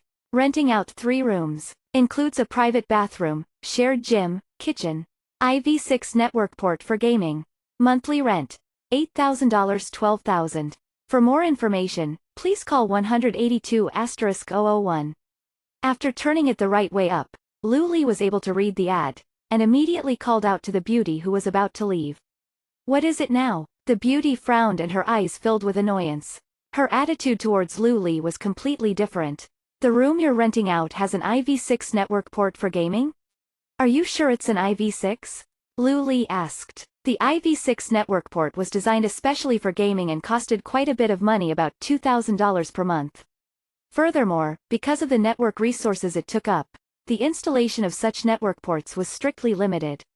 Even if one had money, they might not necessarily be able to access one. That's right, do you want to rent? The beauty gave him a strange look. Sorry, but we only want to rent to females. Big brother, it's so expensive, Lu Xin said as she held Lu Li's hand. She was simply astounded by the monthly rent. The government handouts given to those in the slum district would be around $8,000 per year, and it would rarely be given in cash. This price is actually quite fair. You know, Xin, it would be quite hard for us to find a cheaper and better place than this in the higher education megacenter, Lu Li replied. How about we go back to the commoner district? We'll come back when we have enough money. Lu Xin didn't want her brother to overwork herself. She would already be happy living in the commoner district. What a good girl. Lu Li couldn't help but stroke his little sister's head. If we live over here, I can send you to a good school. That way, you'll be able to go to the #1 affiliated middle school. I heard that the enrollment rate there is quite good, and the minimum mark for passing is alright. Big brother wants you to get into the best school and best university, alright? But, Lu Xin wanted to say something, but was cut off by Lu Li. Don't worry about money, Big brother will take care of that.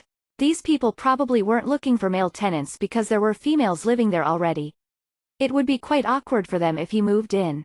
As such, Lu Li did not push it, and instead continued to look through the ads, searching for one that had an IV6 network port. An IV6 network port was simply too important, especially to a manual mode player.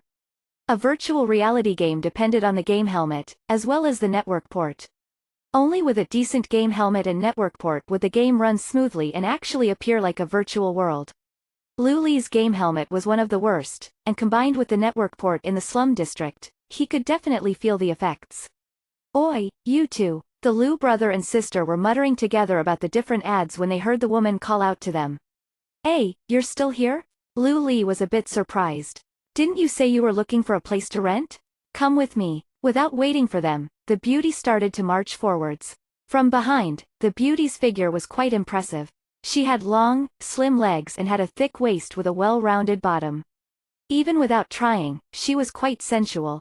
Lu Li hesitated for a moment before taking Lu Xin's hand and following her, as he asked, how much rent do I have to pay at once? Pay for 3 months plus the next 3 as security. This time, the woman didn't sound as annoyed at them. No problem, but can we start next month? I'll need to prepare during this month, Lu Li said. Why do you need to start next month? Are you going to become rich in a month? The woman's thinking process was a bit strange. Most people wouldn't have agreed to such a thing, but instead, she had asked them why. I won't be able to become rich, but renting a place should be fine. Lu Li replied. As they talked, they had come to the entrance of the villa. No wonder they said that it was overlooking the lake. This villa had 2 stories and was right next to it.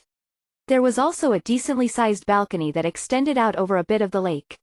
If you've found a good job, then let me see the contract. Otherwise, how can I trust you? Wait here. The beauty opened the door and walked in. However, after taking a few steps, she immediately ran out and turned around while yelling, I brought some people who are interested in renting. Hurry and clean the place up. There's a guy. Lu Li started sweating. He could almost imagine a bunch of almost naked girls sitting in the living room. There was a flurry of movement inside and someone yelled back, all right, big sis Huan, you can come in now. The living room was quite large, but was a bit messy. However, at the very least, there wasn't any underwear lying around. There were 2 women sitting on the sofa, looking at the Lu brother and sister in curiosity. As the saying goes, birds of a feather flock together. These 2 women were also exceptional beauties. One of them was wearing a light blue shirt and was quite a lot shorter than the other 2 women. Her large and sparkling eyes, coupled with her sizable chest, made her appear like a kawaii girl from a manga. The other looked much more delicate and quiet, as if she was from a painting. Please take a seat. What were we talking about just then? The woman who was called Big Sis Huan said, as she found a spot on the sofa and curled up. Big Sis Huan, didn't we say that we'd look for a female? The kawaii girl said unhappily. Ah, I saw that he treated his little sister really well, and I felt touched at the time. Huan Huan said, as she messed around with messy hair, evidently feeling conflicted. The kawaii girl looked at Lu Xin and suddenly realized something, saying, "Hey, at least she's shorter than me and she's super cute. Let's let her stay. Dodo, she's still young. She'll definitely still grow," the delicate girl reminded her. Although Lu Xin was already in grade 10, she was only 14 years old. She was incredibly pretty, but was only about 1.5 meters or so tall. "Big sis Yi Yi, will you die if you just agree?" The girl referred to as Dodo yelled out furiously. The delicate beauty looked away, and didn't say anything else. "Alright, be quiet you guys." Huan Huan cut them off as she looked at Luli and said, "You said that you wanted to start renting next month, right?" Chapter 36. I'm a professional player. That's right. Luli didn't feel as though there was anything wrong with this. If he was still living in poverty, he might feel a bit ashamed. However, after earning over $40,000 in 2 days, he felt more confident than anyone else. Those who were truly confident in themselves could face reality head-on. "You don't look like you're a student. Where are you working now? Do you have any proof of your income?" Huan Huan and the other girls looked at the calm Luli. Could he really have found a good job? "I'm a professional player." Luli thought for a moment, and decided that the most suitable job title for him would be a professional player. His status as a member of the Gold Collection Unit had ceased the moment he had decided to leave the Star Moon Union. "Professional player," the three girls said at the same time with a strange look on their faces. "So you're a professional player. What game do you play?" The kawaii girl Dodo curled her lip as she asked, "Are you sure you can earn enough money?" "Dawn. Ah, so you play Dawn as well. What level are you?" Huan Huan seemed a bit more awake. LV5. Ha, LV5. Not bad, Dodo's also LV5. Huan Huan thought for a while before asking, "It's been 2 days since the game opened. How are you so confident that you'll be able to earn enough money? How many gold coins do you have?" "I've only got 10 or so gold coins now. I've exchanged most of it into real money," Lu Li truthfully answered. The kawaii girl leapt up and said, "Big sis Huan Huan, don't listen to him. It's super hard to earn money in Dawn. How can he already have 10 gold coins? You seem to have sold a lot of things," Yi Yi said in a small voice. She was completely right. Not only did he have 10 or so gold coins, but he had sold a lot in the past few days. "How much did you earn from selling your things?" Huan Huan was doubtful. Although she hadn't played this game, she had heard Dodo yelling quite a bit about how difficult it was to play and earn money. She even had to borrow money to repair equipment. "About 40 gold coins. I sold them for about $45,000. In order to convince them to let him rent a room here, he had to show that he had money in the game and also in real life. He didn't know that he had just poked a hornet's nest. Impossible, impossible." Dodo was tearing at her hair as she rolled around on the sofa, as if her mind was on the verge of collapse. "Mr. Huan Huan calmed down and said, "It's not that we don't believe you, but to earn $45,000 in real money in just 2 days is inconceivable. What proof do you have?" "I can show you the screenshots of my trades and exchanges. One exchange was with the Star Moon Union. I sold them a skill book for $25,000. The other was with Water Fairy. I got $20,000 from that," Lu Li explained. "Wait, you sold that skill book to the Star Moon Union? And Water Fairy? Are you that Lu Li?" Dodo yelled out as she stopped rolling around. "Madman, Dodo has been calling you a madman for the past few days," Yi Yi added softly. This girl was incredibly beautiful and looked harmless, but she liked to hit those who were down. "Be quiet, you," Dodo and Huan Huan said at the same time. Yi Yi curled up into a ball, her eyes glimmering as if she had been wronged. She looked extremely pitiful. "Can you tell us how you earned so much money?" Huan Huan climbed up from the sofa and ran over to sit down next to Lu Li, while Dodo sat on his other side. The two girls sandwiched Lu Li in between them and stared at him intently. "Ahem, these screenshots should be enough to prove that I'm able to pay the rent, right?" This was the first time he had been so close to two young, beautiful women, and he felt quite a bit of pressure. Of course," Huan Huan quickly nodded. "Now can you tell us?" "I don't really know what you mean. I'm just here to find a place to stay." Lu Li felt that there was something not quite right about these women. "Alright, I'll tell you why we want to know so badly." Huan Huan's face fell and she started to explain to Lu Li. They had rented this house in the first half of the year. 7 university students had formed a game studio in order to do well in the game, New World. It was a pity that things did not go as planned. 6 months after New World was released, many players moved to Dawn. As such, the girls' investments in New World and the villa had all gone down the drain. The passion they felt for the game quickly disappeared and everyone else left. Soon, it was just these 3 girls. Huan's surname was Zhou and was the boss of the studio. She had invested the most money, but when the others had left, she had given back some of what they had invested. She had taken the biggest loss. Yi's surname was Yang and her real name was Yang Lu. Yi was her nickname. She had been close friends with Huan since they were young, so naturally, she hadn't left. As for Dou, her real name was Dou Jing. However, she didn't like her name at all. This was because her name, Jing, meant to calm down. Whenever someone said they needed to calm down, she would always be made fun of. As such, everyone called her Dou, since it sounded much cuter. After what had happened, it was only natural for them to feel dejected and low-spirited. Huan and Yi didn't even want to play Dawn. Only the heartless Dou entered the game, but she hadn't done well for herself. Back then, we were completely confident and signed a 3-year lease on the house. Now, we can only sublease to minimize our losses, Huan grudgingly said as she told Lu Li the reason why they were renting out the rooms. Rich, filthy rich. This was an awesome villa in an awesome location. It was large, and had its own garden, swimming pool and balcony. It was probably worth at least $100,000 per month and yet they had leased it for 3 years. Lu Li felt like his head was about to explode. He quickly comforted the 3 girls who were grasping at straws. Let's talk about the rental terms first, then game matters. I'll definitely help you all, but don't expect too much. I'm just a normal player. Got it. That's what all experts say. Dou rapidly nodded. Lu Li didn't know what to say. Lu Xin suddenly realized just how powerful her big brother had become and a look of worship appeared in her eyes. There are 3 rooms in total, 2 big and 1 small. The big ones are $12,000 per month and the small one is $8,000 per month. If you can teach us how to play Dawn, we can reduce the rent by $2,000. After gathering together for a while, the 3 girls made a decision. The rooms were all very large. Even the smallest one was twice as big as the entire unit the Lu brother and sister had occupied in the slum district. Big brother, let's share the smaller one, Lu Xin suggested in a small voice. She had never seen such luxurious rooms before and felt like she was dreaming. No way. The first person to reject this was actually Dou. She furiously pointed at Lu Li as she yelled, "How can you do this, you pervert? Your little sister's already so big, but you still sleep with her, you pervert." She clearly had a hyperactive imagination. Lu Li was speechless and the other 2 girls pretended that they didn't know her. After ranting for a bit, before convincing Lu Li to rent 2 separate rooms, she finally calmed down. "We'll charge you $15,000 per month for the 2 rooms. Yi and I will join the game next week. When that time comes, you need to give us some basic equipment and tell us what we should do." These students were all very rich. Otherwise, they wouldn't be able to rent such a place.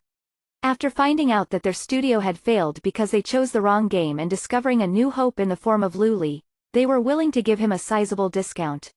"If you join our studio, we can let you guys stay here for free," Yi said in a small voice. Chapter 37. Escorting as a party. Yes. Dou, who had just been scolding Lu Li, suddenly became eager, as she was actually the one who respected him the most. Even though she wasn't an elf, she knew that Lu Li had sold a skill book worth 20 gold on the first day and even more equips last night. He had even gotten the first clear of the elite difficulty instance dungeon, as well as the wild boss. This had made global news and he had become a well-known name on TV. If she knew that the first PvP video on the forums was about him, she would be even more surprised. "I don't think I'll be joining your studio, I don't have plans like that at the moment." Even with the beauties before him, Lu Li was clear and straightforward with his rejection. "What about the rooms? Have you decided?" Huan looked at Lu Li, wholeheartedly hoping that he would choose to stay. This was a gaming god, one that ranked among the best in China and perhaps even the world. Even if he didn't join their studio, a few tips here and there from him would be greatly beneficial. If Lu Li still thought it was too expensive, the rent could be further reduced. "I can pay for the first month's rent, but the rest of the initial 6-month payment will have to take a little longer." Lu Li didn't plan to stay for free, but he had to find a way to earn 60,000 for the Star Moon Union by next Wednesday. Of course, that's not a problem. You guys can pack your stuff and move in today. The three sisters all nodded in agreement. Moving out didn't take very long as he and his sister didn't have much. They only brought their clothes and daily necessities, leaving the rest behind to be taken by their neighbors. Lu Li stayed in the bigger room on the second floor, which was farther away from the girls, while Lu Xin stayed in the smallest room, which was closest to Dodo. The landladies had already warmed up to her and had dragged her out to go window shopping in the afternoon. Lu Li turned down their offer. He still had a very important quest to complete in-game. When he logged in, it was already 3 p.m. The sky was sunny today in Moon Shadow Valley and the sunlight rested on the green grass, reflecting a golden light. The valley didn't look dark at all. After sending a message to tell Azure Seabreeze to come over, Lu Li looked for a few monsters near Moon Shadow Valley to try out his new network connection and equipment. The IV6 game network had instantly made him more powerful. His original 80% skill completion on Shadow Strike had been increased by 2-3%. This was with the worst game helmet as well, and when he upgraded to the best helmet, there would be a further increase. An independent player like him needed the best equipment he could get. He had already used the skill book he had obtained from the day before. While backhand backstab dealt a lot of damage, the hardest aspect of the skill was the required positioning.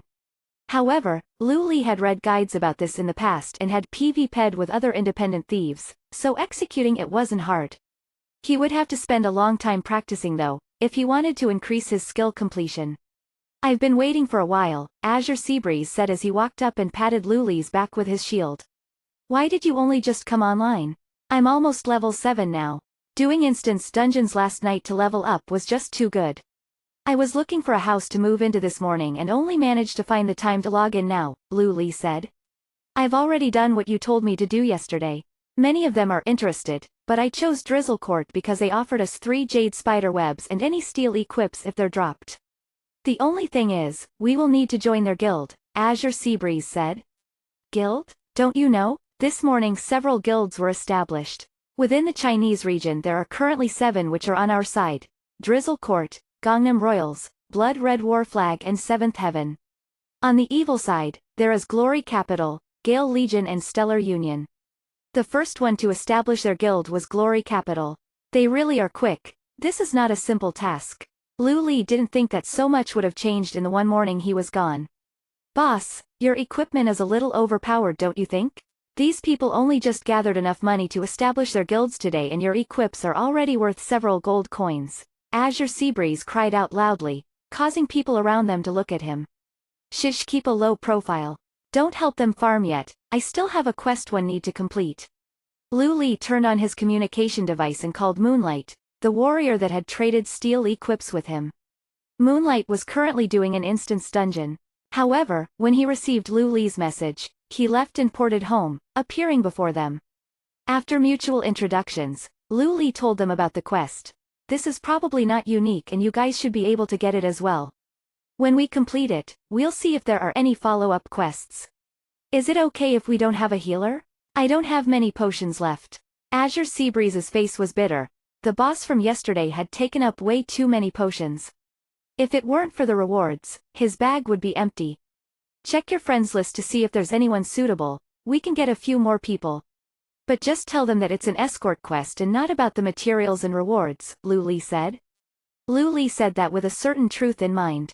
When asked to help with a quest without the promise of a reward, most people would come up with an excuse. Azure Seabreeze was one of the few friends that was here without a reason. As someone who was proud to have such a large social network, he didn't realize how many were fair-weather friends. Azure Seabreeze looked hurt and squatted to the side, not saying anything. In contrast, Lu Li's friend list was small, but there were quite a few people who were willing to join. March Rain the Priest and Lonesome Flower the Mage were the ones who had completed Pet Escape with Lu Li. Upon hearing that Lu Li needed help, they had asked for his location and immediately headed over. In his friends list, there was also Holy Thunder the Mage, Water Fairy and 3 people from the Grand Hegemony. Lu Li decided against contacting them as he wasn't very close to them and didn't want to trouble them. Finally, his eyes stopped on one named Remnant Dream, who was the one who traded the skill book with him. After receiving the news, the little hunter obediently presented herself.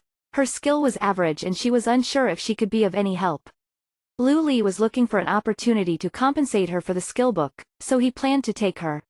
With many monsters on the way, the experience gained would not be much different from those that were training in parties. As for the danger level, they would be completely safe as long as they stayed together. Dawn's parties had no max number, so the 6 of them could form a group. Azure Seabreeze and Moonlight were level 6, Lonesome Flower and March Rain were level 5, and Remnant Dream was level 4. They were all young people, so they quickly warmed up to each other and went on their merry way. Chapter 38. Let's go. The party had killed many monsters before reaching the level 6 Spotted Forest Panther and had received a considerable amount of loot. However, now that they had entered Spotted Forest Panther territory, they were starting to feel some pressure. Remnant Dream, how long until you level up? Lu Li made a misstep and a shadowy figure closed in. He quickly twisted his dagger and plunged it into the back of the monster's head. He then heard the system prompt. Backhand backstab skill completion 71%, dealing 79% damage. Still missing 1%, the little hunter said as she uncoordinated LY drew her bow and fired a weak arrow. Azure Seabreeze waved his long sword to block it as it flew towards him. He was quite familiar with this action as this wasn't the first time. You'll be strong when you learn True Shot Aura. Lu Li didn't have the same nasty look in Azure Seabreeze's eyes, instead comforting the little hunter that was about to cry. Lonesome Flower was using automatic mode, which was fairly normal for anyone wanting to do well. Later, when he had more skills and a full set of good equipment, he would be a force to be reckoned with. Lu Li hadn't seen March Rain for a day, but her improvements were already significant. As for Moonlight, there was only one phrase for him: killing machine.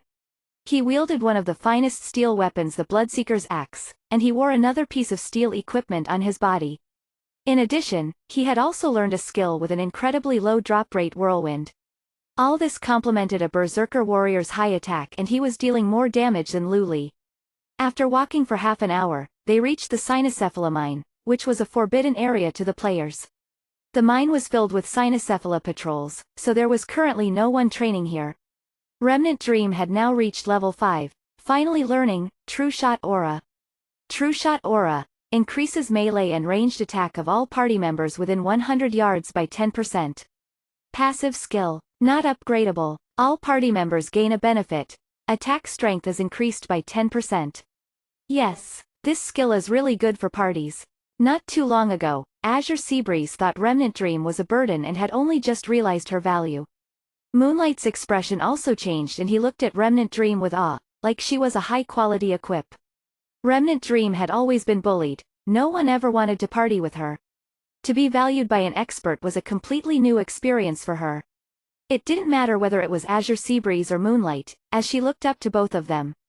Alright, stop talking, get ready to attack. Even though the Cynocephala are high level, our party's attack strength is pretty high too. This shouldn't be a problem, but we can use this time to practice. March Rain, heal us well. After a rest, Lu Li tried to get everyone ready to work. Lu Li went into stealth first and cast Sap to stun one of them. The rest of the party ambushed the target and focused it down. The poor Cynocephala was killed in just a few seconds. This was a level 10 monster. Whoa, the express is higher than in an instance dungeon. Azure Seabreeze exclaimed. The monsters here were all 2 to 3 levels higher than he was, which granted the maximum bonus express. This meant that they gave more express than the level 4-5 monsters in the instance dungeon. Spirits were high and they rushed in headfirst, even when there were 3 or 4 monsters grouped together. The pressure was on March Rain to heal, but the stubborn girl didn't protest, instead clenching her teeth and continuing to support. Lu Li occasionally gave some tips, but her technique was becoming good. After over an hour, they had cleared a way to tap. Azure Seabreeze had also been pulling monsters from the surrounding area so they could increase their level. Coming before tap, they all received the exploration quest. The goal of the quest is to find the sacrificial altar in the cave. You guys go ahead. I'm going to open some treasure chests. Lu Li already knew where they could go, and turned invisible before entering the cave. No wonder Lu Li's equipment is so good. A thief can go anywhere he wants, and can't he just open any treasure chest he wants? Lonesome Flower said with envy. Don't think about it, you have to consider who it is as well. Look at other thieves, some of them are really bad, Azure Seabreeze said with disdain. Those who play as a thief are also playing with their heart. There are so many monsters here, but Lu Li had already explored this place yesterday. His technique is pretty good too, his skill completion is very high. Although you damage dealt couldn't be seen, they had been together long enough for Moonlight to make an estimate on the damage Lu Li was dealing. Moonlight, do you play with your friends? Azure Seabreeze asked casually while attacking a monster. No, I'm alone right now, just playing however I want. Moonlight's voice was low and deep and it sounded like there was a story to him. Azure Seabreeze smiled. It's no fun playing alone. Whenever you do an instance dungeon you have to find a random party. The chance of you running into unique people is really high. You know, I ran into quite a few of them just last night. Azure Seabreeze was someone who could make good small talk and was a bit of a chatterbox. As long as he was around, there would be no fear of silence. Whenever he met a stranger, he would quickly be able to find a common topic to talk about. Lu Li went alone and moved quickly, as he didn't need to fight any monsters. Before the others had even completed their quest, he had already opened all 3 treasure chests and returned. Lonesome Flower, you can have this magic bracer. I don't mind how you decide between you and your sister. Lu Li had obtained a few bronze equips from the treasure chests, and if anyone here could use them, he would just give it to them. Lonesome Flower and March Rain tried to politely decline, but eventually took it anyway. Remnant Dream, you're pretty lucky, there's 2 things here for you. Lu Li gave her 2 equips that added agility. This is too precious, isn't it? The little hunter was shocked. Azure Seabreeze saw what was happening and was also shocked. This can't be what you just got from the treasure chests, right? This crossbow looks familiar. Oh, that's right. It was from when we got first clear on the elite spider lair. Once Remnant Dream heard that, she was even more reluctant to take it. I have no need for a crossbow and your aim with the bow isn't very good. Try the crossbow, it's easier to operate. With automatic mode, the system will adjust the speed of the arrows. Lu Li decisively confirmed the transaction, but worried that the other party wouldn't accept, he added, think of it as a loan. When you have better equipment you can return it to me, otherwise you can keep it. The others were shocked by Lu Li's generosity and Remnant Dream was so excited she couldn't speak.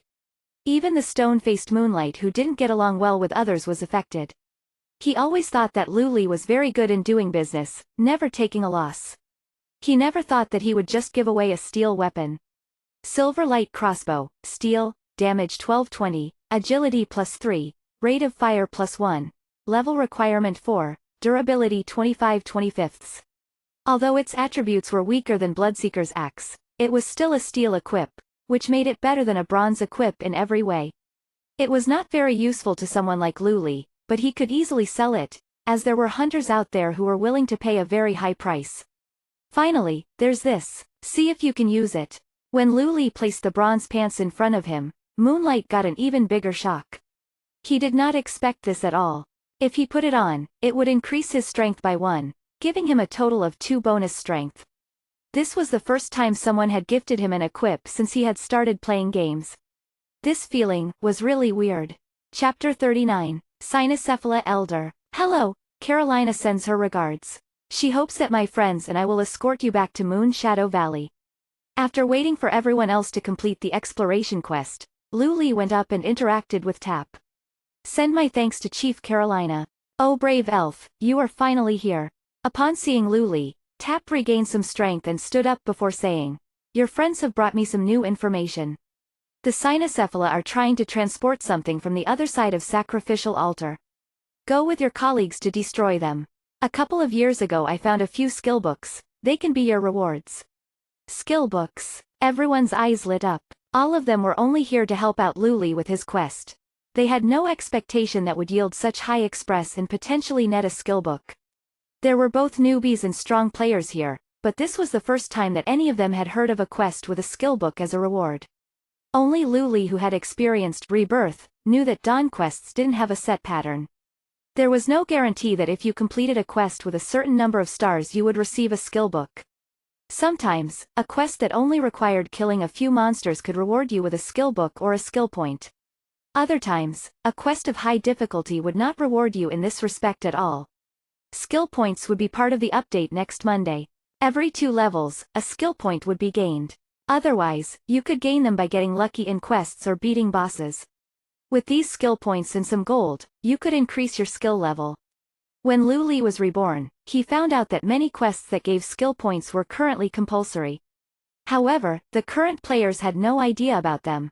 Of course, that was something to be considered next Monday.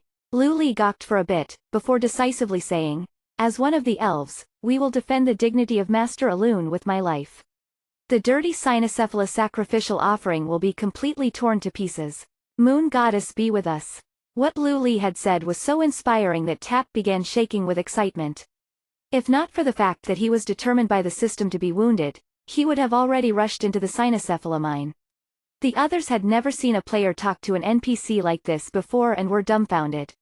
They slowly realized that Lu Li's success wasn't just because he was lucky. He played this game with a certain kind of earnestness. "Let's go." Lu Li didn't say any more, leading his party back into the mine. The way to the sacrificial altar was clear, but after they had taken the quest, the sacrificial altar had changed significantly. Other than the 8 Cynocephala mages that were gathered around the altar, there were 4 more level 12 Cynocephala priests. "There are 8 of them with shared aggro. I'll stun one and kill another. Then, we'll focus fire one of them together, and after I've gotten aggro, we'll just attack the closest ones. Remnant Dream, you can take one on. Azure Seabreeze and Moonlight should be able to take 2 each." There was not much strategy involved in this situation, they just needed DPS and healing. "I can't do this." March Rain was the most nervous. "Don't worry about me or the other 2 warriors' HP. Just take care of your brother and Remnant Dream. Let's go." Lu Li went invisible and sapped one of the mages. He then turned around and used Cheap Shot on another. Everyone else then selected their targets and started casting all of their spells. March Rain, who was the most worried, found that after the fighting had started it wasn't so bad. Azure Seabreeze and Moonlight had a full set of equipment and a high level of armor. Even when they were hit by the Cynocephala mages who were 3 to 4 levels higher than them, they only lost a little bit of HP. Lu Li was responsible for 2 of the monsters. One of them was completely motionless and the other completely stunned, unable to raise its staff. With Lu Li and Lonesome Flower both attacking, it quickly keeled over and died. After dealing with that, Lu Li escaped from the fight by going invisible and giving the target that was sapped another sap. Sap can be chained, but the stun duration will be reduced by a third. His next target was the monster that had already been taken to half health by Moonlight. Before long, the 8 mages were all killed before they could do anything. Although the priests were high-leveled, this didn't translate into their attack damage. What was challenging about defeating them was their ability to restore HP. However, this wasn't really an issue either, as there were 3 who could be considered experts in this party. Whenever they saw a healing skill being cast, they immediately stunned the caster to interrupt the skill. Even if they missed a few times, this didn't have much of an impact on the overall situation. Soon enough, all the priests lay dead on the floor too. "The power of darkness is coming and you insects will soon bow down to the great Yogg-Saron," the last priest said before falling into the sacrificial altar, his blood flowing like a river. "Too bad they didn't drop anything," Azure Seabreeze disappointedly said as he kicked the body of the mages. "You can't be sure, maybe it's not over." Lu Li shook his head. Even though he hadn't done this quest in his previous life, his experience told him that it wouldn't be this easy. "Are you talking about the blood?" Moonlight was similarly curious. "This blood flow is definitely more than usual." The others were beginning to become suspicious. The 4 priests that were killed on the altar weren't moving. However, their wounds hadn't stopped bleeding after they died. The whole sacrificial altar was now filled with blood. The symbols on the sacrificial altar gradually lit up. "Oh no, there's no way Yogg-Saron will really be summoned, right? That's just too insane." Azure Seabreeze held his shield tightly, somewhat anxious. Yogg-Saron was one of the old gods, dubbed the Beast with 1,000 maws. Even the Titans couldn't destroy its evil, they could only imprison it deep underground. There's no way it would be so easy to summon. Lu Li thought otherwise. In his previous life, 25 people who were level 40 couldn't even defeat the tentacle of Yogg-Saron, which was the final boss of an instance dungeon. The dark light on the altar shone unceasingly, before finally gathering together to form a Cynocephala Elder Allen. "Why is it a Cynocephala?" Azure Seabreeze had been anticipating something bigger, but was disappointed. "Don't underestimate it, this is a boss." Lu Li suddenly thought of something that he had read before about bosses, one of which was Cynocephala Elder Allen. One of its skills was Charm, which possessed players. For players, Charm was a warlock skill that made the target aimlessly wander around for a while. But for Alan, it was different. He could directly control the players. He could control a healer to heal him or force a damage dealer to attack a teammate. Other than Alan, there was a level 15 public instance dungeon boss that knew this skill. When Lu Li was fighting this boss in his previous life, he became so frustrated that he wanted to kill himself. At the moment everyone was only level 5-6, but they had bumped into Alan who was level 10. Even Lu Li felt a bit of despair. Chapter 40, Charm Skill. Have you fought this boss before? Is this boss difficult? Moonlight saw that something was wrong based on Lu Li's facial expression and sent him a private message. I have a friend who was in the beta that ran into this boss. Its attack and defense is very ordinary, but it has a skill that is very hard to deal with. Lu Li generally described what the boss could do and saw that Moonlight was also frowning. But Moonlight wasn't disheartened, messaging back. I heard from Azure Seabreeze that you intend to make a fixed group. If you are, you will need someone to take on the role of commander. You cannot be hesitant like this. The question is simple, what do we give up and where can we attack back? Even if we lose, we only lose some express. On this trip today, I've already gained more than 50% express. Upon hearing this, Lu Li felt like his mind had cleared. That's right, it was only some express. He didn't feel nervous anymore, instead clapping his hands and saying, let's give it a shot. If anyone has any ideas, speak up. We're waiting for your direction. How do we fight it? This was the blind trust that Azure Seabreeze had for Lu Li. Lu Li waved his hand, saying, main tank attack the boss and receive healing, everyone else deal damage. That's it? Everyone stared at him in disbelief. It's my first time too, I don't know what to do either. This boss probably has charm, so whoever is controlled will either heal it or attack us. If that happens, don't panic.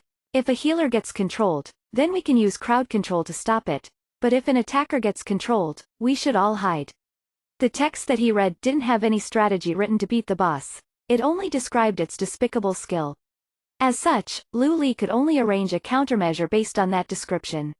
Although they were unwilling, they could only attack it with the standard method for now. Azure Seabreeze charged in and successfully stunned the boss for a second. It looked like the boss wasn't immune to crowd control. Some bosses in Dawn could be crowd controlled, but others had attributes that stopped this from happening. All you could do was hit them when they cast a spell, or counterattack with a mage to cancel it. There had been people who tried to take professions with a higher number of crowd control abilities to control bosses.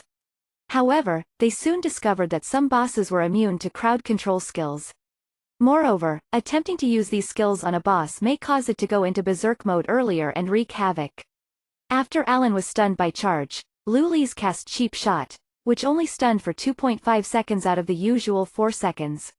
It appeared as though the boss had some kind of gradual immunity to crowd control skills. Fortunately, most Cynocephalas had weak defense, and the Elder was no exception. Azure Seabreeze could deal 3 damage, while Lu Li's normal attack could deal around 5 damage. However, its total HP was 45,000. Not accounting for any incidents, it would take an hour if the 5 of them kept attacking it.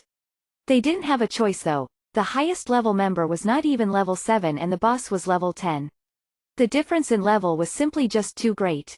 If the boss was a wild beast that had high defense, there would be no chance of them ever taking it down.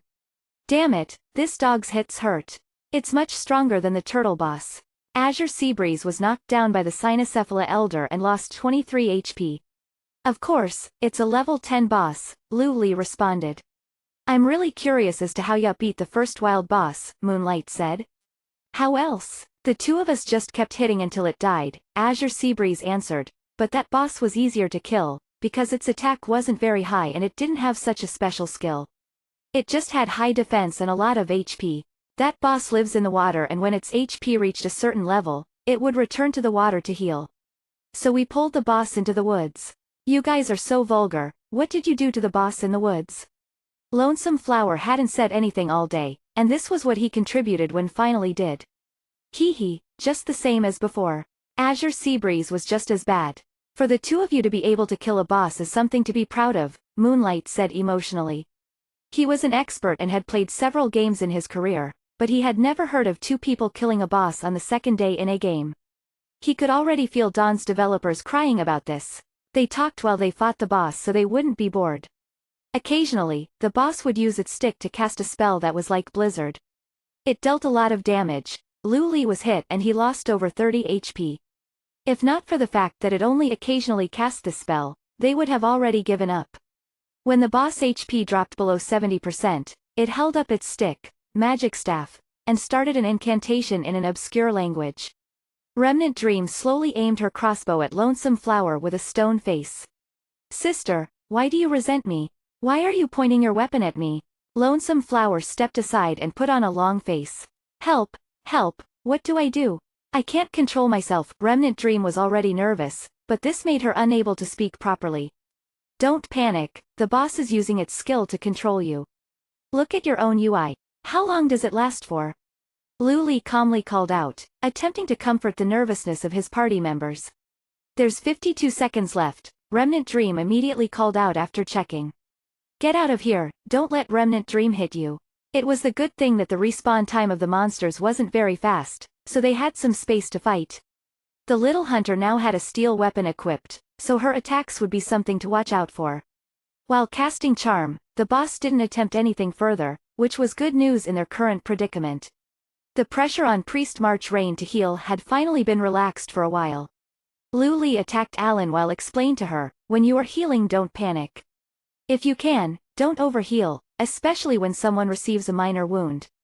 Don't heal every time Blizzard is cast. We can be hit 2 or 3 times before we die. But make sure to keep everyone relatively healthy as well, you never know what the boss might do. The best you can do is keep everyone above half health. If one of the damage dealers is controlled, the healer can go and drink a mana potion, Moonlight added. Although Lu Li's damage output wasn't very high, this wasn't the biggest problem with this boss. The biggest problem was healing. After fighting for over an hour, it became apparent that managing the mana potions was key.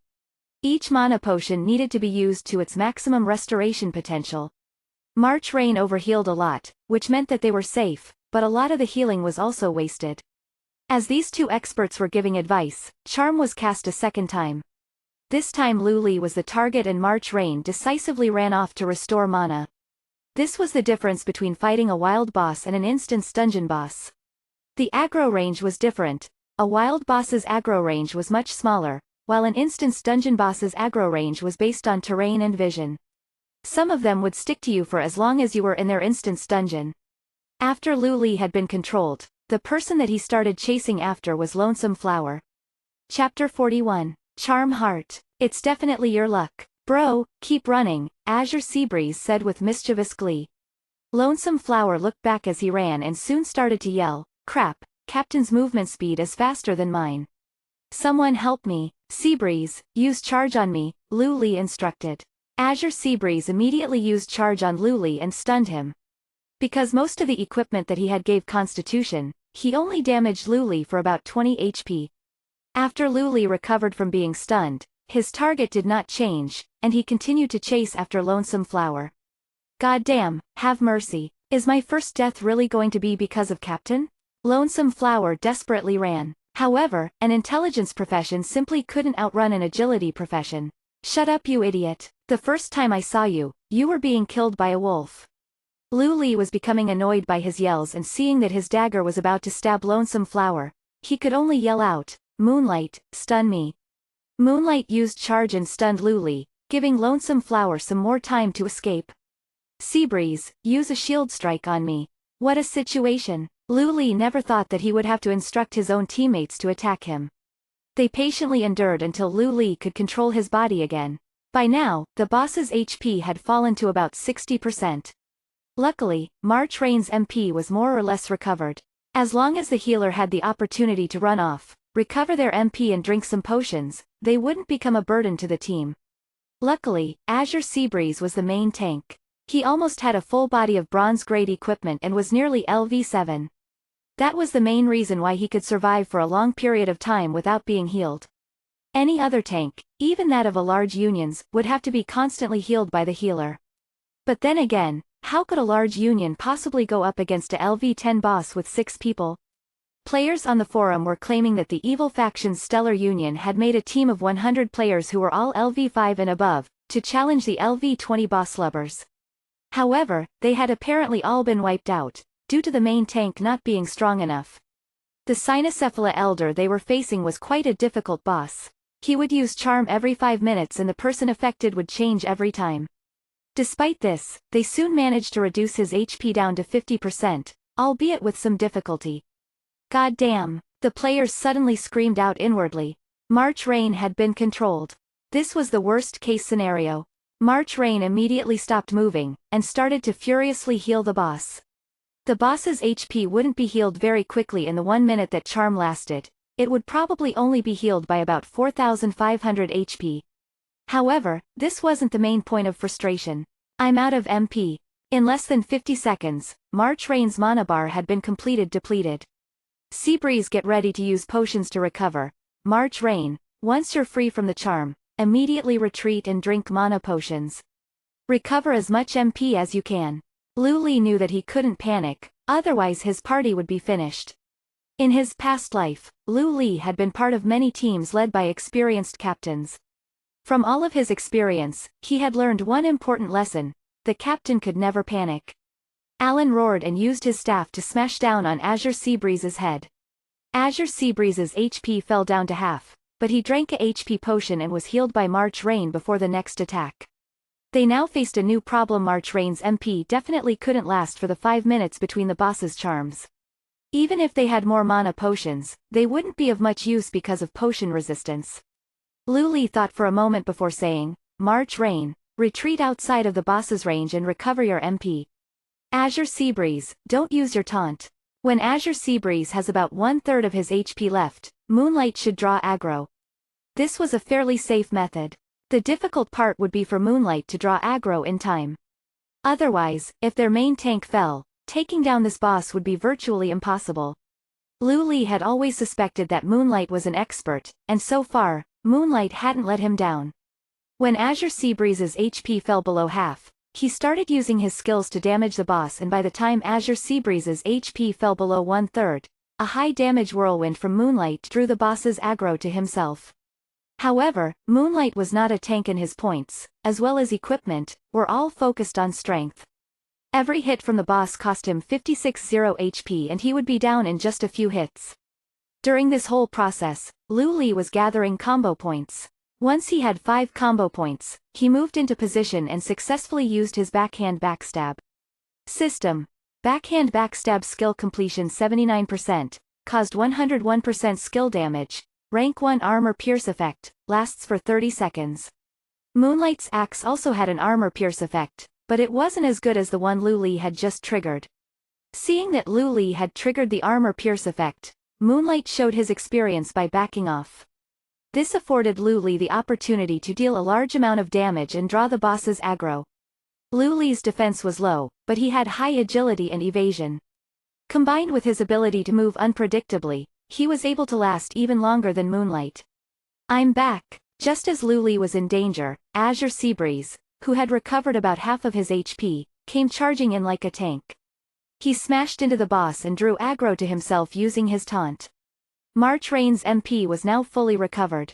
The crisis was over. After knowing what would happen if their healer was controlled, they were no longer in suspense. At most, they would just have to continuously attack the boss and play it safe for a while. From beginning to the end, not a single member of their party died. The shameless boss was surrounded by even more shameless players, as they slowly wore him down. The poor Cynocephala Elder was a boss that could easily destroy a 100-man team, but had now fallen pitifully at the altar. It didn't even get to say anything before it was killed. System. Players Lu Li, Azure Seabreeze, Moonlight, March Rain, Lonesome Flower and Remnant Dream have achieved the first kill of the wilderness boss Cynocephala Elder Alan. I finally got onto the world announcements, Lonesome Flower said with tears streaming down his face. It's not that amazing, you get used to it. Azure Seabreeze was acting cool, but upon seeing all of the comments in the public chat, he could help but feel proud as well. The instant the boss died, Lu Li, Lonesome Flower, Moonlight and March Rain all leveled up. The express from such a boss was incredible. What's more, the very sight of the items and equipment that the boss dropped reinvigorated the spirits of the entire party. It dropped a lot of equipment, so let's all try our luck and see who gets the better equipment, Lu Li said as he stepped back. His luck was average, so he let the others try first. Azure Seabreeze grinned as he picked up a piece of equipment. However, after looking at its stats, his expression fell and he threw it to Moonlight. I think I forgot to wash my hands. It's a bronze-grade piece of equipment. You can have it. Just because you washed your hands doesn't mean you'll get a good draw. It's your luck, Lonesome Flower laughed. Moonlight took the equipment and also picked another piece up. Not bad. It's a steel-grade priest's equipment. The equipment boosted healing and therefore was given to March Rain. Everyone else also drew a piece of equipment. Most of them were bronze-grade and only Lonesome Flower drew a steel-grade piece of equipment. It was a helmet suitable for tanks and was extremely valuable. Of course, the team gave it to Azure Seabreeze. Thanks, bro. Your real name wouldn't happen be Lei Feng, the icon of selflessness, would it? Azure Seabreeze said as he laughed his head off. To draw such a good piece of equipment for someone else, Lonesome Flower almost cried. Lu Li received a piece of equipment for his shoulders. It was bronze grade and gave 5 points of agility, but he could only use it after he was LV10. The boss they had just killed was LV10, which meant that the lowest level requirement for the equipment it dropped would be LV10. All of the players could only keep the equipment until they could use it at a later date. Furthermore, under the insistence of his teammates, the materials dropped from the boss also made their way into Lu Li's bag. One of them was the Charm Heart, which was exactly what he needed to upgrade the Supreme One ring. Originally, he had believed that it could only be obtained from a LV15 instance dungeon. Chapter 42. Double Skill Books. Everyone else was of the opinion that without Lu Li, they wouldn't have gone on this quest and wouldn't have been able to kill this boss. Seeing that Lu Li wasn't able to obtain a single piece of steel-grade equipment, they were insistent that he could have the materials. To Lu Li, just receiving this Charm Heart made everything worth it. LV15 instance dungeons were incredibly hard. Even a team with 10 LV20 players would struggle to successfully clear one.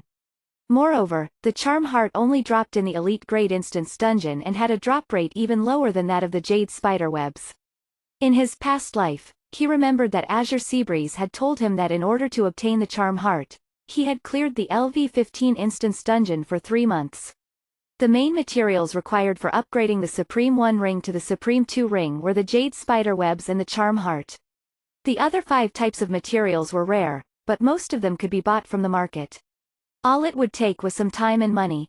Lu Li estimated that if his luck was good, he would be able to take the ring to an altar to upgrade it before LV10. The Supreme 1 ring stats simply couldn't be compared to that of the Supreme 2 rings. The gap was too wide. Let's go and hand in the quest. After handing out their spoils of war, the party left the mine. They encountered a few monsters on the way back, but easily killed them all. Elf, I hope that you have brought back good news.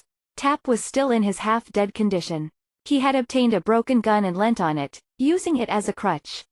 There were some complications, but luckily we were all able to survive, Lu Li said, then proceeded to describe the intense battle. The others were worried. Azure Seabreeze wanted to say something, but Lu Li stopped him with a stern look. They didn't know why Lu Li had done this. Everyone knew that the quest rewards were linked to the quest difficulty. The altar sacrifices weren't even elites, so it would be difficult to get good rewards for killing them. However, they hadn't only killed some altar sacrifices, but a boss with close to 50,000 HP. A Cynocephala Elder. It was possible that the rewards would be a bit better for killing that boss. Complications? Tap looked serious. What sort of complications? Can you tell me in details? Monitoring the Cynocephala is my duty, so I can't overlook anything. Only now did Lu Li mention the Cynocephala Elder Alan. After speaking, their whole party received notice of a quest completion. System. Completed Tap's request. Kill the Cynocephala sacrifices. Received reputation reward. Received express reward. Received a skill book of player's profession. System. Completed Tap's request. Kill the Cynocephala Elder. Received reputation reward. Received express reward. Received a skill book of a random profession. Received an equipment of player's profession. Apart from Lu Li, everyone was dumbfounded.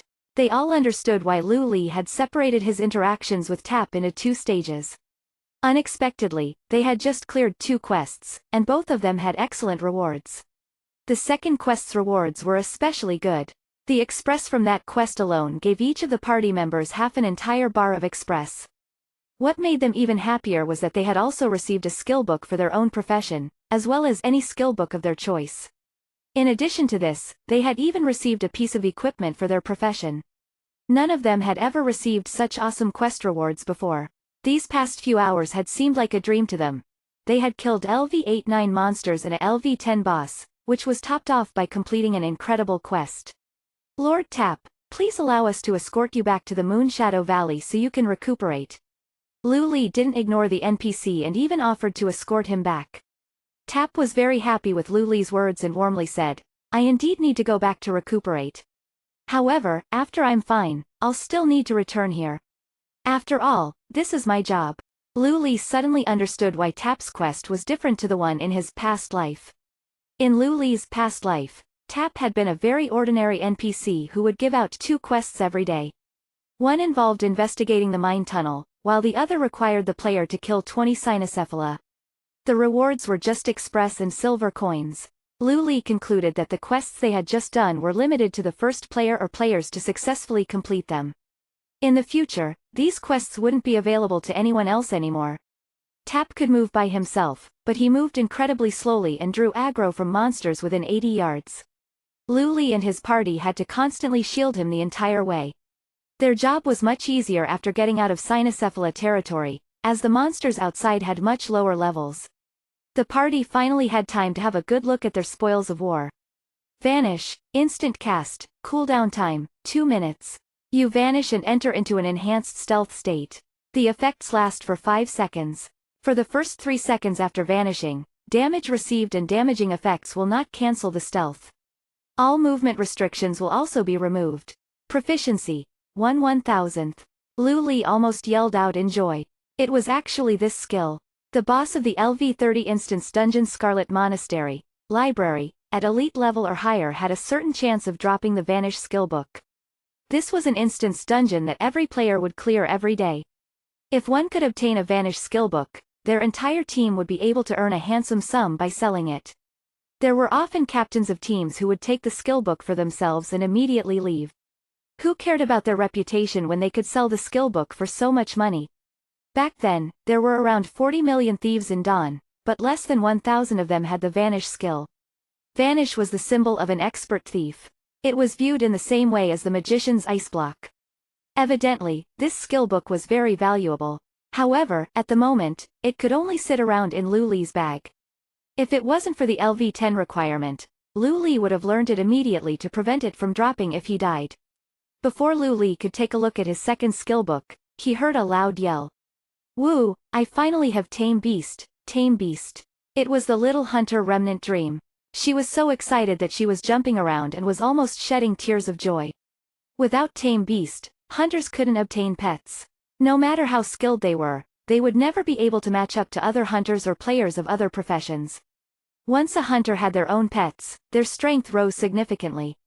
A hunter with pets was the king of the wilderness. In Dawn, apart from armored professions, hunters were the best counters to thieves. Remnant Dream's luck was comparable to Lu Li's. She had finally obtained the Tame Beast skill book that she had been dreaming about. Polymorph. Lonesome Flower didn't sound too happy. Shield block. Looks like I really am cut out to be a main tank, Azure Seabreeze said bitterly. Mortal Strike. It can reduce healing on the target. Seeing that everyone else had declared what skills they had received, Moonlight didn't hide his either. Revive, March Rain said, with her head tilted up, face beaming with pride. Priests who could revive were very valuable.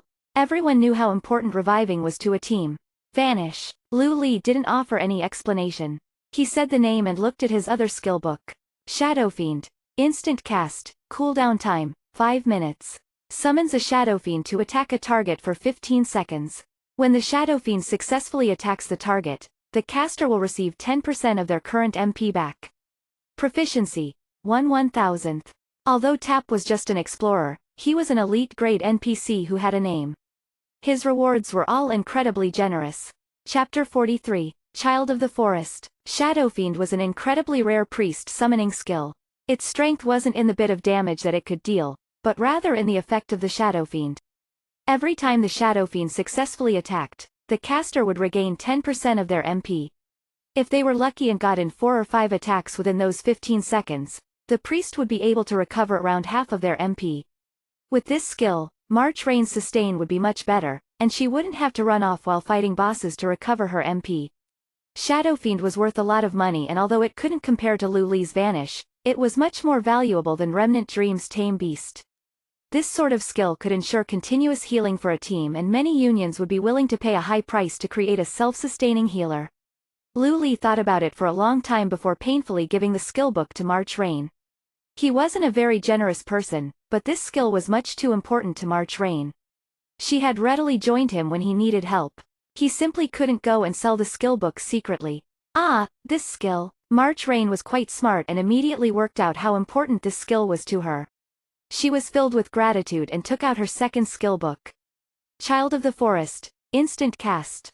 You turn into a cheetah, raising your movement speed by 50% and gain the ability to climb at 45-degree angles. Allows you to use all skills available to the cheetah transformation. The caster becomes immune to all polymorph effects and fall damage is reduced. Transforming removes all movement restrictions on the caster. Proficiency. 1/1000th. When Lu Li was selling things at the Moonshadow Valley, he had explained what enhanced skills were to the spectators. The enhanced skill for cheetah transformation was the Child of the Forest. This skill added a bonus 20% movement speed to the cheetah transformation, as well as the ability to climb at 45-degree angles. The Dawn players often called druids in the Child of the Forest form Meow people. This was because they were smaller than normal cheetahs and looked closer to cats. Furthermore, they were so fast that even players with movement speed buffs couldn't catch up to them. Druids had great survivability. Although they didn't fare well in PvP battles, they were adept in running away. Despite Lu Li being a thief, he was still able to learn this skill because of the Supreme One Ring. It was a skill that he had been quite keen to learn.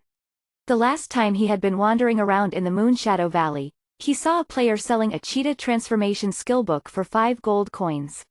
He didn't even hesitate to buy it, as it was essential to him learning Child of the Forest. Seeing them exchange skill books, Azure Seabreeze took out his skill books to see if anyone wanted to trade. If there was anyone else around, their jaw would have hit the ground. Who in their right mind would gift another person a skill book worth tens of thousands of dollars in real life? No one else had any skill books of use to Lu Li, so they all exchanged them among themselves. Their sense of camaraderie instantly grew and they truly began to feel like a party. The equipment that Lu Li received was actually steel grade. Death's Shadow, Steel, 1225 damage, Strength +5, Attack Speed +10%. Level Requirement, LV6. Durability, 30 seconds. Currently, Lu Li had a LV5 common grade dagger, as well as the enchanted dagger Broodmother's Kiss. Broodmother's Kiss, Steel, 1022 damage, Agility +4. Special effect.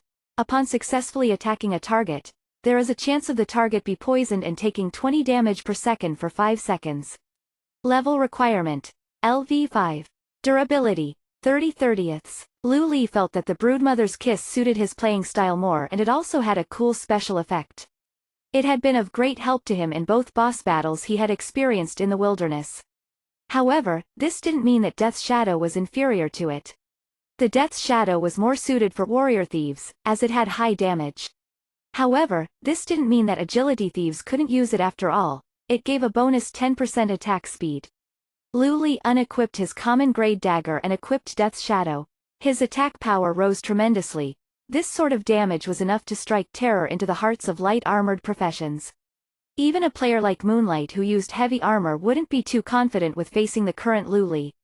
No one else had as much as Lu Li. Apart from March Rain, who had obtained a steel-grade magic staff, the rest of them had only received top-class bronze equipment. Top-class bronze equipment wasn't too bad. Many people didn't even have normal bronze equipment. Top-class bronze equipment could be sold for around 3 gold coins, worth about $3,000 in the real world. As such, everyone was still quite happy with what they received. On the way back, Azure Seabreeze received a message from the Drizzle Court. They were asking when they would clear the new record and what they would need. We're not in a rush. No one's beaten the Blood Red War Flag's record yet, right? That means their record was achieved with a bit of luck. Next time, we'll use a different method. Tell them to prepare 3 magicians with good equipment, Lu Li said. Didn't you say that a melee team would be best? Azure Seabreeze was a bit surprised by Lu Li's words. By now, practically everyone knew the way to clear the Spider Lair Instance Dungeon. Because melee professions could gain a buff from the brook, they had been greatly sought after for instance dungeon teams. On the other hand, the traditionally favored professions had been completely ignored. Near the entrance to the instance dungeon, there would always be magicians begging to join teams. Even if they were accepted, they would be treated with disdain. Magicians had never been treated like this before in any game. As such, when they heard that the famous expert was going to take a team of magicians to break a new record, the Drizzle Court's magicians all shed tears of joy. They assembled 3 of their best magicians with the best equipment and who were all LV7. Magicians were the fastest in leveling. One of the most common leveling methods involved a thief dragging over a large mob of monsters to a magician, who would cast a blizzard and annihilate them instantly. If it weren't for there being so many players and so few monsters, there would probably be a few LV10 magicians by now. After escorting the injured Tap back to the village, Lu Li and his party went to find Carolina to complete the quest. It was a pity that this escort quest was given to Lu Li alone and none of the others received any express or rewards. After Lu Li handed in the quest, he was only 10% away from LV7. He was almost the same level as the magicians from the Drizzle Court and could almost qualify to go on the player level rankings. This was all because of the recent few quests that had given him an enormous amount of express. Apart from express, Carolina also gave him something that looked like a command medallion. Number 17 Administrative Order. Apart from these elvish words, there was nothing else. Looking at this command medallion, Lu Li felt quite confused. What's this thing? Administrative Order? Are they going to give you a job as an official? Azure Seabreeze said as he looked at it. He also had no idea what it was. Chapter 44. Guild Upgrade Order. Your Excellency, Carolina, please forgive my ignorance, but what exactly is this number 17 Administrative Order? Lu Li asked as he walked forwards. Carolina stroked her white leopard's soft fur as she smiled and replied, in the near future, you will become an important force in fighting back against the Burning Legion. You must unite. Guild Upgrade Order. Lu Li immediately understood where this was going. In his past life, Lu Li had never seen this item before. The players had given this item a different name, so he didn't immediately recognize it. This was what was called a Guild Upgrade Order. The requirements for establishing an official guild in Dawn were not too high, 20 gold coins. Sooner or later, as long as the members worked together, they would be able to officially establish their guild. When a guild was first established, it would be LV1 with a capacity 1,000 people. The only way to improve the guild was to upgrade it. Not only could upgrading increase the number of players, but it also gave special effects. For example, a LV2 guild gave its members an extra 5% express, while a LV5 reduced the 30-minute cooldown for players' hearthstones. Upgrading a guild wasn't actually very difficult. As long as a guild could gather the required materials and present them to the administrative hall, it could be upgraded. As well as this, there were also some special items, such as the number 17 Administrative Order, that could upgrade a guild. These were called Guild Upgrade Orders by players. All administrative orders with the number 7, such as 7, 17, 27, 37, were all related to guilds. For example, the number 7 Administrative Order allowed one to establish a guild for free. The number 17 Administrative Order allowed one to upgrade a guild to LV2. After leveling up to LV2, the guild could spend 5 gold coins and unlock the special effect, which would allow all members to gain a bonus 5% express. This 5% made a massive difference. It was extremely attractive to leveling maniacs and experts. If a guild wanted to recruit people, all they would have to do was yell, "We're looking for experts, we have a 5% express bonus." Soon, there would be many experts signing up. Currently, all guilds were only LV1. Seabreeze, contact the heads of the large unions. Tell them that we have an item that can instantly upgrade their guild to LV2. We'll do an auction at night at the Moonshadow Valley, Lu Li said while grinning. We've struck it rich. We'll share the profits equally when the time comes. Is it worth a lot? Azure Seabreeze was also quite excited. Wait, Moonlight interrupted. Look, I helped you with your quest, so me receiving some equipment and skill books was fair. However, what I gained in this trip was far more than I had expected, so I don't think that I should take any of that money. I don't need any either, Remnant Dream quickly said as well. I really don't know what I should say. My equipment is bad, my level is low and I'm not very skilled. Normally, no one's willing to train with me, and yet you took me to fight a boss. I even received a steel-grade piece of equipment and lots of bronze equipment. There's also those 2 skill books, one of which is the Tame Beast skill. I already feel bad about taking all that, so I really can't take any more. It was quite rare for the shy girl who usually stuttered when she spoke to say so much at once. Lonesome Flower and March Rain also shook their heads, expressing that they didn't want to take any of the money either. Why are you all looking at me? I didn't say I wanted any money. I was just curious as to how much this little command medallion could sell for, Azure Seabreeze said, feeling wronged. How much it could sell for? Luli thought for a while before saying, it should be worth at least 50 gold coins. Are you sure you don't want any? So much money. Everyone drew in a breath of air. Although the money was enticing, the rest of the party were all determined not to take any of it. Luli felt quite emotional and was finally able to put away his worries. He had been keenly observing his party members the entire trip and had concluded that they were all good people. In the future, when he made a permanent party, he would definitely consider them all. Did you guys know that there's a patch next Monday? Luli asked. Of course. Since it's the first patch, there'll probably be a lot of changes, Lonesome Flower said. There's a little secret I want to share with you all. You know how the official website was encouraging players to give feedback and report any issues, Luli said. Azure Seabreeze couldn't help but interrupt. We know about this. Pretty much every game encourages feedback, but in reality, they never implement any of those suggestions. I feel that at the very most, they might increase drop rates in Express. They probably won't change the drop rates in Express in Dawn, but they really are sincerely asking players for feedback and to report issues, Luli said as he shook his head. Any rewards? Moonlight suddenly asked. This was expected from a seasoned player. He had picked up on the fact that Luli hadn't mentioned this so everyone could complain about the game company. Bonus Express. Luli was surprisingly calm. As long as you give a good piece of feedback or raise an important issue they'll give you quite a bit of Express, even if someone else has already mentioned it. As soon as Azure Seabreeze heard Luli say this, his expression became completely serious. If they really gave quite a bit of Express, then this might be worth it. What sort of feedback are they looking for? Lonesome Flower was quite frustrated. He was always complaining about some aspect of the game, but he wasn't sure how to suggest improvements. I'll give you some examples. Everyone think about it individually as well. We'll collate our answers tomorrow so that we can all give a lot of feedback.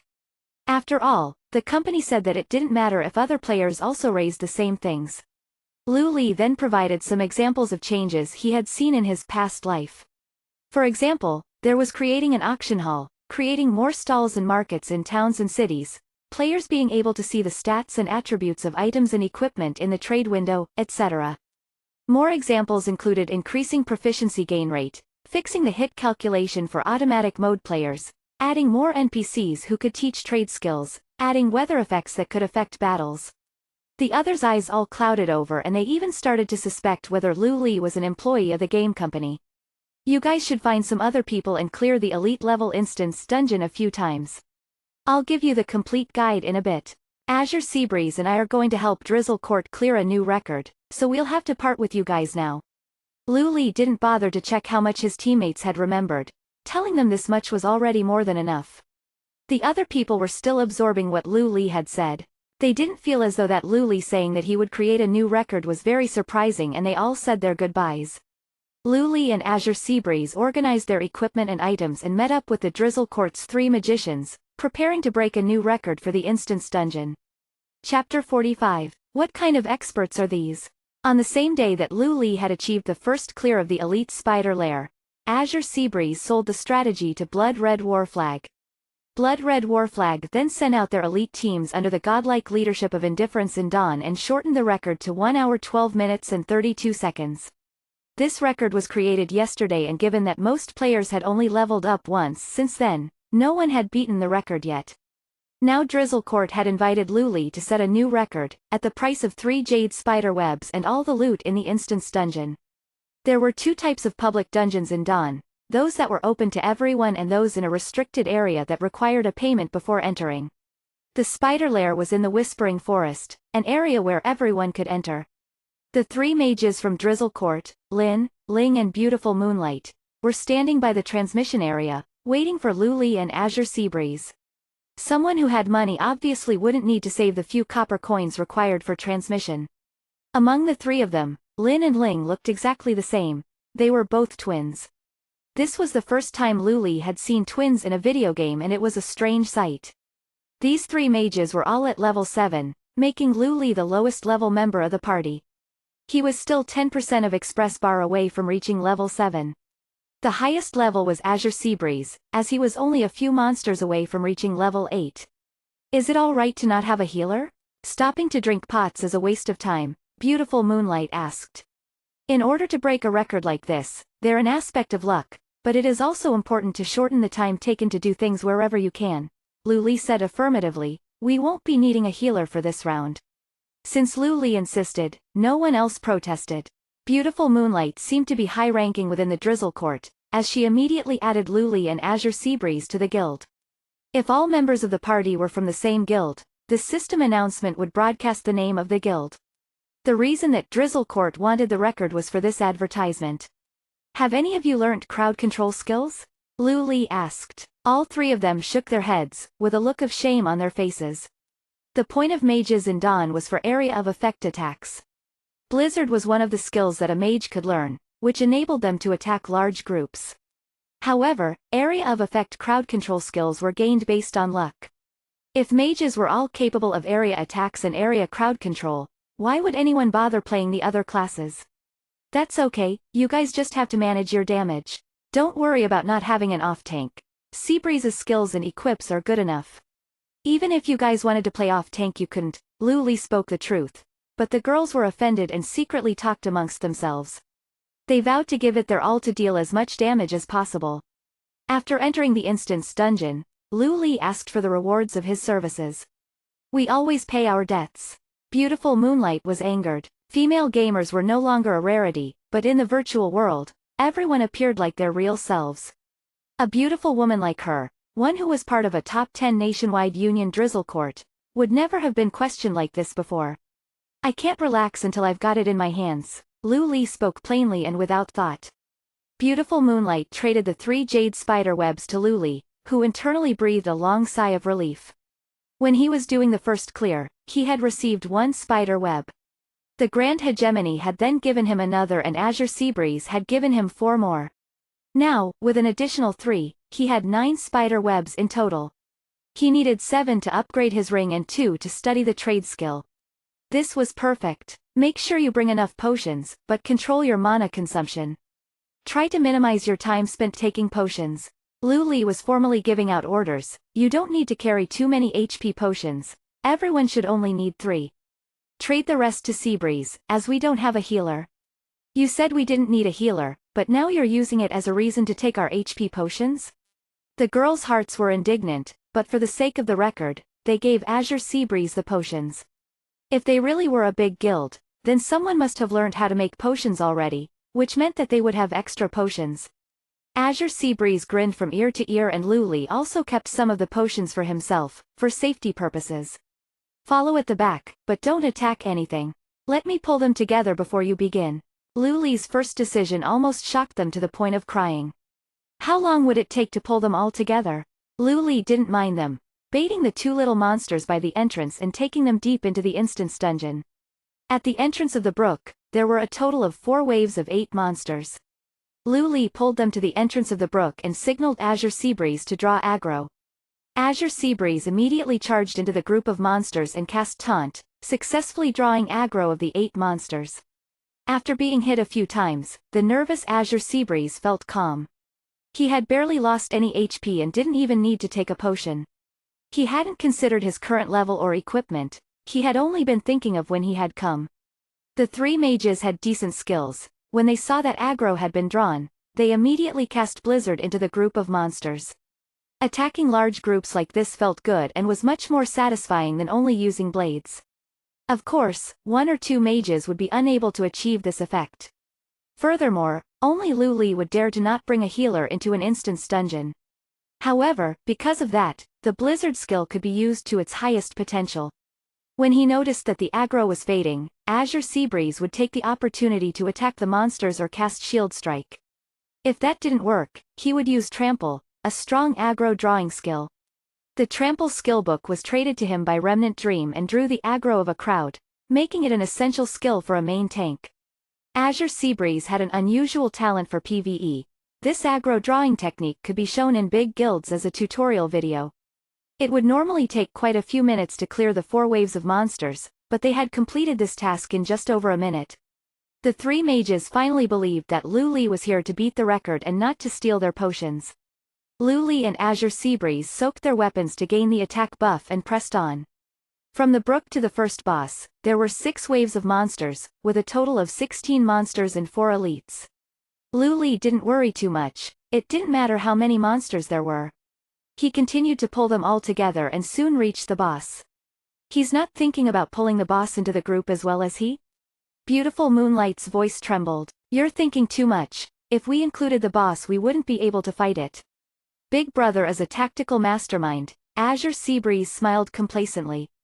He charged ahead before Lu Li gave the instruction to, stopping just in front of the crowd of monsters that Lu Li was leading. Move around while you aggro them. Everyone else don't worry and attack it with all you've got. Lu Li waited for Azure Seabreeze to draw aggro, then went behind the monsters. He didn't kill any of them, instead gaining enough combo points for his ultimate skill before moving on. The 4 elites were his main targets. While he was attacking, at least one of the elites would be under the effects of crowd control. Azure Seabreeze persistently pulled the group around, carefully stepping backwards while making sure the elites weren't hitting him. Even though his HP was steadily reducing, he always kept it above half and was never affected by potion resistance. The crowd of alarmed spiders seemed to quickly fall before the players. Beautiful Moonlight and the 2 others discovered that they had all simultaneously fallen. Thinking back, that was probably why Azure Seabreeze and Lu Li had kept changing targets. Without thinking about how surprised they were, the 2 helpers quickly picked up 2 bronze equips and some materials that had dropped. Now they were heading towards the boss, but Azure Seabreeze was only at half HP. Chapter 46. Breaking the record. Is he crazy? Of course not. In fact, the person who had started the attack wasn't Azure Seabreeze, but Lu Li. A LV5 boss facing a LV7 thief was unable to block much of the crowd control. With 1 cheap shot and a shadow strike at 85% skill completion, the boss was stunned for 6 seconds. Lu Li was then hit 4 to 5 times and lost a third of his health. He drank a potion, allowing him to withstand another 2 hits without dying. Azure Seabreeze then cast Taunt, causing the boss to give up on the thief that was about to die and start hitting the defense warrior that was at full HP. The 3 mages from Drizzle Court were firing ice arrows at the boss while dealing with inquiries from the higher-ups in the Union. Yes, I'm sure. I have no reason to lie to you, President. We are fighting the first boss now. The monsters before this? They were split into 2 groups and cleared out. The main tank is very strong. Who is stronger, the main tank or the thief? I think the thief is a little stronger, his damage is so high. He just stunned the boss again. I don't know how he has so much crowd control. Oh, that's right, he also has armor piercing which has affected the boss. The minions have been summoned, President, but there's no need to hide. Once the main tank stomps, all of them are stunned and after the 3 of us cast Blizzard, there isn't a single one left behind. The boss is at half HP, yeah, it's being done without a healer. The thief and main tank are taking turns healing and tanking damage. The minions are back. Now they're dead. The boss just went berserk. The boss is dead. 6 minutes. It had taken more than 10 minutes to deal with the boss last time. With 4 DPS characters and 1 powerful main tank, it had only taken 6 minutes to kill it. It could only use its signature move, the little explosive spiders, twice. Let's keep going. You guys eat some bread to recover. Find a good spot and I'll pull the monsters over. Lu Li restored some HP, before going back to luring the monsters. The monsters were still spiders, but each wave now consisted of 2 elites and 2 ordinary ones. The move speed of the elites were slightly higher and some of them accelerated really quickly. Once Lu Li left the 3 mages' field of view, he turned into a small yellow leopard. This wasn't his first time transforming, as had previously played as a druid. The rocky and uneven terrain was no problem for him and soon, he was drawing more and more monsters within the instance dungeon. The little leopard's move speed was 30% faster than usual. This was unnaturally fast. Even if the elite monster quickly accelerated, all they could reach was dust. However, Lu Li didn't want to lose the aggro of the monsters lagging behind, so he regularly turned back towards the crowd. In total, there are 13 waves with 52 monsters altogether, and half of them were elites. There was no way that Azure Seabreeze could tank all this. As planned for earlier, there was a cavern in the instance dungeon that had partially collapsed, leaving behind a narrow alley. Azure Seabreeze was already there in position, and the three mages stood behind him ready to cast their skills. A small yellow leopard then brought a large group of spiders over from the distance, like flash of lightning. The girls stared, dumbfounded by the leopard that ran past Azure Seabreeze and stopped before them. There was a flash of light as it transformed back into Lu Li. "It's so cute," said Lin. "It's a ghost," Ling nervously remarked. Lu Li, you, stuttered Beautiful Moonlight, was also frightened silly. Who could explain what just happened? They thought that he was a thief, as he was using thief skills and techniques. If anyone had tried to tell them otherwise, they would have cut them to shreds. But this thief had suddenly transformed into a small leopard, which was a transformation skill that belonged to druids.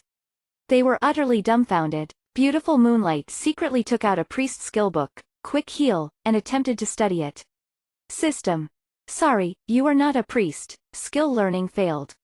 It's just a special item from this instance dungeon, Lu Li sighed. What are you guys gawking at? Can't you see that Seabreeze has drawn aggro? Quickly attack. Yes, it's a special item, it must be a special item. Beautiful Moonlight's gloominess was suddenly filled with joy, as she imagined hearing elves everywhere showering her in glory. Azure Seabreeze served as a blockade, standing before the group of monsters with Lu Li beside him. There was only a maximum of 4 monsters that could attack them at once. The three mages blotted out the sky with blizzards, and their HP values rapidly decreased. In just 2 minutes, the only monsters left alive were the 78 elites, each with only a sliver of health left. You guys continue. I'll go ahead to deal with the guards. Lu Li didn't wait to finish off this wave, instead going straight ahead. By the time Azure Seabreeze and the rest had finished and rushed over, the second boss of the spider lair, Mandolin, only had 5 guards remaining. 3 corpses lay at Lu Li's feet. I'll draw them over and we'll clear them out in one go. Lu Li lifted his hand and the guards immediately rushed over, eyes red. But of course, death was the only thing waiting for them. The boss was no exception. Mandolin had no idea why it existed. It would forever be recorded in Dawn's history as one who was utterly humiliated. System. Under the leadership of Lu Li, Drizzle Court's guild members Azure Seabreeze, Beautiful Moonlight, Lin and Ling have broken the record of the Spider Lair, Elite, Instance Dungeon. Current record time, 32 minutes 45 seconds. The record that Blood Red Warflag had set of 1 hour 12 minutes and 32 seconds had been cut down by more than half. Lu Li could proudly say that unless someone knew his strategy, or was abnormally over-equipped with steel equipment, there was no way that his record would be broken. Even if it was, it would not be by much. In Dawn Instance dungeons, players who were 5 levels higher could not participate in setting records. After 10 levels the dungeon would no longer drop equipment, and after 20 levels, they would not be allowed to enter. In his previous life, the fastest record of this instance dungeon was 29 minutes. This was achieved by 4 Hall of Fame players working together.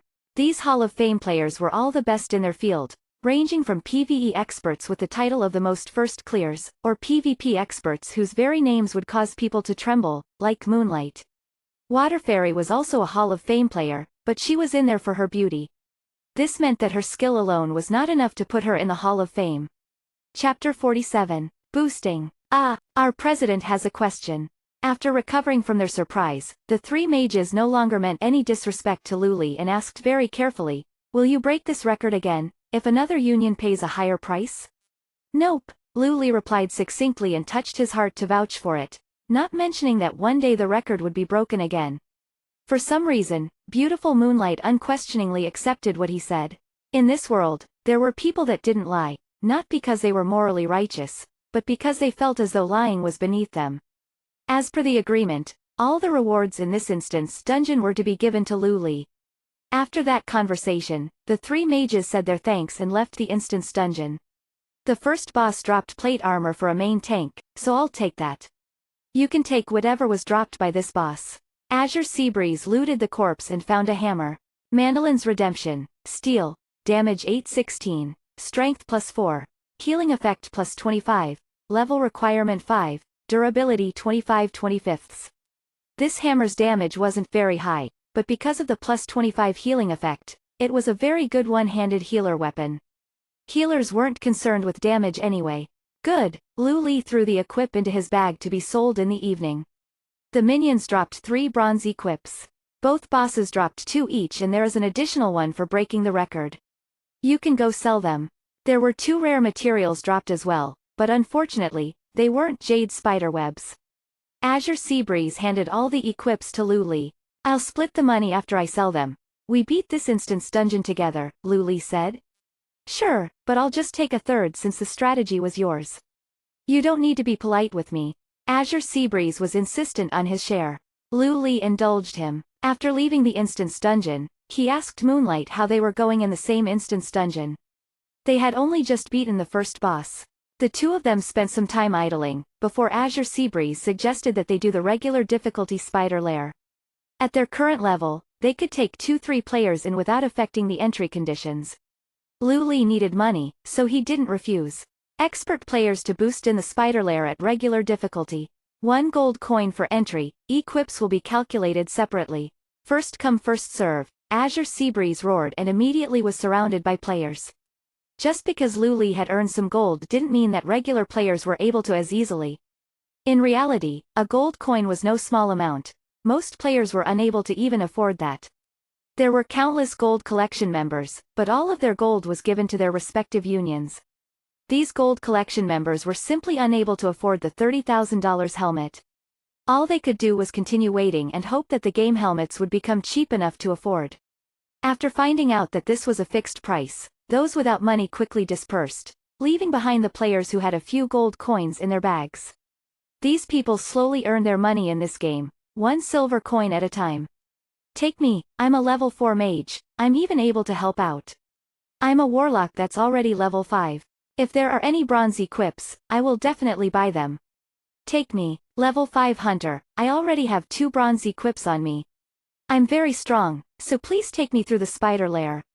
Brother, please just once, okay? Who said that earning gold was hard? All these people were willing to give up a gold coin for an ordinary level spider lair. They were even making all sorts of promises. You know, this is your fault, Azure Seabreeze said quietly. What do you mean? Lu Li was bewildered. Because you made that strategy, all the parties who enter the spider lair instance dungeon want close-range DPS members. Magic and ranged players can't find a party. Even for public parties, only a small portion of magic and ranged players are able to enter.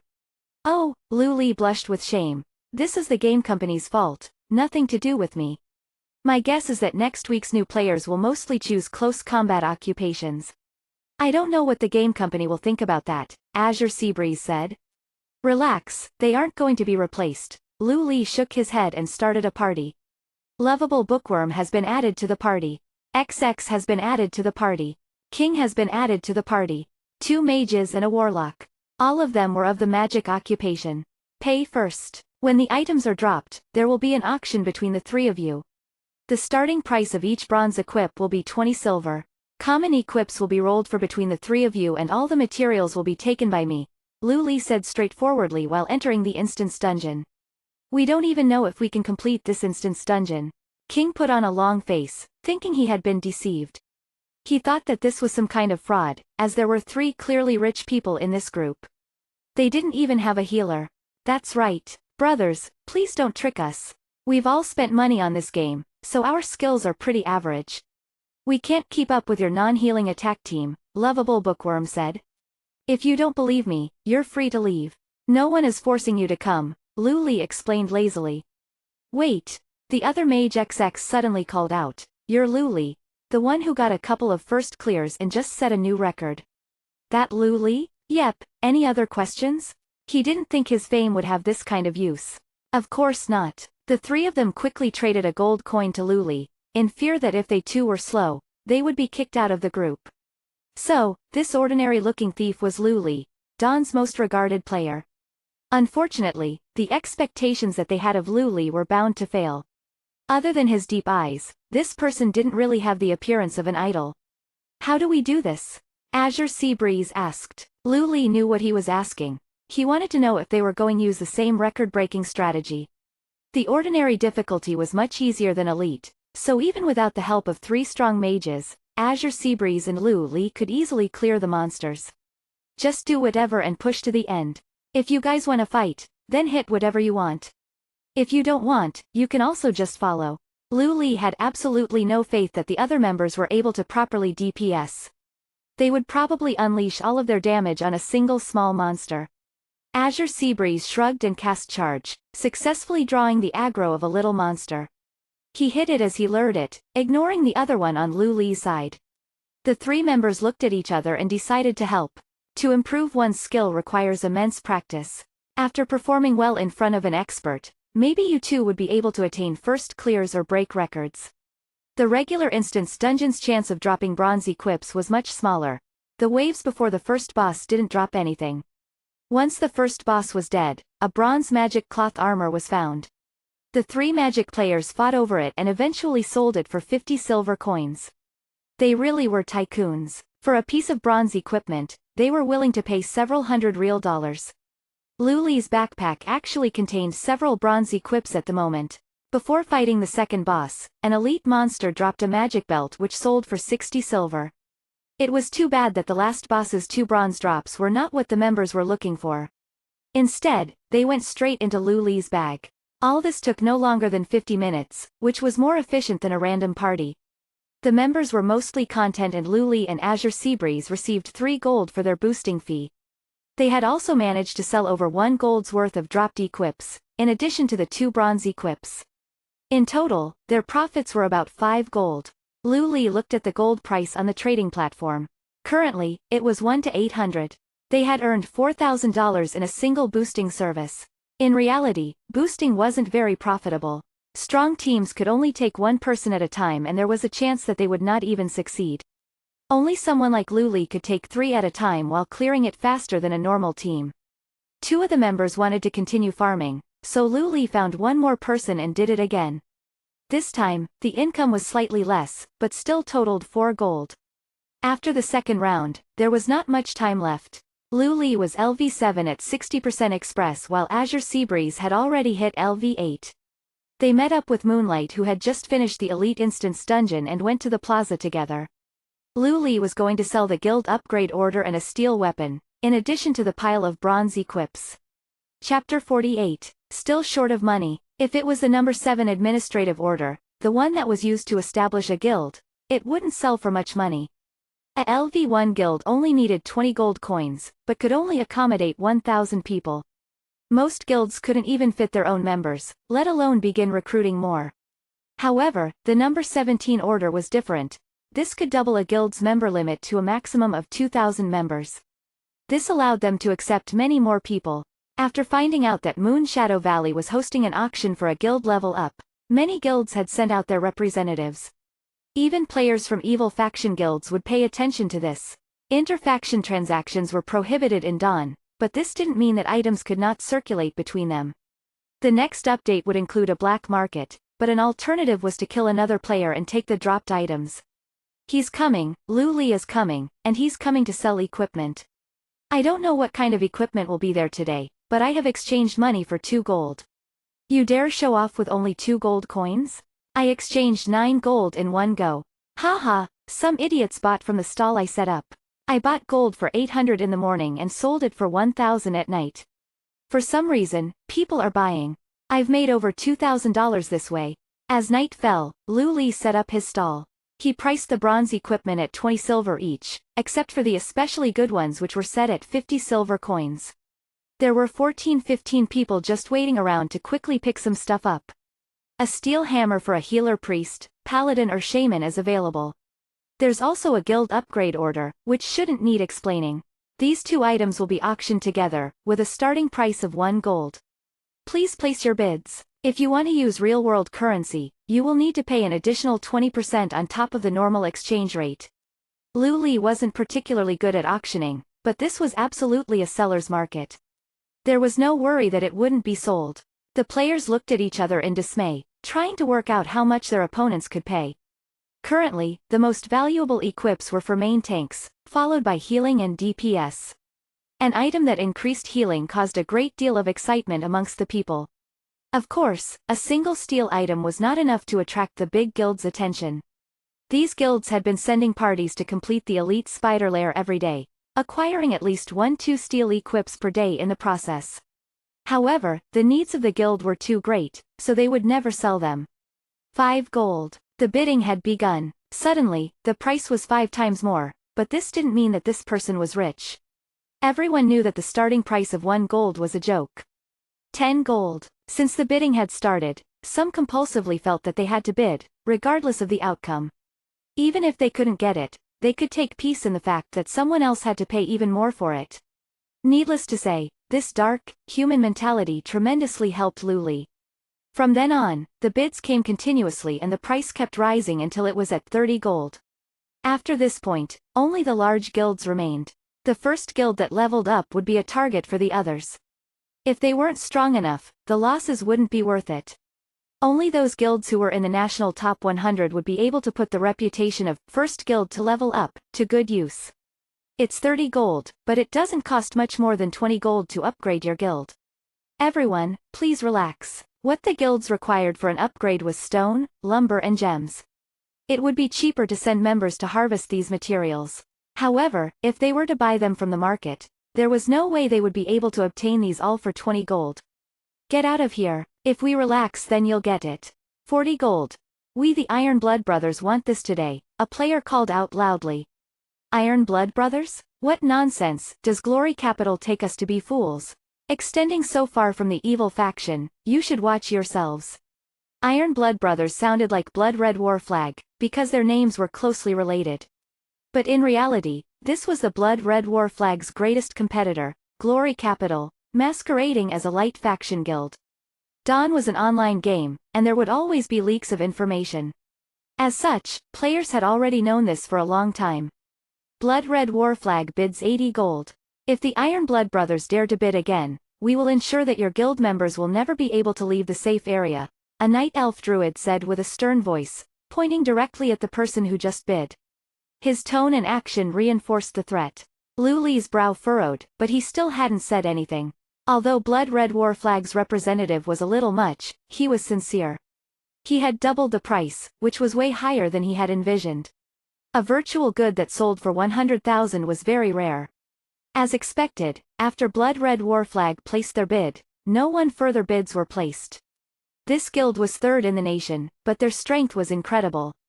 They were able to go toe-to-toe with the rank 1 Glory Capital for years without collapsing and were also able to defeat the rank 2 Gangnam Royals. There weren't many people who dared to mess with them. Lu Li suddenly realized a drawback to these kinds of auctions. If guilds like Blood Red War Flag made such massive bids, he wouldn't be able to sell these items for ridiculous prices. However, this wasn't that big of a problem, as the next update would introduce online and allow all players to participate. After giving Azure Seabreeze his portion, Lu Li still had 20 gold on hand and the $80,000 that Blood Red War Flag transferred to him. Blood Red War Flag didn't have 80 gold, so they had to transfer real money instead. Today, the exchange rate was fluctuating at around 800. After adding on the additional 20%, the total amount came to $80,000. Lu Li thought for a while and decided not to exchange the gold he had. Next Monday's update would introduce online trading. Chances are, there would be some uninformed players who would trade rare items away as worthless. Knowing what would happen in the coming 2-3 years meant that Lu Li could pick up some of these items with ease. Lu Li had planned to send the $60,000 penalty fee tomorrow. At first, he couldn't afford a game helmet, but with the portion of money that he had made and the promise of 20 gold per day, the Star Moon Union had sent a game helmet straight to him. After that, everyone had become angry when Lu Li rejected the offer to turn in the 20 gold for that week.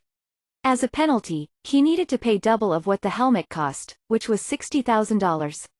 This seemingly impossible quest had now been excessively completed. After giving up $60,000, he still had $30,000 that he urgently needed to use. Due to the popularization of intelligence, society's demand for skilled laborers grew smaller and smaller. At some point and in some way, the government would downplay the importance of compulsory education, forcing the people to spend a lot of money to enjoy a more lasting education. In the slum area where Lu Li went to school, there were 2 middle schools. One catered for compulsory education, which allowed for entry at a very small fee. The percentage of graduates from this school going into high school was 0%, but the other school wasn't much better. There were only a handful of students that could make it into high school every year. This was the school Lu Xin went to.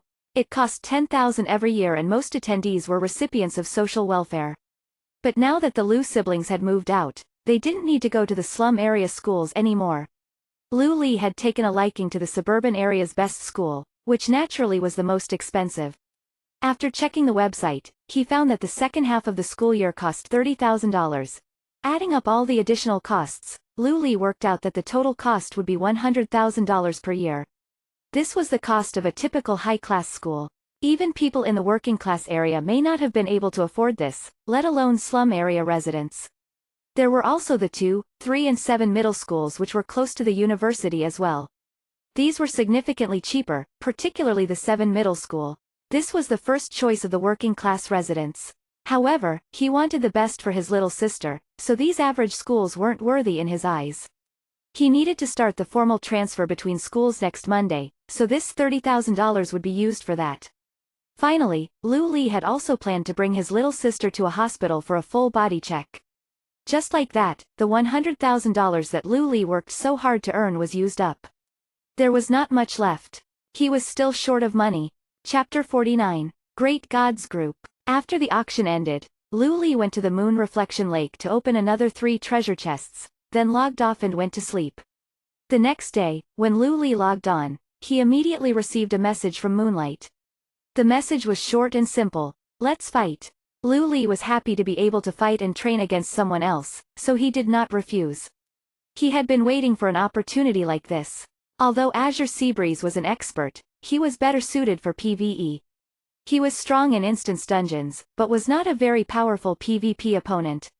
In Lu Li's past life, as a druid, Azure Seabreeze lost more challenges against him than he won.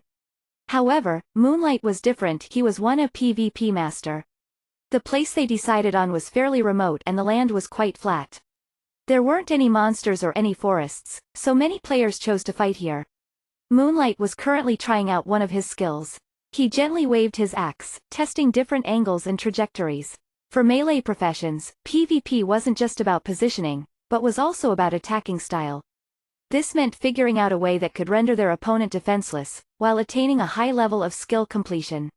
Everyone had their own techniques and Moonlight had been pondering on what sort of path he should take. He was uncertain as to whether he should continue with the strange and tricky style, or the unrestrained and direct style. After hanging out with Lu Li for a few days, he had received some inspiration. As such, he wanted to fight with Lu Li to confirm what he had been thinking. "Who is it?" While deep in thought, Moonlight suddenly heard a rustle and instinctively ducked down. Damn it, it was a thief. Lu Li. However, the danger had not passed. The dagger's trajectory changed and stabbed into the back of his head. Cheap shot successful. Being hit with a successful cheap shot by a thief with steel-grade equipment would mean instant death for most people. Luckily, Moonlight was a warrior and also had quite a few good pieces of equipment. After recovering from the stun, Moonlight whirled his axe and successfully parried Lu Li's ultimate skill, backhand backstab. Had he not parried this, the fight would have been over. After receiving the system announcement that his skill had failed, Lu Li did not panic. His dagger twirled and left a few cuts on Moonlight's waist. His movement was incredibly complex and relied on his superior movement speed.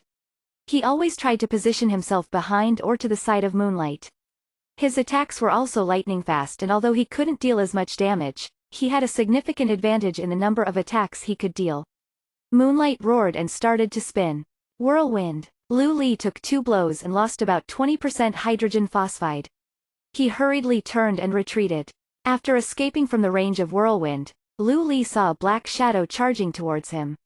It turned out that Moonlight had cancelled Whirlwind and instantly casted Charge. Lu Li was stunned and saw that he was about to be hit by a hamstring skill. Hamstring was one of the warrior's most famous skills. It reduced the target's movement speed and added a bleed effect if the skill completion was high enough. However, it took time to cast and execute, so he didn't use it before using Whirlwind. Instead, he chose to use it when Lu Li had been stunned with no escape. Just as the axe was about to chop into Lu Li, he suddenly vanished into a puff of green-colored smoke. Damn it, the vanish skill. Of course, Moonlight remembered the vanish skill book that Lu Li had obtained. The hamstring skill was now useless, but Moonlight didn't give up. He chopped down with his axe and kicked out with his foot, after forcing Lu Li into the direction he wanted. Moonlight relied on his wealth of PvP experience to force the stealth thief out of hiding. This showed that he was indeed quite the expert. However, it was a pity that he had lost too much HP at the beginning. Lu Li stopped attacking and retreated, ending this fight. You won, Moonlight calmly admitted his loss. I began with a surprise attack, so let's call it a tie, Lu Li said. Haha, you're a thief. Are you meant to fight openly with a warrior like me? Moonlight put away his weapons as he laughed. I'll add you to a chat room with heaps of PvP experts. You can fight with them in the future if you want. Lu Li received a system announcement which told him that he had been invited to the North Sea Kindergarten chat room. This name was worthy of face-palming, but since Moonlight had invited him, he didn't refuse. Chat rooms were an important way for players to socialize. Players could either use voice chat, or type, with some people using both.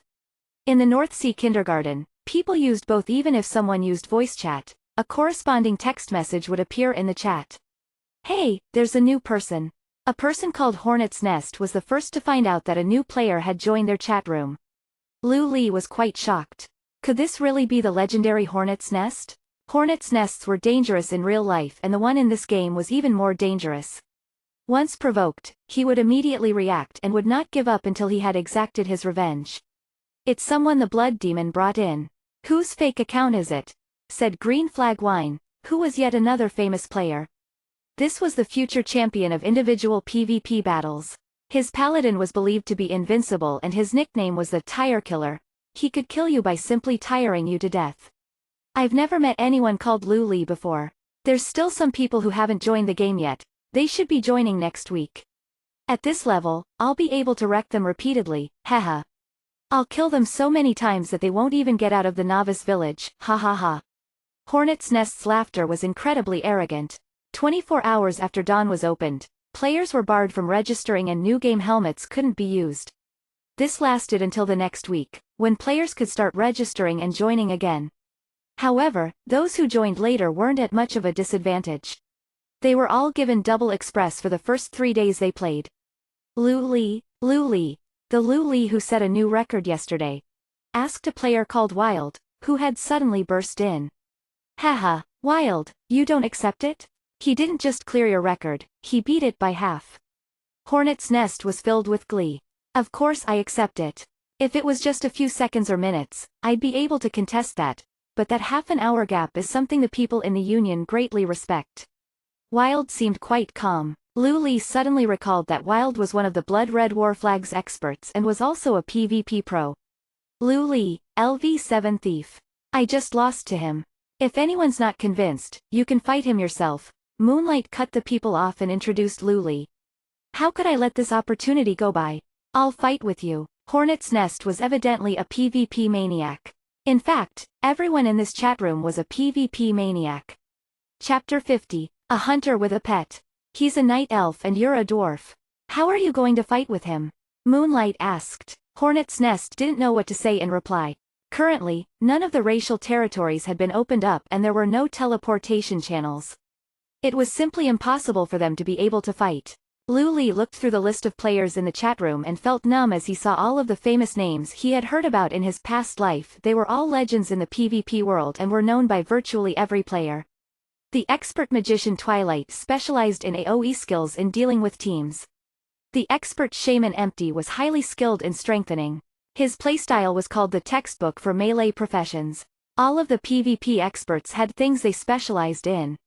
Furthermore, there were players from both the Light faction and the Evil faction. It was funny and shocking to see players from the Glory Capital and Blood Red War Flag coexisting in the same place. Moonlight was referred to as the Blood Demon in this group, which sounded familiar. Dawn was the only game that Lu Li had played, but if he had played others, he definitely would have known of Blood Demon. He was a true veteran who had risen to prominence in more than 10 games. As for the North Sea Kindergarten chat room, it was a world that normal players couldn't even hope of getting close to. In the PvP world, all of these people were legendary existences. After arranging a few PvP battles with the players, Luli asked Moonlight if he wanted to go with him to earn some money from boosting. Moonlight wasn't very interested in earning money. Rather, he said that he had gotten into a conflict with a union yesterday. There were quite a few experts who he wanted to kill. Luli was speechless. He and Moonlight lived in different worlds. He could only go and find Azure Seabreeze. Clearing instance dungeons is so tiring. It's way more relaxing farming monsters outside. Azure Seabreeze loved clearing instance dungeons, but he didn't love them to the point of running them all day, every day. A single mistake could result in the entire team being destroyed, so it was quite mentally taxing. Furthermore, he was 3 levels higher than the monsters in the instance dungeon, so he earned very little express. To a leveling maniac, this was simply operating at a loss. It's not like we're trying to break a record today. Plus, are you really going to waste your instance dungeon cooldown for today? You never know, you might even get a piece of steel-grade equipment, Luli said, trying to convince Azure Seabreeze. Steel grade? Okay, let's go. Gaining equipment would still make it worth it. Luli looked through his friend list, adding Remnant Dream, Lonesome Flower and March Rain to his party. Actually, we can bring some clients, Azure Seabreeze said, as he thought of the money they had earned the previous day from boosting. A guild upgrade order could be sold for 50 gold coins, while boosting could earn them up to 10 gold coins. There isn't much of a difference in clearing normal level and elite level instance dungeons for clients. The express is more or less the same, and if we charge too much, no one will want to pay. Let's just avoid all the trouble and hassle. There was an unspoken rule in Dawn. If the boosters couldn't clear the instance dungeon, or if the client died, the boosters would have to provide a full refund. Even Luli didn't dare to take 2 clients for the elite level instance dungeon. It would only be worth it for him if he charged 2 gold coins, but equals not many people could afford this price. As such, it would be better to just boost people through normal level instance dungeons. March Rain arrived with Lonesome Flower. The brother and sister duo had good equipment and were quite skilled. They were the sort of people that Luli definitely wanted to consider for a permanent party. This was especially so for March Rain. She would impress him every time they met. The 4 of them waited for a bit before Remnant Dream came. Remnant Dream's entrance was much grander than anyone else's. Holy crap, there's a pig following this hunter, someone yelled out. Idiot, that's her pet, another said condescendingly. There are actually hunters who have pets already? This is probably the first one and she's cute, haha. Apparently there are already 2 hunters in the evil faction who have pets. I don't think there's been anyone in the light faction who have gotten pets yet except for her. Hey, Hunter Babe, do you want to do an instance dungeon with us? We've got 2 melee players and just need another damager. We've got a really strong main tank and healer. Remnant Dream had always been looked down on and neglected, using her mediocre archery skills and dagger to train. No one even wanted to form a party with her in the wild to train. Who would have thought that she would become so popular after gaining a pet? I have a party already. I'm sorry, I'm really sorry. Remnant Dream felt so guilty rejecting all these people that she almost started to cry. You have quite the choice in pets, a pig? Luli simply couldn't understand why Remnant Dream had chosen such an animal. I thought that the little pig was really cute, so I caught it. The hunter uncle also said that little pigs have high defense and don't die easily. It will also be a good companion for me. He told me to treat it well and care for it, Remnant Dream said, sticking up for her pet. How's that black ball cute? Look at its tusks and the boils on its body. It's even drooling. Hearing Luli's words, Remnant Dream began to question her sense of aesthetics. The little pig started to look less cute and less like the pet pig she had at home. In future, I'll take you to catch some rare monsters to be your pets. Just keep this one for now. After cheering up Remnant Dream, Luli took them into the instance dungeon. With her pig, Remnant Dream was now much stronger. Although it was just an ordinary pet, it had skills of its own, Slash and Charge. Slash could cause a bleeding effect, while Charge could stun. With her little pig using Slash and Charge, she was able to easily kill monsters now. Luli took it fairly easy this time. He attacked while giving pointers to March Rain and Remnant Dream, giving them healing and attacking tactics. Remnant Dream wasn't a very talented player and wasn't able to pick things up quickly. However, she was passionate and enjoyed everything she was doing. By now, March Rain had become quite proficient at healing. Their party didn't run into any danger, as she would always heal at exactly the right time and didn't waste any MP. Lu Li felt that even if this girl was put in a large union, she would be able to take on the role of the main healer. She had only spent a few days learning and training. This was true talent. The first boss dropped a piece of steel-grade equipment. It was chainmail armor, so they gave it to Remnant Dream. The second boss also dropped a piece of steel-grade equipment. It was a piece of leather armor and an exquisite one at that. Spider silk gloves, steel, 10 armor, agility +5, attack speed +5%. Level requirement, LV5. Durability, 28/28. In Dawn, the quality of gloves depended on its secondary stat. Attack speed was a pretty good stat for melee professions, while cast time cooldown was a good stat for magic-related professions. Even better stats could be obtained by successful reforging. Stats like parry and evasion weren't very useful. It would be better for that stat to be a primary attribute. Lu Li took these gloves for himself. Although Remnant Dream could also use them, they were much more suited for Lu Li. Upon reaching LV10, all professions would unlock proficiency in certain types of armor, which would give them bonus stats. For example, thieves and druids could gain leather proficiency, hunters and shamans could gain chainmail proficiency, warriors and paladins could gain plate proficiency. In order to gain the corresponding proficiency, one had to have a full set of the corresponding armor.